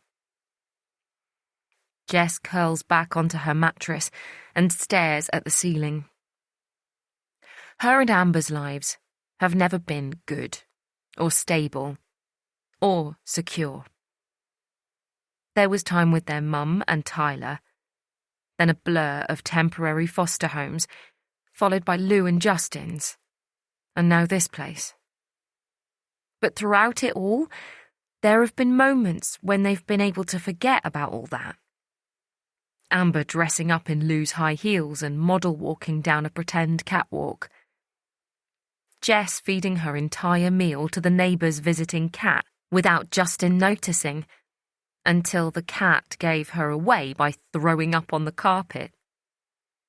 Maybe they've got too old, but that kind of fun doesn't feel possible anymore. With a sense of defeat, she reads out Lucy's phone number and listens to Amber tapping on her phone. What are you saying? Telling her what I've got. And to meet us at 10 if she wants it back. We'll be busy before then. I don't even reckon we'll have a chance to show our faces at youth club tonight, because I promised 2 year 13s that I'd sort them out in the rec before that big party, and I want to hang around the birthday girl's house for a bit too, try to make a little extra cash. I'll message Bill saying we're back home. They'll be in bed by then and won't check. And then we'll meet Lucy. It'll be fully dark by 10 too. She's already petrified of you. I can't see anything being important enough for her to risk coming out for. She'll come, Amber says, staring at her phone. And she'll have the bottle of vodka I've told her to bring. And that's all you need to know for now. Jess bites her lip. But it's always been this way, she reminds herself. Amber putting herself in charge. Treating Jess like a toy she can play with. It's too late to kick up a fuss now. What about Caden? She asks. When she met her sister at the bus stop on Wednesday night to walk back home, Amber couldn't stop talking about him. I don't know, I'm kind of getting the ick. Jess feels a sudden spasm in her chest. She rolls back over her bed frame, looks down. I thought you were totally into him. He's too needy. Keeps going on about how beautiful I am and stuff. He reckons he's going to try and gatecrash that party with some mates. If I see him, I might finish it. I don't think Sean liked him either. Jess stares at Amber.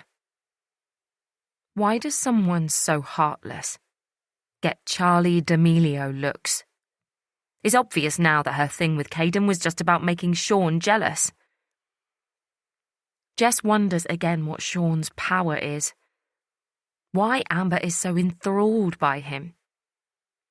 She wishes it was something romantic, like chemistry. But deep down, she knows it's more depressing than that. That it's because he's dangerous. A buzzing noise interrupts her thoughts. Then the sound of Amber typing. What are you saying? Jess asks. Is she going to meet you? Shit, she's calling me, Amber says. She must be crapping herself. Jess wonders again what Amber has of Lucy's, but she doesn't ask. She's done with being patronised by her sister. Instead, she listens to Amber's one-word answers. So? She asks, when Amber finishes the call. We're meeting her at 10, Amber says, on the track that goes up to the Ridgeway, by the double gates next to the railway line. She unfolds from the bottom bunk and walks over to the mirror. Better put some makeup on. This is stacking up to be an interesting night. What do you mean I can't go out? Jess squeals. It's Friday. We've got youth club. Yes, I know, Molly says, trying to pretend she feels bad about it. But you're grounded, remember? For trying to steal that bottle of wine from Mr. and Mrs. Gilby. Oh, for fuck's sake! Anger flares in Jess's belly. Amber might get to treat her like shit, but Molly doesn't. I didn't steal the fucking wine.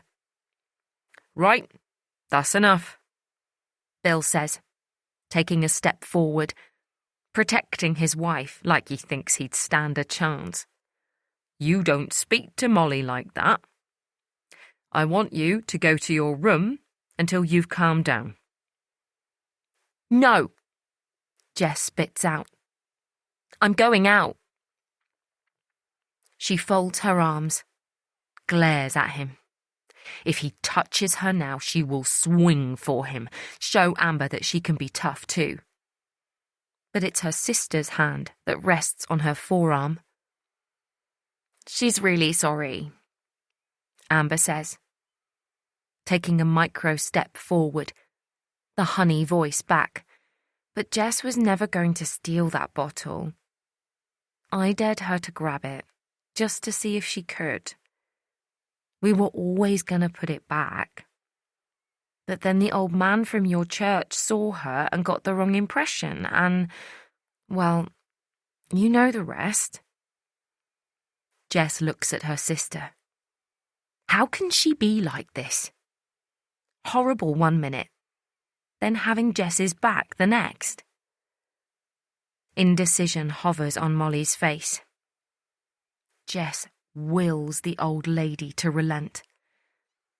It's good of you to stand up for your sister, Amber, Bill says, stepping in again. And I can see how that situation might have occurred. But there's no excuse for swearing at Molly, and you girls need to learn that if we dish out a punishment, we follow through with it. It's just one Friday night, Jess. You can watch TV with Molly and me or hang out in your room. Jess and Amber share a look. But for the first time, Jess can't decipher her sister's silent message. Does she want Jess to sneak out? She's done it before. Or is this the night that Amber stops needing Jess's help with her plans? Has Jess blindly become such dead weight that Amber doesn't want to be dragged down anymore? Either way, she needs to lower the temperature in the room. Okay, fine, she manages. And, sorry for swearing at you, Molly. That's okay, love. Molly gives her a relieved smile. Will you stay in with your sister, Amber? I would, but I promised. Hey there. You've been watching for a while now. Let's take a short break and enjoy some relaxing music. This audiobook is free for you to enjoy. If it's not your thing, feel free to skip. Thanks for being here.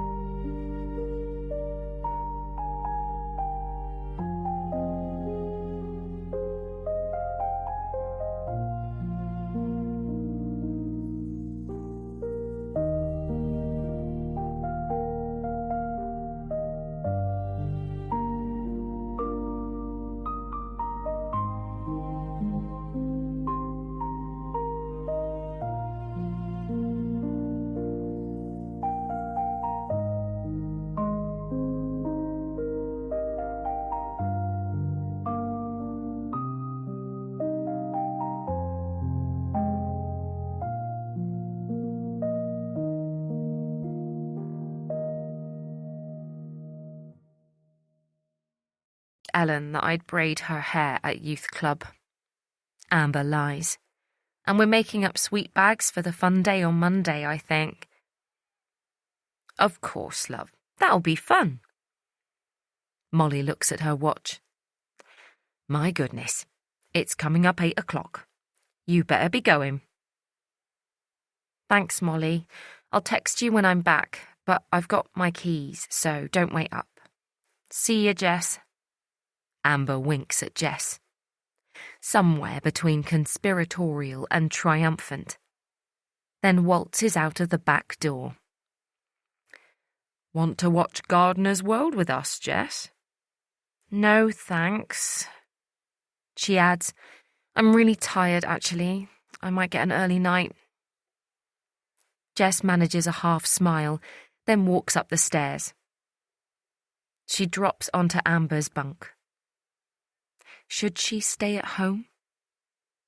Let Amber do to Lucy whatever it is that's going to impress Sean? Or should she shove pillows under the duvet and sneak out? And would it be to help Amber or to stop her doing something stupid?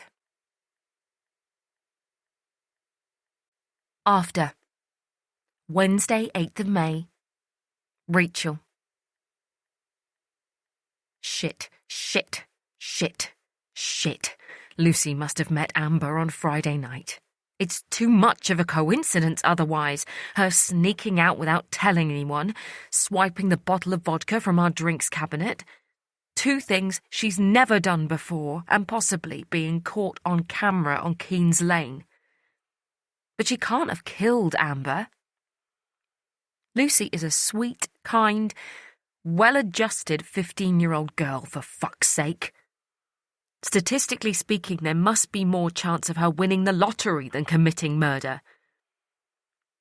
Geez, where did the lottery analogy come from? I shake my head, grip the steering wheel more tightly. The muscles in my hands ache with the effort, but I don't ease off. Are you okay, Mum?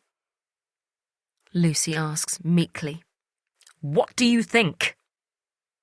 I can't help raising my voice, even though she's the one who's been through the stress of D.C. Bazowski's questioning. I do stop myself from making eye contact, though. I've never been good at hiding my feelings, and one quick check in the rearview mirror reveals how much I'm seething. You met Amber on Friday night, I say, staring at the grey asphalt flying towards me through the windscreen, not willing to pose it as a question. Did you not think to tell me that part before we walked into the police station? Mum, please. Her voice cracks, and I can tell without looking that she's crying. And with that realisation, my anger evaporates. Motherhood has always been like this for me. Swerving emotions, moments of fury that vanish in an instant. The heavy weight of love. I'm sorry. I whisper, and allow myself a glance in Lucy's direction. It will take me about half an hour to drive to school, and I'm grateful for the time. Lucy's eyes are red-rimmed, and her chest is convulsing with swallowed sobs. But I can't give her the space to recover yet. Not until I've found out exactly what happened on Friday night. But can you please just tell me the truth? Lucy sniffs. I did agree to meet Amber, she admits. And I stole your vodka because she demanded a bottle. But why would you do that? I ask. She took something out of my school bag, Lucy whispers. I didn't realise at first. I was too stressed about my sports bag. But when she texted, I checked and it was gone. I needed it back. What was it? I don't want to tell you, Lucy says dully. A girl is dead, Lucy. The same girl who stole whatever it was you were so desperate to get back. It was a letter, okay? Lucy cuts in, suddenly exasperated. From Bronwyn, it was... She trails off, and we sit in silence for a few seconds until she finds the words. It was for my eyes only. I want to ask exactly what Bronwyn had written, but that would make me as bad as Amber, so I let it go. Silence settles between us for a while, but as we pass the signpost for Notley Abbey, a medieval building once owned by Laurence Olivier, I realise that time is running out. I think about the bottle of vodka, how it was broken, but still in Lucy's possession, when I found her. And did you get the letter back? I ask. No, she says, mournfully. I was supposed to meet Amber on the old railway line, by the gates we go through when we're running. But I fell over on my way up there. I was so nervous. And I dropped the bag. The bottle of vodka smashed on the pavement. I figured Amber would never give me the letter without anything to exchange. So I didn't go and meet her. I went to the church instead. She scoffs. I decided praying was all I had left. I think back to finding Lucy folded up in the church porch. I want to believe her, but the detective's final words repeat in my head. If you didn't meet her, I ask, how come Amber had vodka on her clothes? I sense Lucy chewing the inside of her cheek. I don't know, Mum. Honestly. But I guess she got it from someone else. Teenagers drink vodka like your friend's neck Prosecco. She's right. It's crazy that kids cut their teeth on 40% proof alcohol, but I know vodka has always been Miller's staple drink. Then another thought hits me. If Lucy didn't get the letter back, does that mean Amber had it in her possession when she died? And if so, why didn't DC Basowski mention it? Is she waiting for Lucy to incriminate herself? Unless Amber didn't have it on her. She could have been lying about giving the letter back just to entice Lucy out. Does that mean it's in her bedroom? Will the police search there? My head is so full that I almost miss the turn-off for Lord Fredericks, but luckily my muscle memory kicks in, and I swing into the car park just in time. Will you be okay? I ask, when Lucy doesn't move. But then she dabs her lower eyelids and picks up her bag with a small grimace. I'll be fine, she says, pushing open the car door. At least I don't have to hide from anyone anymore. I nod, force a smile, then watch her walk towards the school reception. But her newfound freedom isn't something I can celebrate. Matt is hovering in the kitchen when I get home. He's flying to Geneva this afternoon, a short trip to the Lionheart School there, and I was secretly hoping he'd have already left. I couldn't bring myself to tell him about Lucy's blog last night, and now there are even more revelations. But I know I would have waited for him if our roles were reversed, so I suppose I can't blame him. Well? He asks. I flip down the kettle switch and listen to it groan into life. Then I take a long breath and tell Matt everything.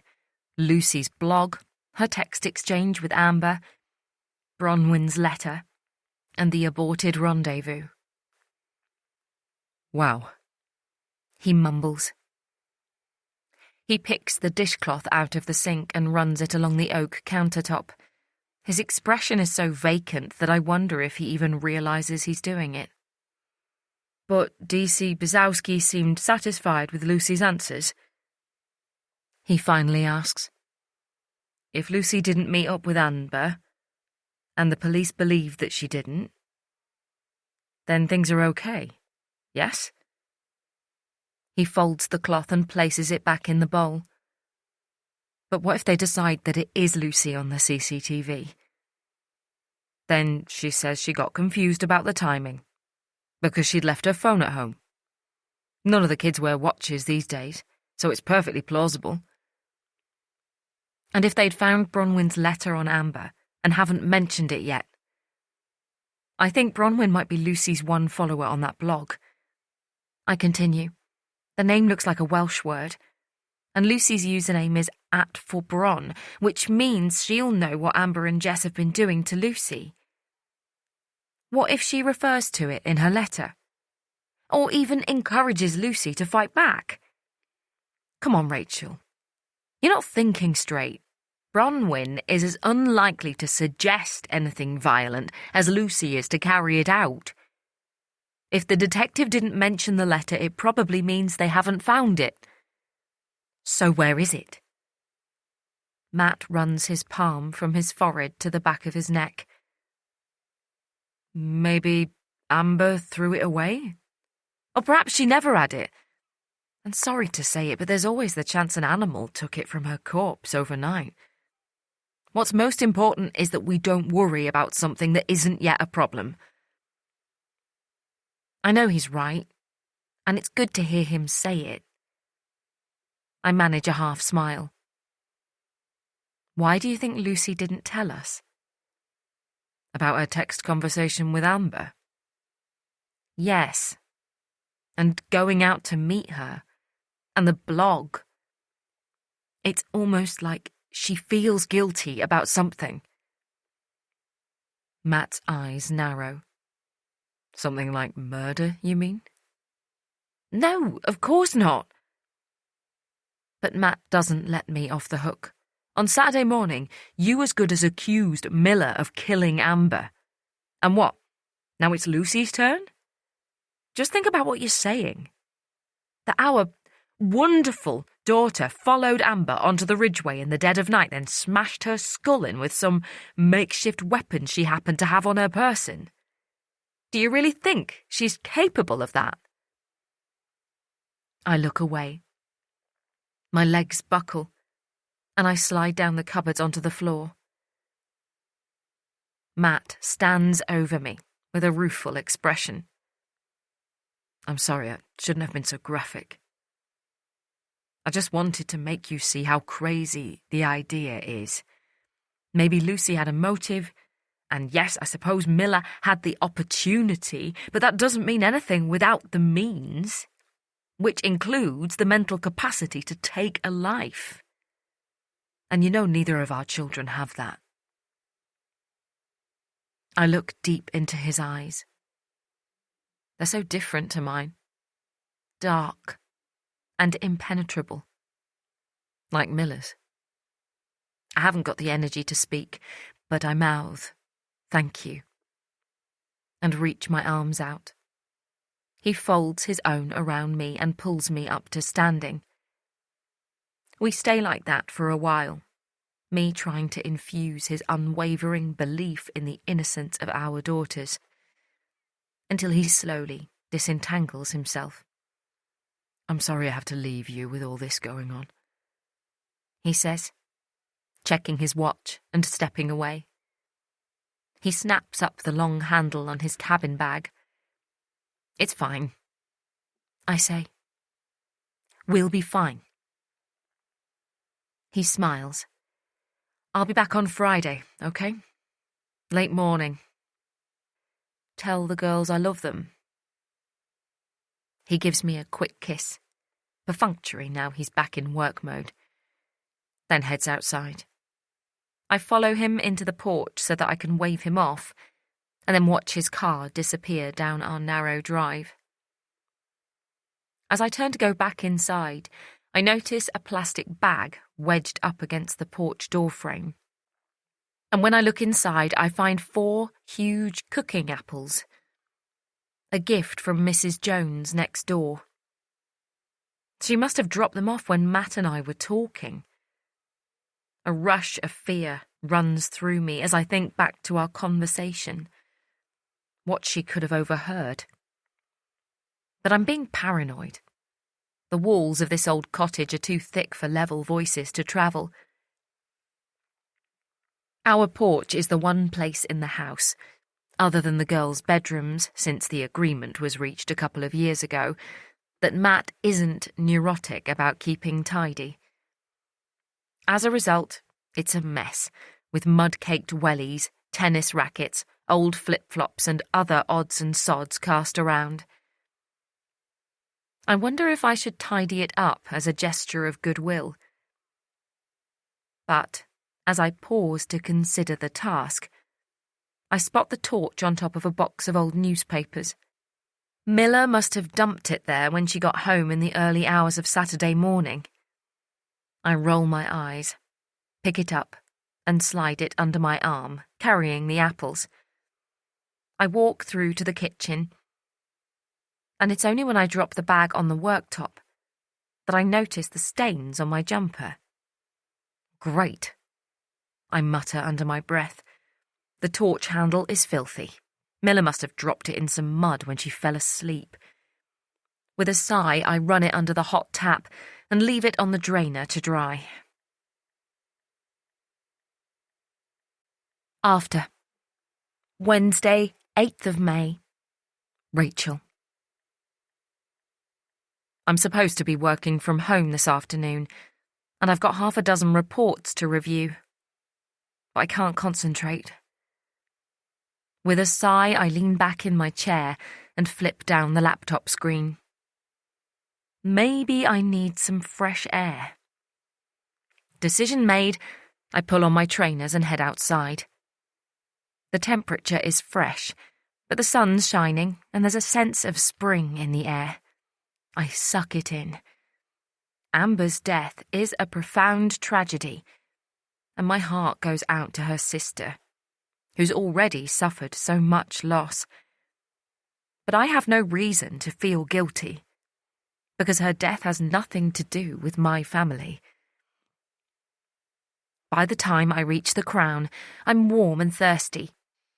We've been coming to this pub, off and on, for 17 years, so I know most of the bar staff, and especially Steve and Jade, who've been running the place for even longer than we've lived here. I push open the door and head to the bar. It's relatively quiet, just a couple of tables filled with people I don't recognise. And Steve comes straight over. "Hey, Rachel, don't normally see you in here at lunchtime." I climb onto a bar stool. Working from home today, fancied a change of scenery. I was planning to order a Coke, but now I'm sitting opposite the gleaming draft pumps. I hear myself order half a Moretti instead. I watch Steve pour the drink, then raise the glass to him when I take my first sip. "Terrible business, isn't it?" he says, nodding his head in the vague direction of the Ridgeway. "A murder? In Chinnor? Hard to believe." I murmur, taking another sip. I left home to get away from thinking about Amber Walsh, but I should have known better. "They're journalists over there," Steve continues when I don't bite, gesturing towards one of the tables where 2 men and a woman are hunched over empty coffee cups and oversized iPhones. The Bucks Herald, the Oxford Mail, and the Bucks Free Press. Steve lists, counting them off on his fingers. Apparently a couple of the Nationals were sniffing around at the weekend. As soon as they heard that the victim was a foster kid dealing drugs, they lost interest. Like it's not really news if someone like her gets killed. God, that's shit, isn't it? While the last thing I want is for this case to get any more publicity, I hate the idea that lives have different values. If Amber was middle class and played the violin, her picture would be on the front page of every newspaper. My eyes grow hot as that thought develops. If it had been Lucy up there on the Ridgeway, or Miller, they would be household names by now. Talked about in coffee shops and around family dinner tables up and down the country. But not so with Amber. She's destined to be a statistic, an anonymised example of how the state is still failing our most vulnerable. As a social worker, it's my job to rail against this reality, to show the world that looked after children deserve the same love and respect as their peers with stable homes, and that every backward step on that journey is a tragedy. But that's not how I feel today. Right now, those statistics are my reassurance, a framework to hang my own children's innocence on. Have you heard anything? I ask. About the police investigation? Well, Steve starts, pretending to sound reluctant, then leaning in. Between you and me, I did hear that the police fancy someone for it. He shrugs. If the girl was selling drugs, maybe he was her dealer. Really? It comes out as a squeak, so I take a sip of beer. Who told you that? Do you know Julie and Keith? He asks, lowering his voice. I shake my head, shrug my shoulders. Yeah, you do. He's a Formula One nut, always banging on about that TV show, Drive to Survive. Anyway, he works at the tyre place in Tame, which is next door to McCormick's garage. Do you know where I mean? An image of a small, tired-looking unit on the industrial estate comes to me. Cracked alarm box and forest green hoarding. I think so. Keith was on his lunch break yesterday when 2 detectives turned up and hauled off some young bloke from the garage. He asked round and apparently it was in connection with the murder. Wow, I say, taking a bigger gulp of beer. A male mechanic, strong enough to smash a girl's face in. Of course it would be someone like that. Did Keith say anything else? Only that the lad's been in trouble before. McCormick was giving him a second chance. Oh, and the police took some bits away with them, in those evidence bags. What bits? I dunno. Christ, I hope she wasn't whacked with one of McCormick's tools. He adds, grimacing. Can you imagine how much damage a wrench or a hammer would do in the wrong hands? I force a murmur of assent, which turns into a cough, my eyes watering with the effort. Steve's face drops. Shit, sorry, Rachel. I forgot. You found her. How are you? God, here's me going on about the murder weapon when you saw it all with your own eyes. It wasn't the best. I manage. He nods, but his expression morphs into awkwardness, as though he's worried that I'm going to start crying on him. Another half, he says, hopefully. On the house? But I need to get back outside. Find the sunshine again. No, thanks though. I'll see you soon, Steve. I drain my drink, give him a quick wave, then slide off the bar stool. I focus my gaze on the polished wooden floor, in case any of the journalists try to make eye contact, but they seem more bored than curious. Clouds have come over while I've been inside, and the wind's picked up, but I still feel better than I did before I left home. If Steve's right, someone is going to be charged with the murder soon, and we can all start to move on. I need a few things for supper, and I'm in no hurry to go back to my empty house, so I turn left instead of right out of the pub and head towards the co-op, inside Chinna's only petrol station. I push open the door and bump straight into Annie, holding a basket. I expect her to launch into conversation, but she doesn't say a word. I worry for a moment that it's awkwardness, the secret I forced her to keep about Miller without saying a word. But then she angles her head towards the next aisle and gives me a hard stare. A stare that says, "Don't look over there." I automatically shift my gaze to where I'm not supposed to, then wish I hadn't.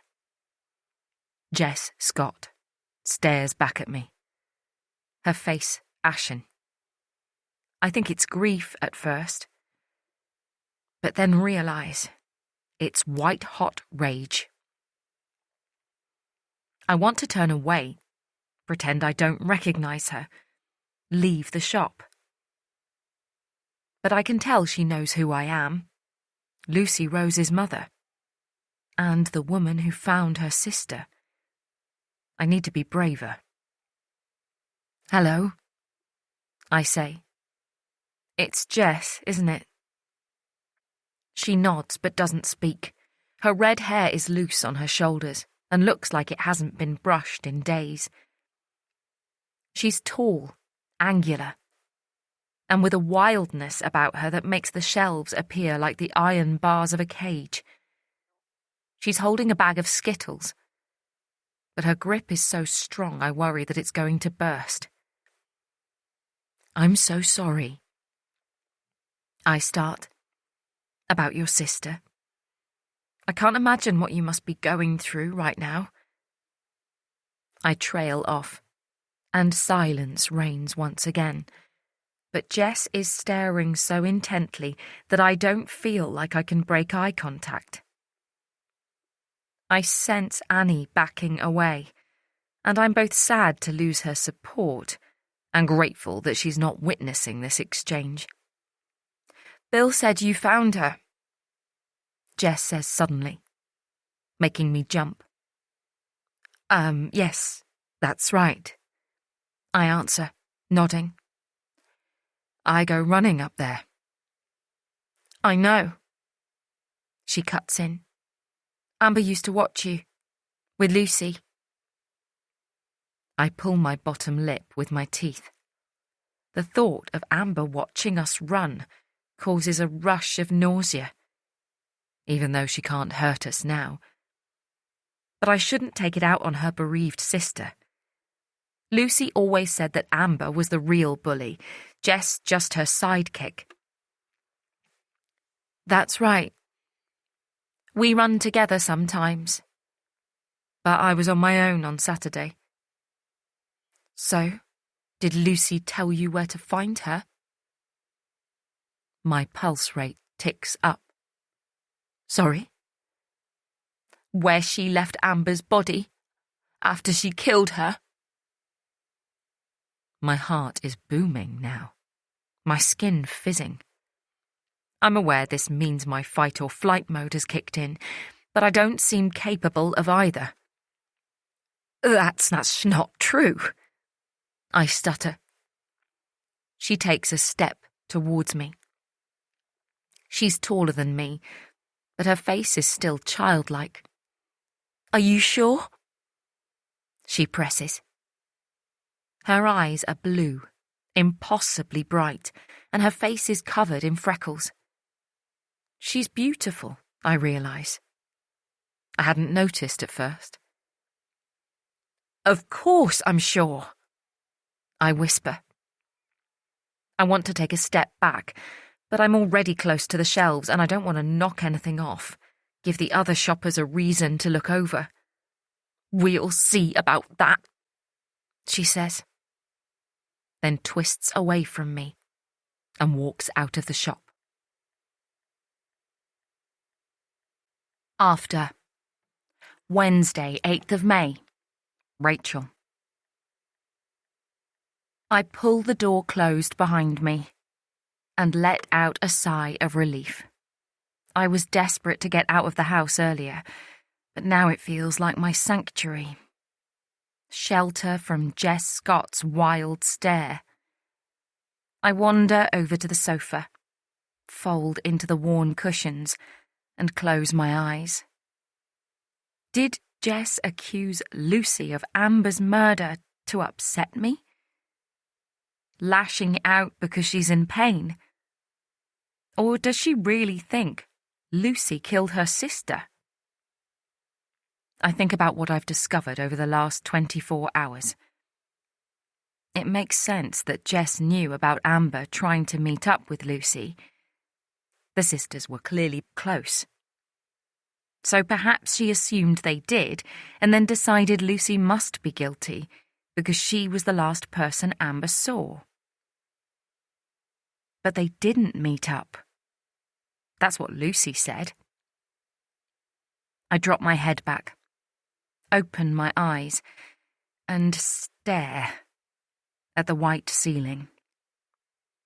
I heard via one of the WhatsApp groups that Jess was grounded on Friday night, so she won't have seen anything herself.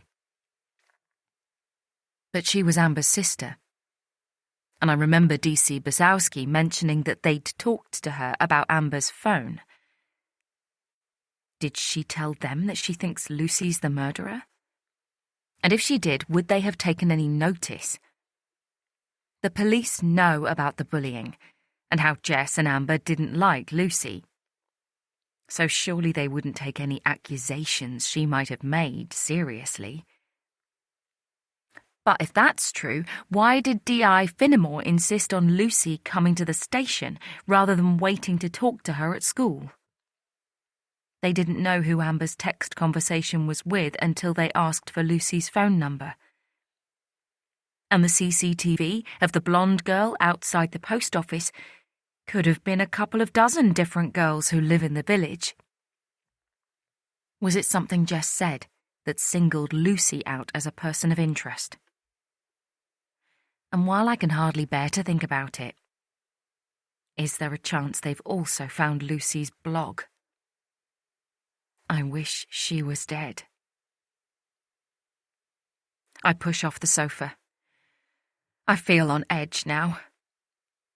Like I need to expel some tension. So I start pacing up and down the carpet.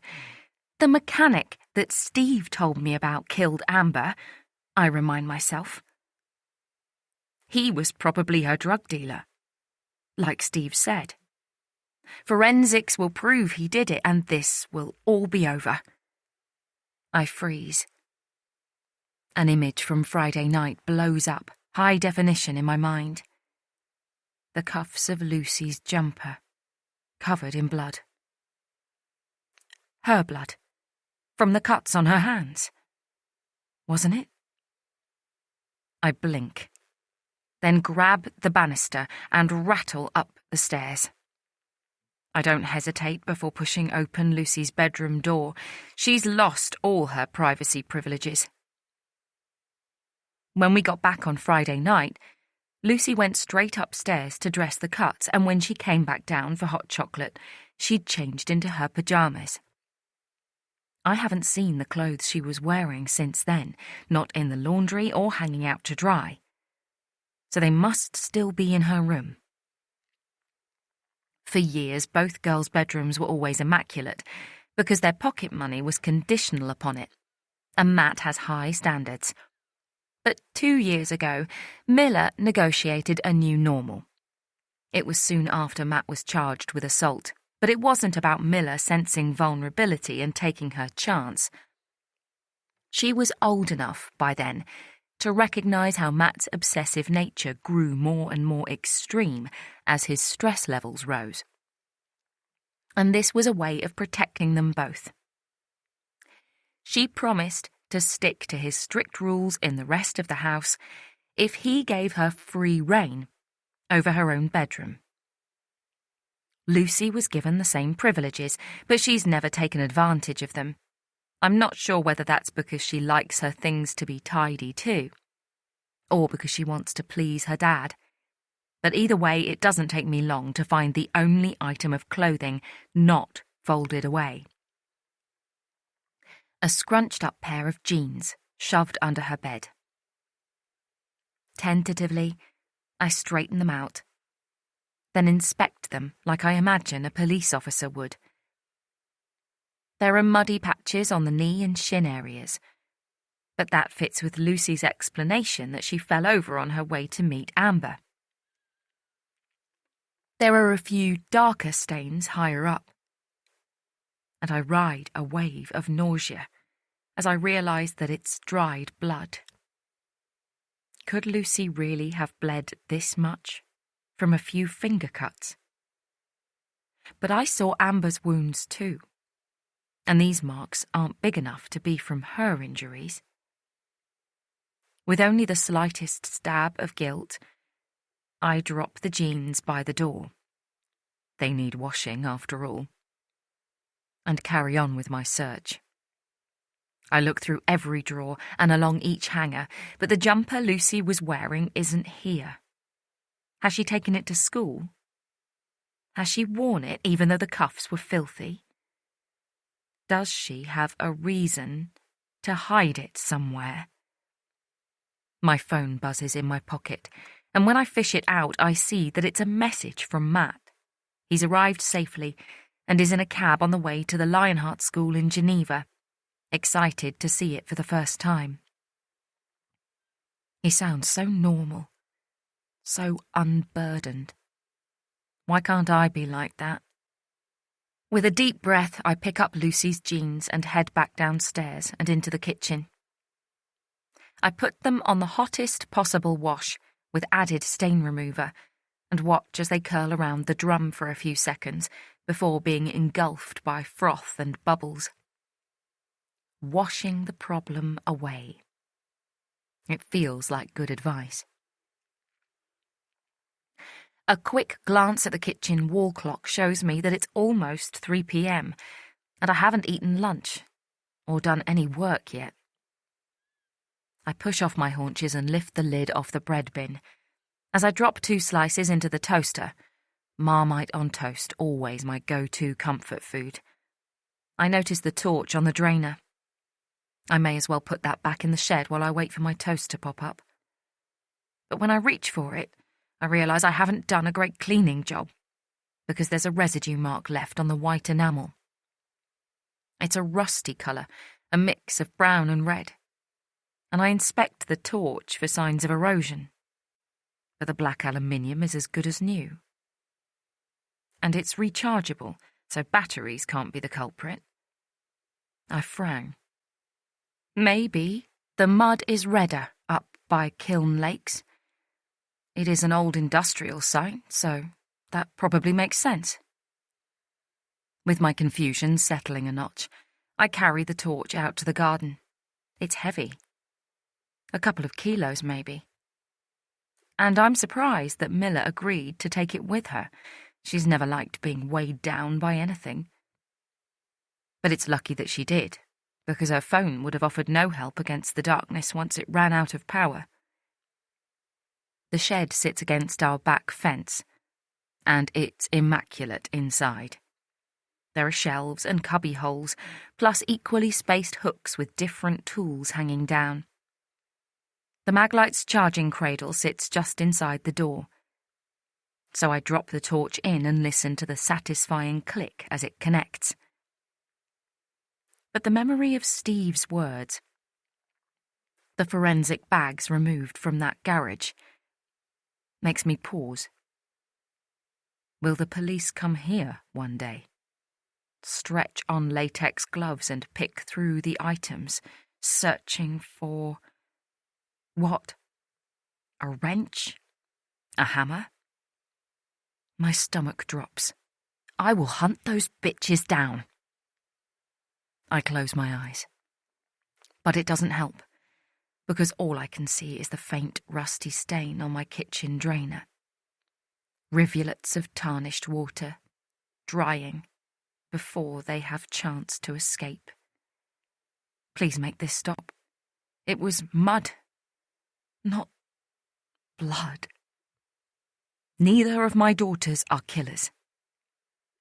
Without looking back at the torch, its heavy-duty handle, now a possible murder weapon in my head, I walk out of the shed and close the door. Back in the house, I drink in all the family photos on the garden room wall, a cycling holiday in the Pyrenees that Miller moaned about relentlessly until she won the prize for fastest teenage cyclist in the group. Christmas at my parents' house, their front room barely recognisable under all the decorations and presents. The girls in their school uniforms from year to year, stepping stones through their childhood. The view settles me, reminds me that we're just an ordinary family. Honest, responsible, and of course, law-abiding. My toast is cold, and I've lost my appetite anyway. So I slide both slices into the food waste bin. But I still can't face working. I drum my nails against the work surface until my eyes rest on Mrs. Jones's apples.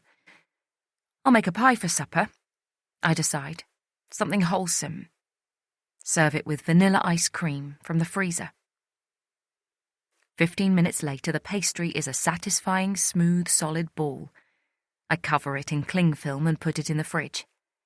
The stirring and kneading has done its job, and I feel calm enough to fire up my laptop while I wait for the pastry to chill. I've got about 50 unread emails, so I spend the next 45 minutes browsing through them and thankfully dragging most of them to my no action required folder. When the timer goes off, I get the pastry out of the fridge, scatter some flour on the work surface, and reach into the utensils drawer for the rolling pin. I frown, burrow my fingers beneath spatulas and wooden spoons, start pulling things out I didn't know we owned: bamboo chopsticks, an ornate cocktail stirrer, an old-fashioned carrot peeler. But no rolling pin. It's not there. I close the drawer, lean against the curved edge of the worktop, and drop my forearms onto the thin layer of flour. I don't want to question where it is. I don't have any energy left to justify its disappearance. Instead, I let the images slip back in. The broken bluebells, Amber's damaged face and blood-stained hair, her glassy blank stare. How small and innocent she looked in death. Then I pick up the ball of pastry and drop it in the bin. After. Wednesday, 8th of May. Rachel. Hi, Mum. Loads of homework. Going to my room. Miller pulls down the heel of her trainer with her toe, then kicks it into the porch. Lucy has photography club after school today and won't be back for an hour. So this is my best chance to talk to Miller alone. To remind myself that she's not capable of murder, and nor is her sister. There will be an innocent explanation for the missing rolling pin. I haven't used it since Christmas, after all. And I'm almost sure the mud by Kiln Lakes is a reddish colour, now I've had the chance to think about it. I just need her to make eye contact. Miller's second trainer somersaults into the porch, and she hoists her rucksack back onto her shoulder. She starts walking towards the stairs, still not looking at me. I exhale a breath of frustration. Aren't you going to ask how it went? I call out. At the police station?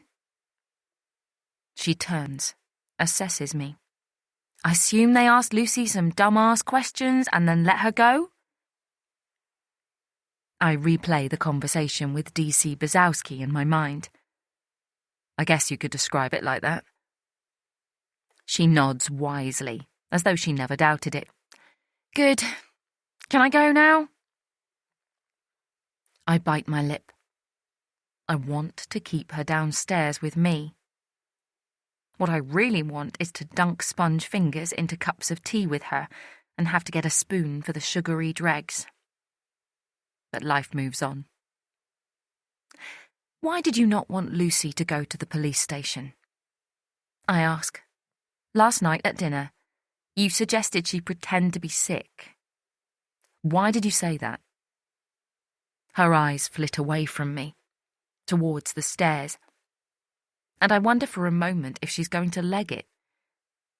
But she doesn't move. Lucy's scared of stuff like that, isn't she? I didn't think she should have to go through it when she's a victim too. I may be imagining it. My heightened anxiety makes that a distinct possibility. But Miller's answer sounds forced, as though she's acting. Did you know that Amber texted Lucy earlier in the evening? Miller doesn't answer immediately. And in the quiet, I listen to her breathing. It's regular, but pronounced. Yeah, Luce told me, she eventually mutters. Messaged me when I was at Ava's party, asking whether I thought she should go and meet Amber. What did you say? I told her no fucking way, of course. I couldn't believe she was even considering it. For what? A stupid letter? She didn't take your advice, though. Did she tell you that too? Miller looks down at her socked feet. Not at the time.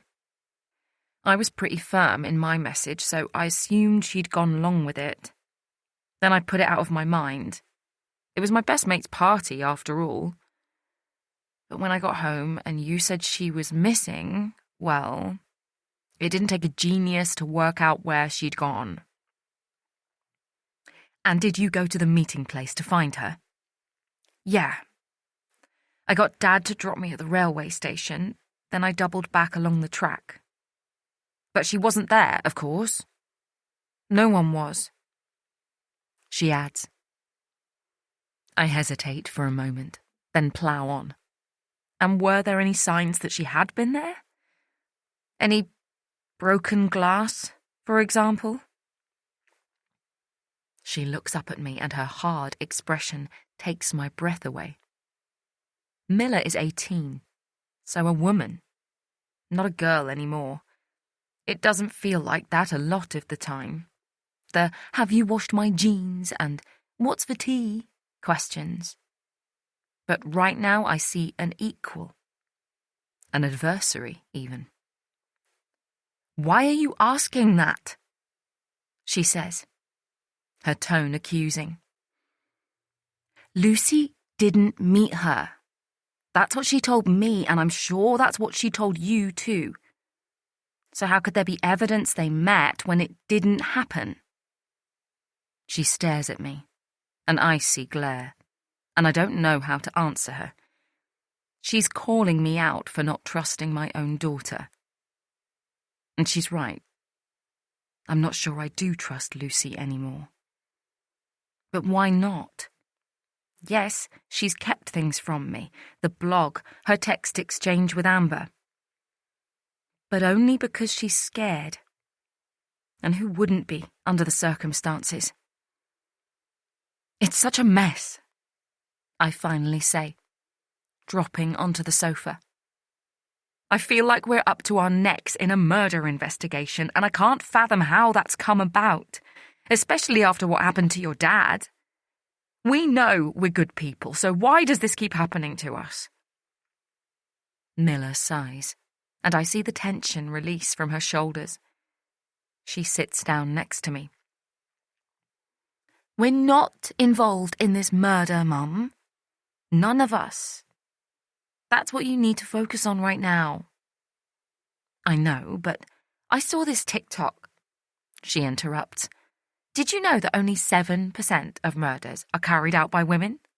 And I don't know how many of them are under 16, but it must be close to 0%. I'm not suggesting.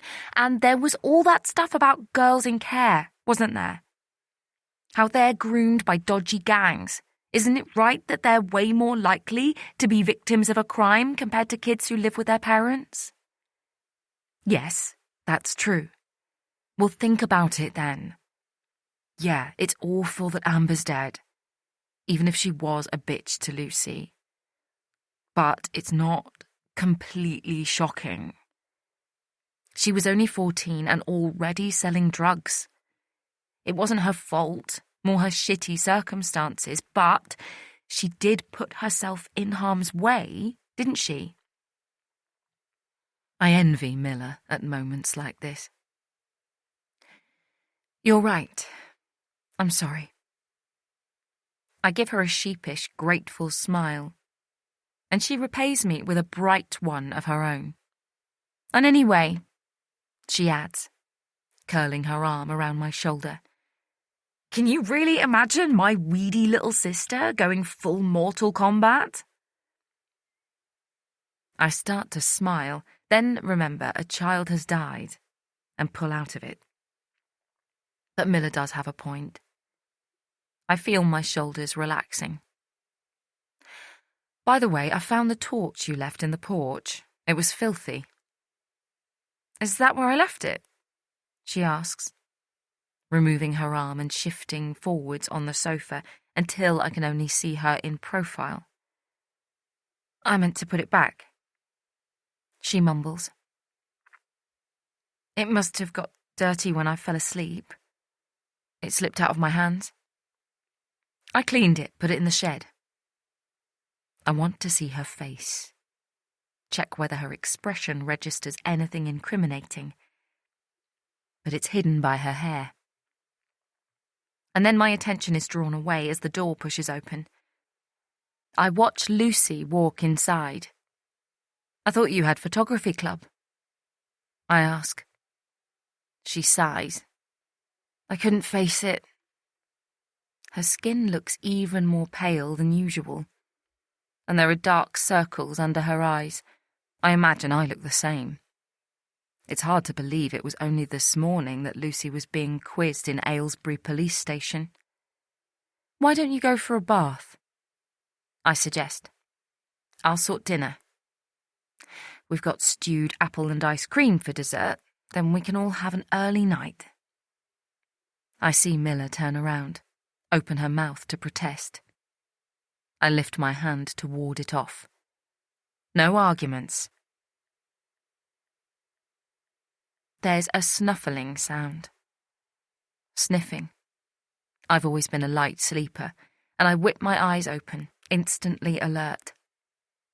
My watch is charging on its stand, and I check the time. 2:38. I don't bother turning my bedside light on. The dim glow of street lamps slipping under my curtains is enough to see by. Just swing my legs out of bed and pad over to the door. When I step onto the landing, my eyes blinking as they adjust to the nightlight we still turn on, I accept that the noise is crying, and it's coming from Lucy's room. But before I get the chance to knock on her door, Miller appears on the landing too. I'll sort this, she says. You go back to bed. I hesitate. Miller doesn't normally show such concern for her sister, or even function at this time. Really? I say, still hovering. I'm not sure if this is me not wanting to devolve my parenting role to anyone, or suspicion about Miller's motives. She might prefer me if she's upset. You'll be too dramatic. Go back to bed, Miller instructs. I waver. When did Miller take over the reins? And how did I not notice it happening? I watch her push open Lucy's door without knocking, then pull it closed behind her. It's the natural progression of motherhood, slipping from omnipotent to impotent over a couple of decades. But it still hurts. I know I won't sleep, so I perch on the bottom of my bed instead, staring at the closed door, listening intently, in case I can pick up either of their voices. There's only silence for the first 10 minutes. But then a low buzz starts, still a whispered conversation, but loud enough for me to realise they're disagreeing about something. I'm about to investigate when my bedroom door flings open. My eyes connect with Lucy's, and she bursts into tears. Miller appears in the doorway behind her, a look of defeat on her face. She didn't want to tell me, I think. Whatever this is, I'm only finding out because Miller lost the argument. "What's going on?" I ask. "Something bad has happened," Miller admits, looking down at the carpet. "Something you may not approve of." The night she dies. Friday, 3rd of May. Jess. Jess levers down the back door handle and pulls it towards her until it clicks into place. Maybe she doesn't need to be this quiet. Bill and Molly have already gone to bed, and they're both half deaf. But why take the risk? She breathes in the cool night air and feels the fist of tension in her neck ease a bit. It's not raining anymore, but she can still smell the dampness and feel it on her skin. There's a sliver of space between Molly and Bill's house and their neighbours, so she sidesteps down it and then veers onto the neighbour's tiny patch of front garden to avoid her shadow passing Molly and Bill's bedroom window. 5 minutes later, she's off the housing estate, and the only danger now is Molly checking on her. Discovering pillows shoved under the duvet instead of a human. But Jess doubts that will happen. They'll go to sleep as soon as Amber texts them, and only a grade A emergency would persuade them to get up. She pulls out her phone and taps open Snapchat to message Amber, then freezes. There's a new message from him. A warmth collects in the pit of her stomach, and her fingers start to tremble. Why is he contacting her now? She bites her lip. They only met just over a month ago. In the wreck one Sunday, when Amber was in Tame meeting up with Sean. But things moved quickly. She kissed him in the woods that afternoon. Then they started meeting by the disused train carriages whenever Jess could get away.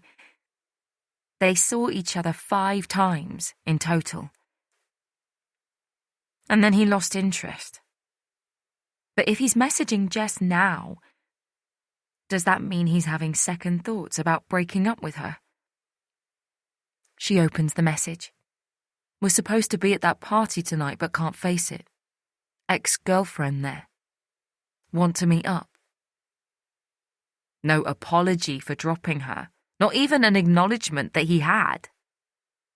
She should tell him to go fuck himself. Especially as she sneaked out to be with Amber, to help her deal with Lucy Rose. If she meets up with him instead, she'll be leaving Amber to fend for herself. And, of course, she owes her sister much more than she owes him. Amber doesn't call her a mistake and drop her in one stingy message. But Amber isn't exactly nice to Jess either. She wouldn't tell her what she'd nicked from Lucy's bag, and she didn't seem at all bothered when Jess was banned from going out tonight. Or guilty, even though the only reason Jess was bored enough to nick that bottle of wine was because Amber wanted to see Caden. The guy she's apparently getting bored of now. Jess looks back at the message, biting the inside of her cheek as she considers how to respond. She couldn't believe it when he first told her he liked her. And she never stopped half expecting to appear in some joke meme on TikTok. But that didn't happen. Yes, he finished with her, but he didn't shame her. And when they spent time together, he treated her like an equal. It wasn't true. He was better looking, older, funnier. But she still loved him for pretending. Fuck Amber. Where? She types back. She hopes that he reads her message quickly. Which is a bit hypocritical because she's realised that his own message came through 30 minutes ago, when she was too busy faking going to bed to check her phone. A second later, the description turns from delivered to opened. But he doesn't respond. She waits a couple of minutes, then types, "Hello?" Still nothing. Jess shakes her head, exasperated. She's hovering on the pavement near the petrol station, her plans for the evening now on hold until he responds. He made the first move, but now it's her hanging around waiting for another scrap of attention. She looks at the time on her phone. It's 21:57. She'll give him 3 more minutes, and if he hasn't messaged her by then, she'll ignore him. Amber is meeting Lucy at 10 by the double gates on the railway track, so she'll only be 5 minutes late. A message alert, 21:59. Her heart hammers. She clicks it open. Soz, ignore my last message. Headfuck moment. Hot tears scald Jess's eyes. She screws them closed. Of course he was going to say something like that. He's already proven that he's a heartless prick. Why was she even considering meeting up with him after what he'd done? God, she's so pathetic. Her heart is still pounding, and she feels an urge to drop her phone on the pavement and stamp on it until it shatters. But that would mean him winning, taking even more from her. So instead, as calmly as she can with shaking fingers, she presses both side buttons, then slides the device into her pocket and sets off towards the railway track. Jess hears their voices before she can see them. Amber sounds like she always does around Lucy, a mix of teasing and threatening. But Lucy sounds different. Her usual teary whispers have gone, replaced by full-scale anger. She's shouting about how she's done with being bullied and that Amber stealing her letter. Is that what Amber took from Lucy's bag? A letter? Isn't going to work. She's still going to tell everyone the truth. What does she mean by that? Jess can see the 2 girls now, further up the lane, in between the gates that protect the old railway line. In the darkness, they're just shadows, although Jess can see a plastic bag swinging from Lucy's right arm. Jess should go up there, make sure Lucy knows it's 2 against 1. But something holds her back. It's not fear. Jess knows that between her and Amber, they'd win that fight easily. It's more that she feels like she'd be third-wheeling if she got involved. That this argument is personal between them. She steps to one side of the pathway, close to the thick hedgerow, and tries to decide what to do. Their voices have lowered, and Jess can't make out specific words anymore, just a buzz of hostility. She watches Amber make a sudden lunge for the plastic bag. Maybe that's got the vodka inside. But Lucy is too quick for her, yanking it away, shouting, "No!" It must be slippery up there, though, because Lucy foot slides away from her, and she drops onto one knee before staggering back up again. It's exciting viewing, Jess realises. And with that thought, she pulls her phone out, taps on her shit camera icon, and slides it to video mode. Then she starts to record. Amber is up in Lucy's face now, and the flash on Jess's camera is just enough to make out their expressions, both of them twisted with anger. It's a shame the microphone can't pick up their conversation, but Jess keeps recording. Amber reaches for the bag again and makes contact this time. They start wrestling with it, fighting for possession, and suddenly there's a low thud and a higher-pitched crash. It must have fallen and hit the metal train tracks. Lucy drops onto her knee again, except this time on purpose to protect the contents of the bag. When she stands back up, she's holding a bottle of vodka out in front of her, like a weapon. "You broke the fucking bottle!" Amber shouts out, loud enough for the microphone now. "You're not going to get your precious letter back now."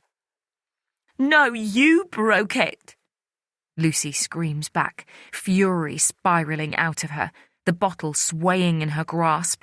"And you're too stupid to give me the letter anyway. You think I won't use what I know? That I'm too scared to tell everyone who you really are? Well, you're wrong. You know nothing." Amber spits out, "That fucking dyke is a liar. Don't call Bronwyn that." Jess's heart starts to race. Who's Bronwyn? What does Lucy know? Are she and Amber going to get in trouble? Just because her sister is so desperate to impress Sean. "Why not?" her sister counters harshly. "That's what she is, what you both are. Eating each other's faces. Ooh, it felt totally right," she mimics in a high-pitched voice. Jess gasps as Lucy charges at Amber. With the change in their positions, she can see that the neck of the bottle is broken. The cap is missing, and there's jagged glass at the top. It catches Amber on the hand. She yelps and stumbles backwards, but flails her arms forward. Lucy lunges again into Amber, and they both fall out of sight. There's a noise in the hedgerow, further up where the bushes are thicker.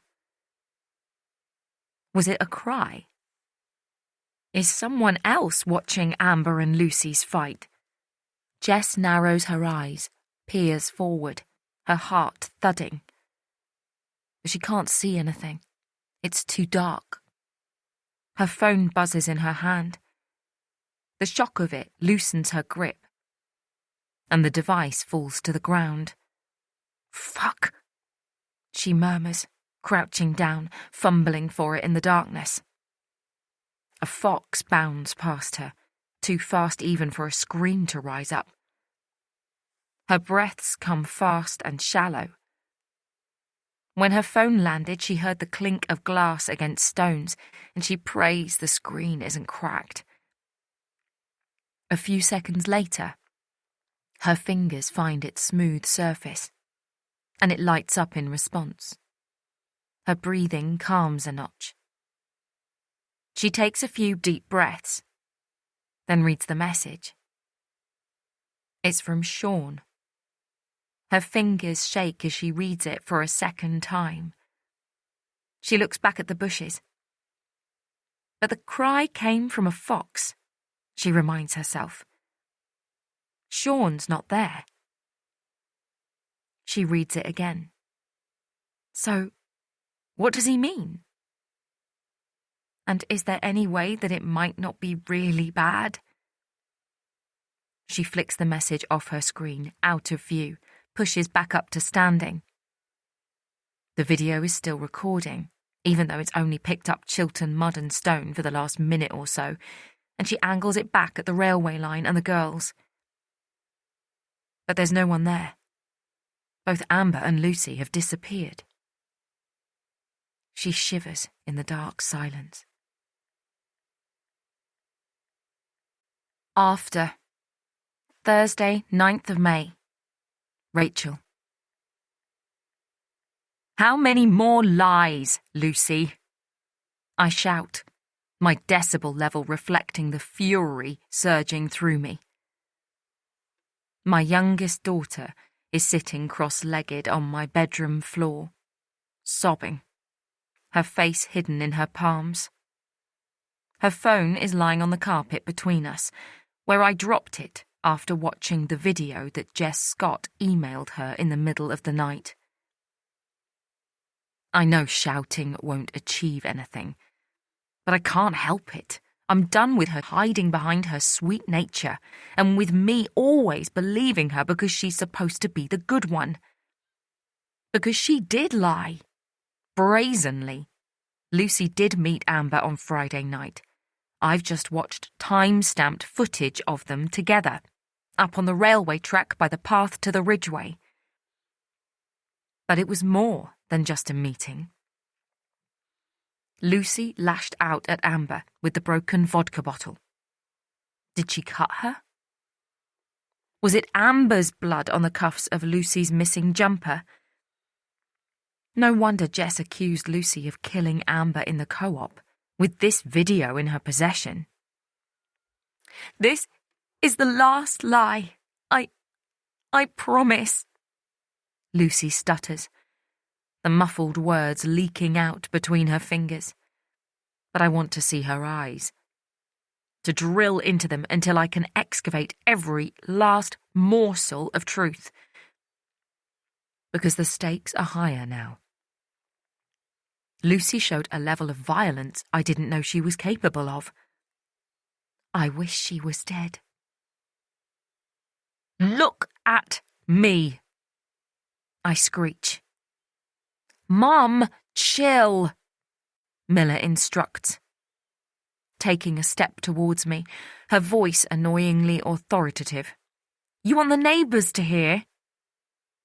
She clicks her tongue, disappointed by my overreaction, but the sound ignites a new flare of rage inside me. Don't you dare speak to me like that. Stop, please, Lucy begs, her voice still like honey. She lifts her face to me. I wanted to tell you the truth, she continues, but I was scared that you'd make me tell the detective. And then they'd definitely think I killed Amber, wouldn't they? If I was up there fighting with her. And they'd be right, in a way. I gasp. What do you mean? Don't talk crazy, Lucy, Miller warns. You didn't kill her. But I was jabbing a broken bottle at her face. She looks away. And I said some nasty things. I was so angry. And soon after that, she ran up towards the Ridgeway, where she died, which means I sent her to her death. You can't think like that, Miller hisses, a toxic mix of fear and frustration emanating from her. Amber was trouble. A drug dealer. It's not your fault that someone who she's pissed off for whatever reason caught up with her. In the subdued lighting, just my bedside light on, the images start to return. Amber's lifeless torso in the bluebells, her tangled hair, the bruises, all that blood. I squeeze my eyes closed, breathe to loosen the grip of panic, then open them again. Lucy didn't cause that. So, have you done what she asked? I ask, wanting to move the conversation on. Jess sent the video to Lucy via her school email address. I can't bear to think what server that is sitting on. With the demand that Lucy unblock her as a contact on her phone. I know that messaging apps like WhatsApp or Snapchat are encrypted, so I assume she wants to move the chat to one of those. Yeah, Lucy whispers. Miller said I should. Miller shrugs. The capable adult performance weakening a notch. I get that it's not ideal, but Jess holds all the cards at the moment, doesn't she? She threatened to post the video online if Lucy didn't unblock her. She still might, Lucy whispers, her face creasing again. I didn't know she filmed us. I didn't even know she was there. And she'll have that forever. That hold over me. Not when the police find the real killer, I say, trying to reassure her. Then it will just be an argument between a couple of teenage girls. Something that happens all the time. I know that's not true. All those armchair detectives and conspiracy theorists diving on any so-called new evidence and declaring Lucy the real killer. No trial. No chance to defend herself. But at least she wouldn't be in jail. And keyboard warriors often have short attention spans. Lucy looks away. But it's not just that, she mumbles. You heard what Amber shouted? Miller explains in a low voice. About Bronwyn. I replay the words in my mind. Fucking dyke. You both are. Realization hits. Is that why Lucy was so desperate to get Bronwyn's letter back? Because something more than friendship happened between the girls before Bronwyn left. Hopefully Lucy knows that we wouldn't care. But it's true that Bronwyn's family, including her grandparents who still live in the village, are much more conservative. They might not approve. But it's more than that anyway. Working out your sexuality is a scary, often bumpy road for every teenager. It should never be used as entertainment. I'm about to say something to that effect when a light flashes from the carpet. Lucy's phone glowing with a new message. We all stare at it for a few moments. Then Lucy picks it up. Her arms shaking wildly. The crying restarts almost instantly. Can I read it? I ask. Whatever she's said, we can deal with it together. You're innocent, remember? Lucy looks up at me, a mix of fear and gratitude on her face. This Lucy is so much more familiar than the aggressive stranger I watched on Jess's video. As she gives me the phone, I squeeze her fingers. Then I look at the screen. I saw you. You killed my sister. Give me 10G and I won't go to the feds. What does it say? Miller asks, reaching for the phone.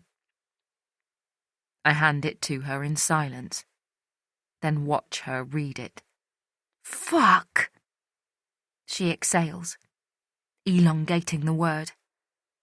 Well, I guess it's good that it's only 10 grand. We can afford that, right? What? I spurt out. We're not paying her. Please, Mum. Lucy whimpers. Not you as well. I push off the bed and start pacing the room. Look, this is blackmail. Illegal. when you've done nothing wrong. But as I pause for breath, the message replays in my mind. She says she saw you.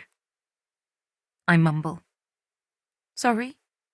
On the message, Jess said she saw you kill Amber. Well, she didn't, Miller blurts out. How could she? And you saw the video. Amber was completely fine except for a few cuts. I pause. I can't believe I'm asking this. Could there be another video? What? No, of course not. You can't think I actually killed her, Mum. What happened to your jacket? I ask. She sucks in air. What? You were wearing your denim jacket in that video. But you only had a jumper on when I found you. I want to add that I can't find that either, but that would mean admitting I'd searched her room, and this isn't the time to be losing my moral advantage. She's quiet for a while, an imploring look on her face. Then she drops her gaze to the carpet. I'm not sure, she whispers. I felt all hot and bothered after our fight, so I took it off. I must have put it down somewhere. Maybe in the churchyard. I only realised I lost it when you forced us to go to the fun day and I wanted to wear it. That's convenient. I can't help muttering. Oh my God, you're unbelievable! Miller calls out, jumping to her sister's defence again. This is Lucy, remember? The most sweet-natured girl in the world. The one you're supposed to love unconditionally. Her explanation makes perfect sense. I do love her unconditionally. I whisper, not adding what the term means, that I'd still love her, even if she had killed someone. And I do want to believe her. There's just so much to take in. Well, try harder. Lucy didn't kill Amber, okay? I bite my lip. I wish Matt was here. For all Miller's swagger, I know she's scared of him. But he's not back till Friday. Fine, I say. Lucy's done nothing wrong, but that's even more reason to not pay this ransom demand. Because Jess is committing a crime. And this message? I continue, pointing at the phone in Miller's hand, is our evidence. But if we don't pay her, she'll put that video online, and then millions of people will think I killed her sister. I'll be trolled by the whole world. And everyone knows the police are lazy bastards, Miller says. Unless there's masses of DNA incriminating someone else, they'll see the footage and pin the murder on Lucy. They won't care that it's not what happened. Think about what Dad went through. Miller, you can't let one unjust incident affect your opinion of the police for the rest of your life. It's not one incident, though, is it? The news is full of stories about the police fucking up. We need to deal with this, Mum. By ourselves. Dad's earning way more than he did as a teacher, so I bet you've got at least 10 grand in the bank.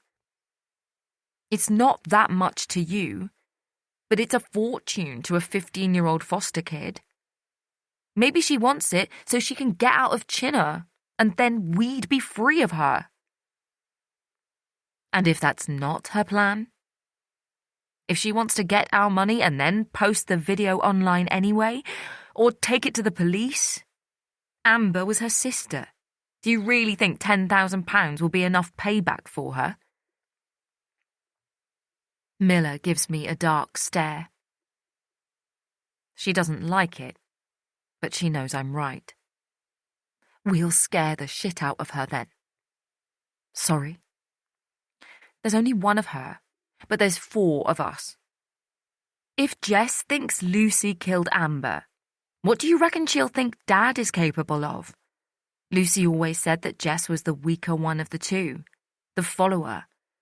Doing this must be way outside her comfort zone. So, we give her the money, but say if she ever posts the video, Dad will hunt her down. You want us to threaten violence against a grieving 15-year-old vulnerable child. Dad, a teacher. Me, a social worker. For Lucy, Miller reminds me. Then Lucy's phone lights up in her hand. She passes it to her sister. Lucy blinks as she reads the message, then looks up. She wants us to drop it in a bin by Kiln Lakes at midnight on Friday night. Please, Mum. Can we give it to her? After. Thursday, 9th of May. Rachel. You could have worked from home again, you know, Elaine says, her forehead creasing with concern as she leans over my desk and assesses me. I must look dreadful. I sent the girls back to bed after Jess's second message, but I couldn't sleep myself.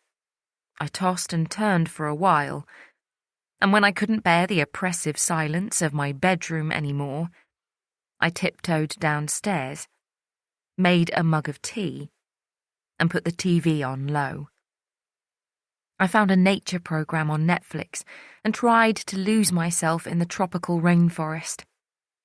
It worked for a minute or two, but the questions kept snaking their way back in. Are we really going to pay Jess Scott blackmail money when Lucy's innocent? And threaten a vulnerable child with violence? Is there any chance that Lucy could have killed Amber? The video kept replaying in my head, too. Bronwyn's letter. Lucy's angry threats. You think I won't use what I know? What did Lucy mean by that? And then I remembered the sound of the plastic bag hitting the railway track when it dropped. There was the high-pitched crash of a bottle breaking. But I'm sure I heard a second noise, too. The thud of something more solid than a bottle. I thought about the missing rolling pin, Amber's injuries, and I couldn't sit still anymore. At 7 o'clock I went for a shower and then tried to cover my dark circles with some makeup, which, judging by Elaine's expression, I failed to do. When I poked my head around Lucy's door, she announced she was too sick to go to school, and I didn't try to change her mind, secretly grateful to have her contained in the house for the day. Miller was already dressed when I knocked on her door, and breezed past me as though our conversation in the middle of the night had never happened. I'm fine, I say, smiling at Elaine as brightly as I can. I'm not sleeping brilliantly, but I prefer to be in the office, with you, than at home on my own.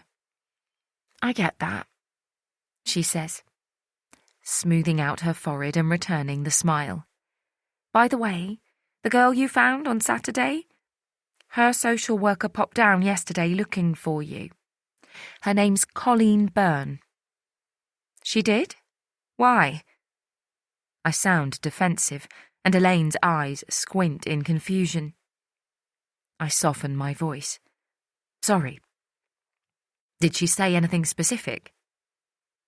Not really, just that she'd heard that Amber's body had been found by a fellow social worker in children's services, and it felt like too much of a coincidence to not introduce herself. I think she wanted to check you were okay, mainly.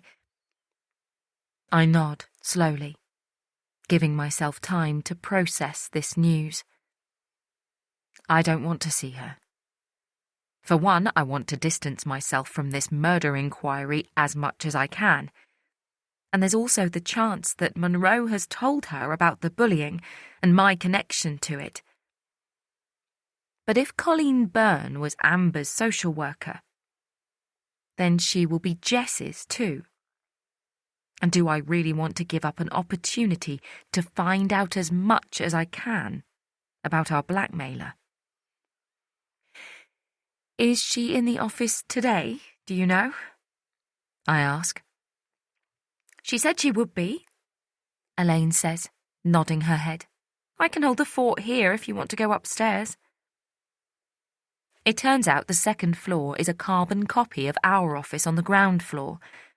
Grey, industrial-looking carpet, a sparsely furnished meeting room at the far end, and a tiny kitchenette in the corner. More than half the desks are unmanned, a mix of people working from home and out on visits.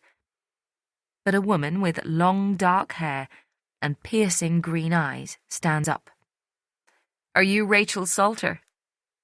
she asks, in a soft Irish accent, her face opening up into a smile. She looks like one of life's good people, and my stomach churns with shame for only being here to wring information out of her. But it's for my family, so I smile back and drop into the chair opposite her desk when she gestures towards it. I couldn't believe it when the police said one of my colleagues had discovered Amber's body, she says. I think I wanted to say thank you, I don't know why.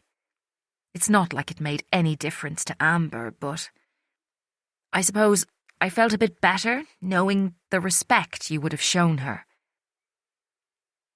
I think about Saturday morning, how I scrabbled backwards, screaming, disgusted by what I'd found. I'm so sorry. I manage. It's very sad, she agrees, but an occupational hazard, I suppose, in our line of work. Have you been a social worker long? 25 years, if you can believe that. All children's services, but I've only been based here in community support for the last 3. How about you? Similar, lifelong profession, but I only moved to Oxfordshire in 2022. Oh. My shoulders drop an inch. Does that mean you didn't know Amber very well? I was getting to know her, she explains. Doing my best, anyway. Amber had a difficult start in life. There was a lot of violence in the home when she lived with her mum, and both girls were there when Jackie was murdered by her partner.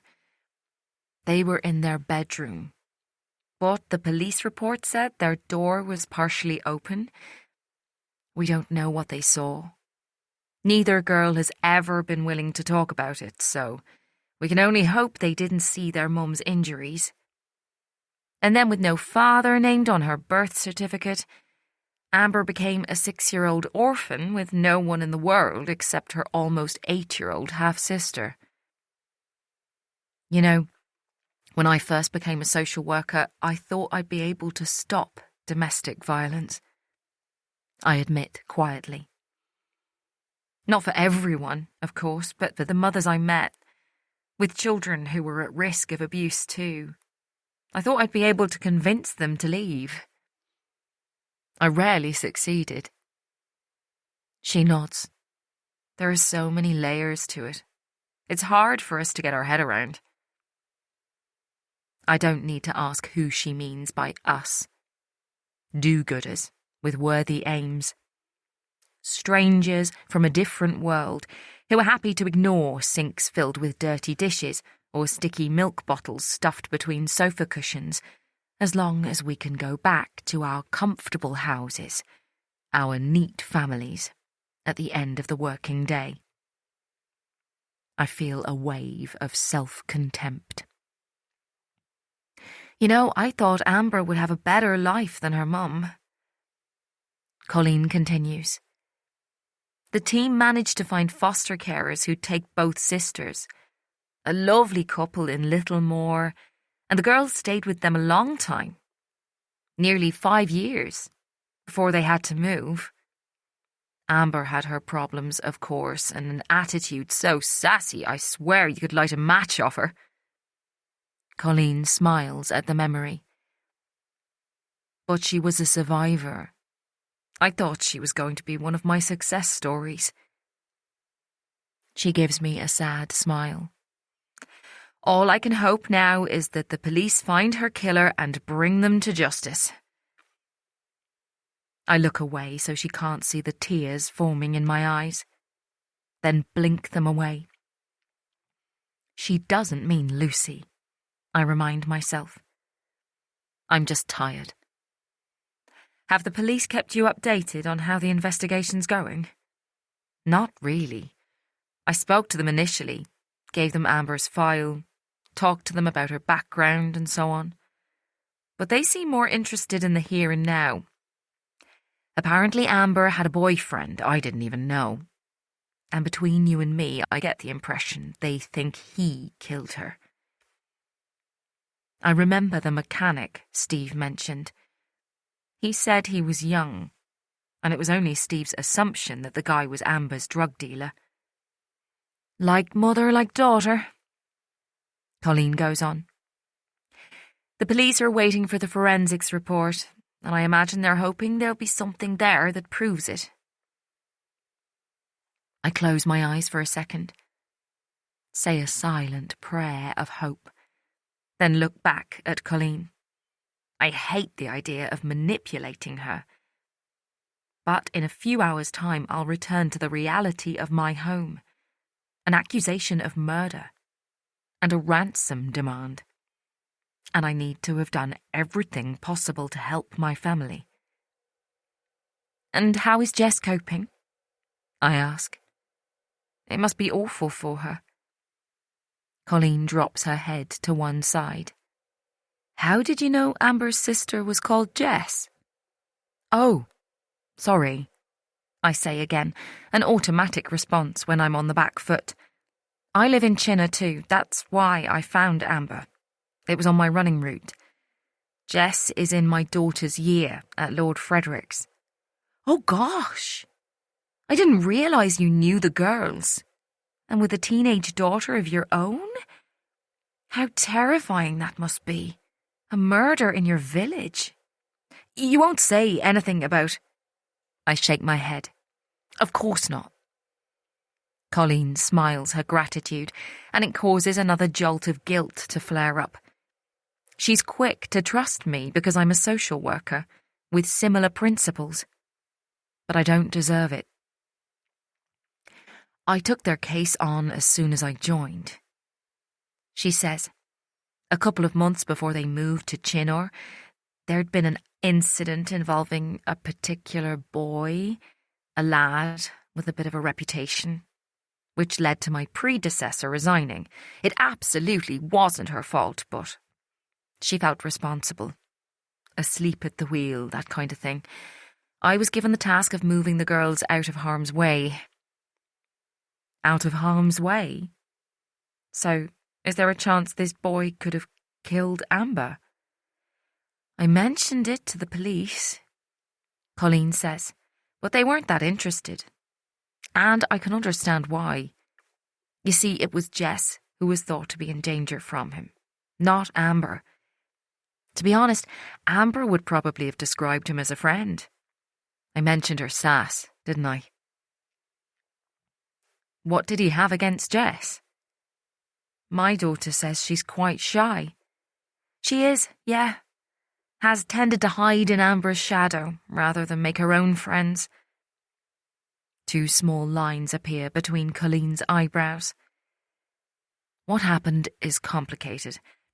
Let's just say that Jess dug herself a hole that she couldn't, or perhaps wouldn't, get out of. She can be very stubborn about certain things. I think about the girl I saw in the co-op. Her vivid blue eyes and flame-red hair, her angry, defiant expression. Will her stubbornness be Lucy's downfall? How do you think Jess will cope without Amber? I ask. Colleen sighs. She was very reliant on her younger sister, so it's a worry. And she refused to speak at all for 2 days after Amber's murder. But I think she's emerged stronger, actually. Almost like she's taken on a bit of her sister's personality. Maybe the trauma has given her a new hunger to survive. No, my real concern now is that she'll run away. Oh? I lean forward. Leaving home with no support network is incredibly dangerous for a vulnerable teenage girl. But the thought of Jess not being in the village lifts my spirits. I despise myself for it. She hates it at her foster home now, which, of course, I understand. Her dad lives in a small village in the Peak District. Colleen goes on. And I think she has notions about moving in with him. She has a dad? I ask, surprised. Yes, and he was around for a year or so after Jess was born, but he'd served in the military in Afghanistan, and there were both physical and mental health issues. When Jess's mum died, the team contacted him, but there was no way the family court would have given him custody, and he had no interest in requesting it. But you think Jess might go to him anyway? I press. I've seen a photo of him. He's Scottish, and she's the spit of him. I think that makes a difference, doesn't it? Being able to see where you come from in someone's face. That's why I'm going up to Derbyshire tomorrow to talk to him. I don't mean for him to take her on. That wouldn't be right for either party, but to organise a visit. Because Jesus wept. The girl deserves something good in her life. After. Friday, 10th of May. Rachel. I check my watch for the millionth time. Matt was on the first flight out of Geneva, so he should be home by now, but there's no sign of him yet. I'm desperate to tell him about Jess's ransom demand.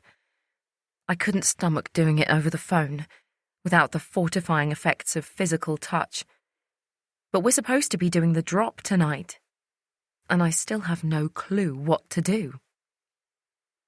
I hear his car pull into the drive and sigh with relief. I should wait, give him a moment to take his shoes off, but I'm too impatient for that. I leap up from my chair and accost him as he walks through the porch. Thank God you're back. I exhale, wrapping my arms around him and burrowing my face into his neck. Oh, it's only been 48 hours. When I don't respond, he slowly returns the hug. And we stand like that, in silence, for a few moments. Lucy went to school today. She said it was her choice. But I suspect Miller encouraged it. Her mission for us all to appear normal to the outside world. So, there's just the two of us in the house. I suddenly have a crazy urge to go upstairs, to have daytime sex, like we did before the girls came along. But that feels like a lifetime ago now. So I pull away. Matt looks at me. So, what's happened? He asks. I can't tell whether he sounds worried or annoyed, but I have to remember that either would be fair. Just back from a 2-day work trip, no time to relax, an early morning flight. He's been drawn into this nightmare like I have, purely as punishment for loving his family. Things have got 100 times worse, I admit quietly. He rests his hand on the side table. Why? Lucy did go and meet Amber on Friday night. I explain. They argued. Lucy even lashed out with that broken vodka bottle. And that's when the video ends. His eyes widen. What video? Jess was up there too, hiding. Probably planned that way. And she filmed it. Oh, God. Poor Lucy.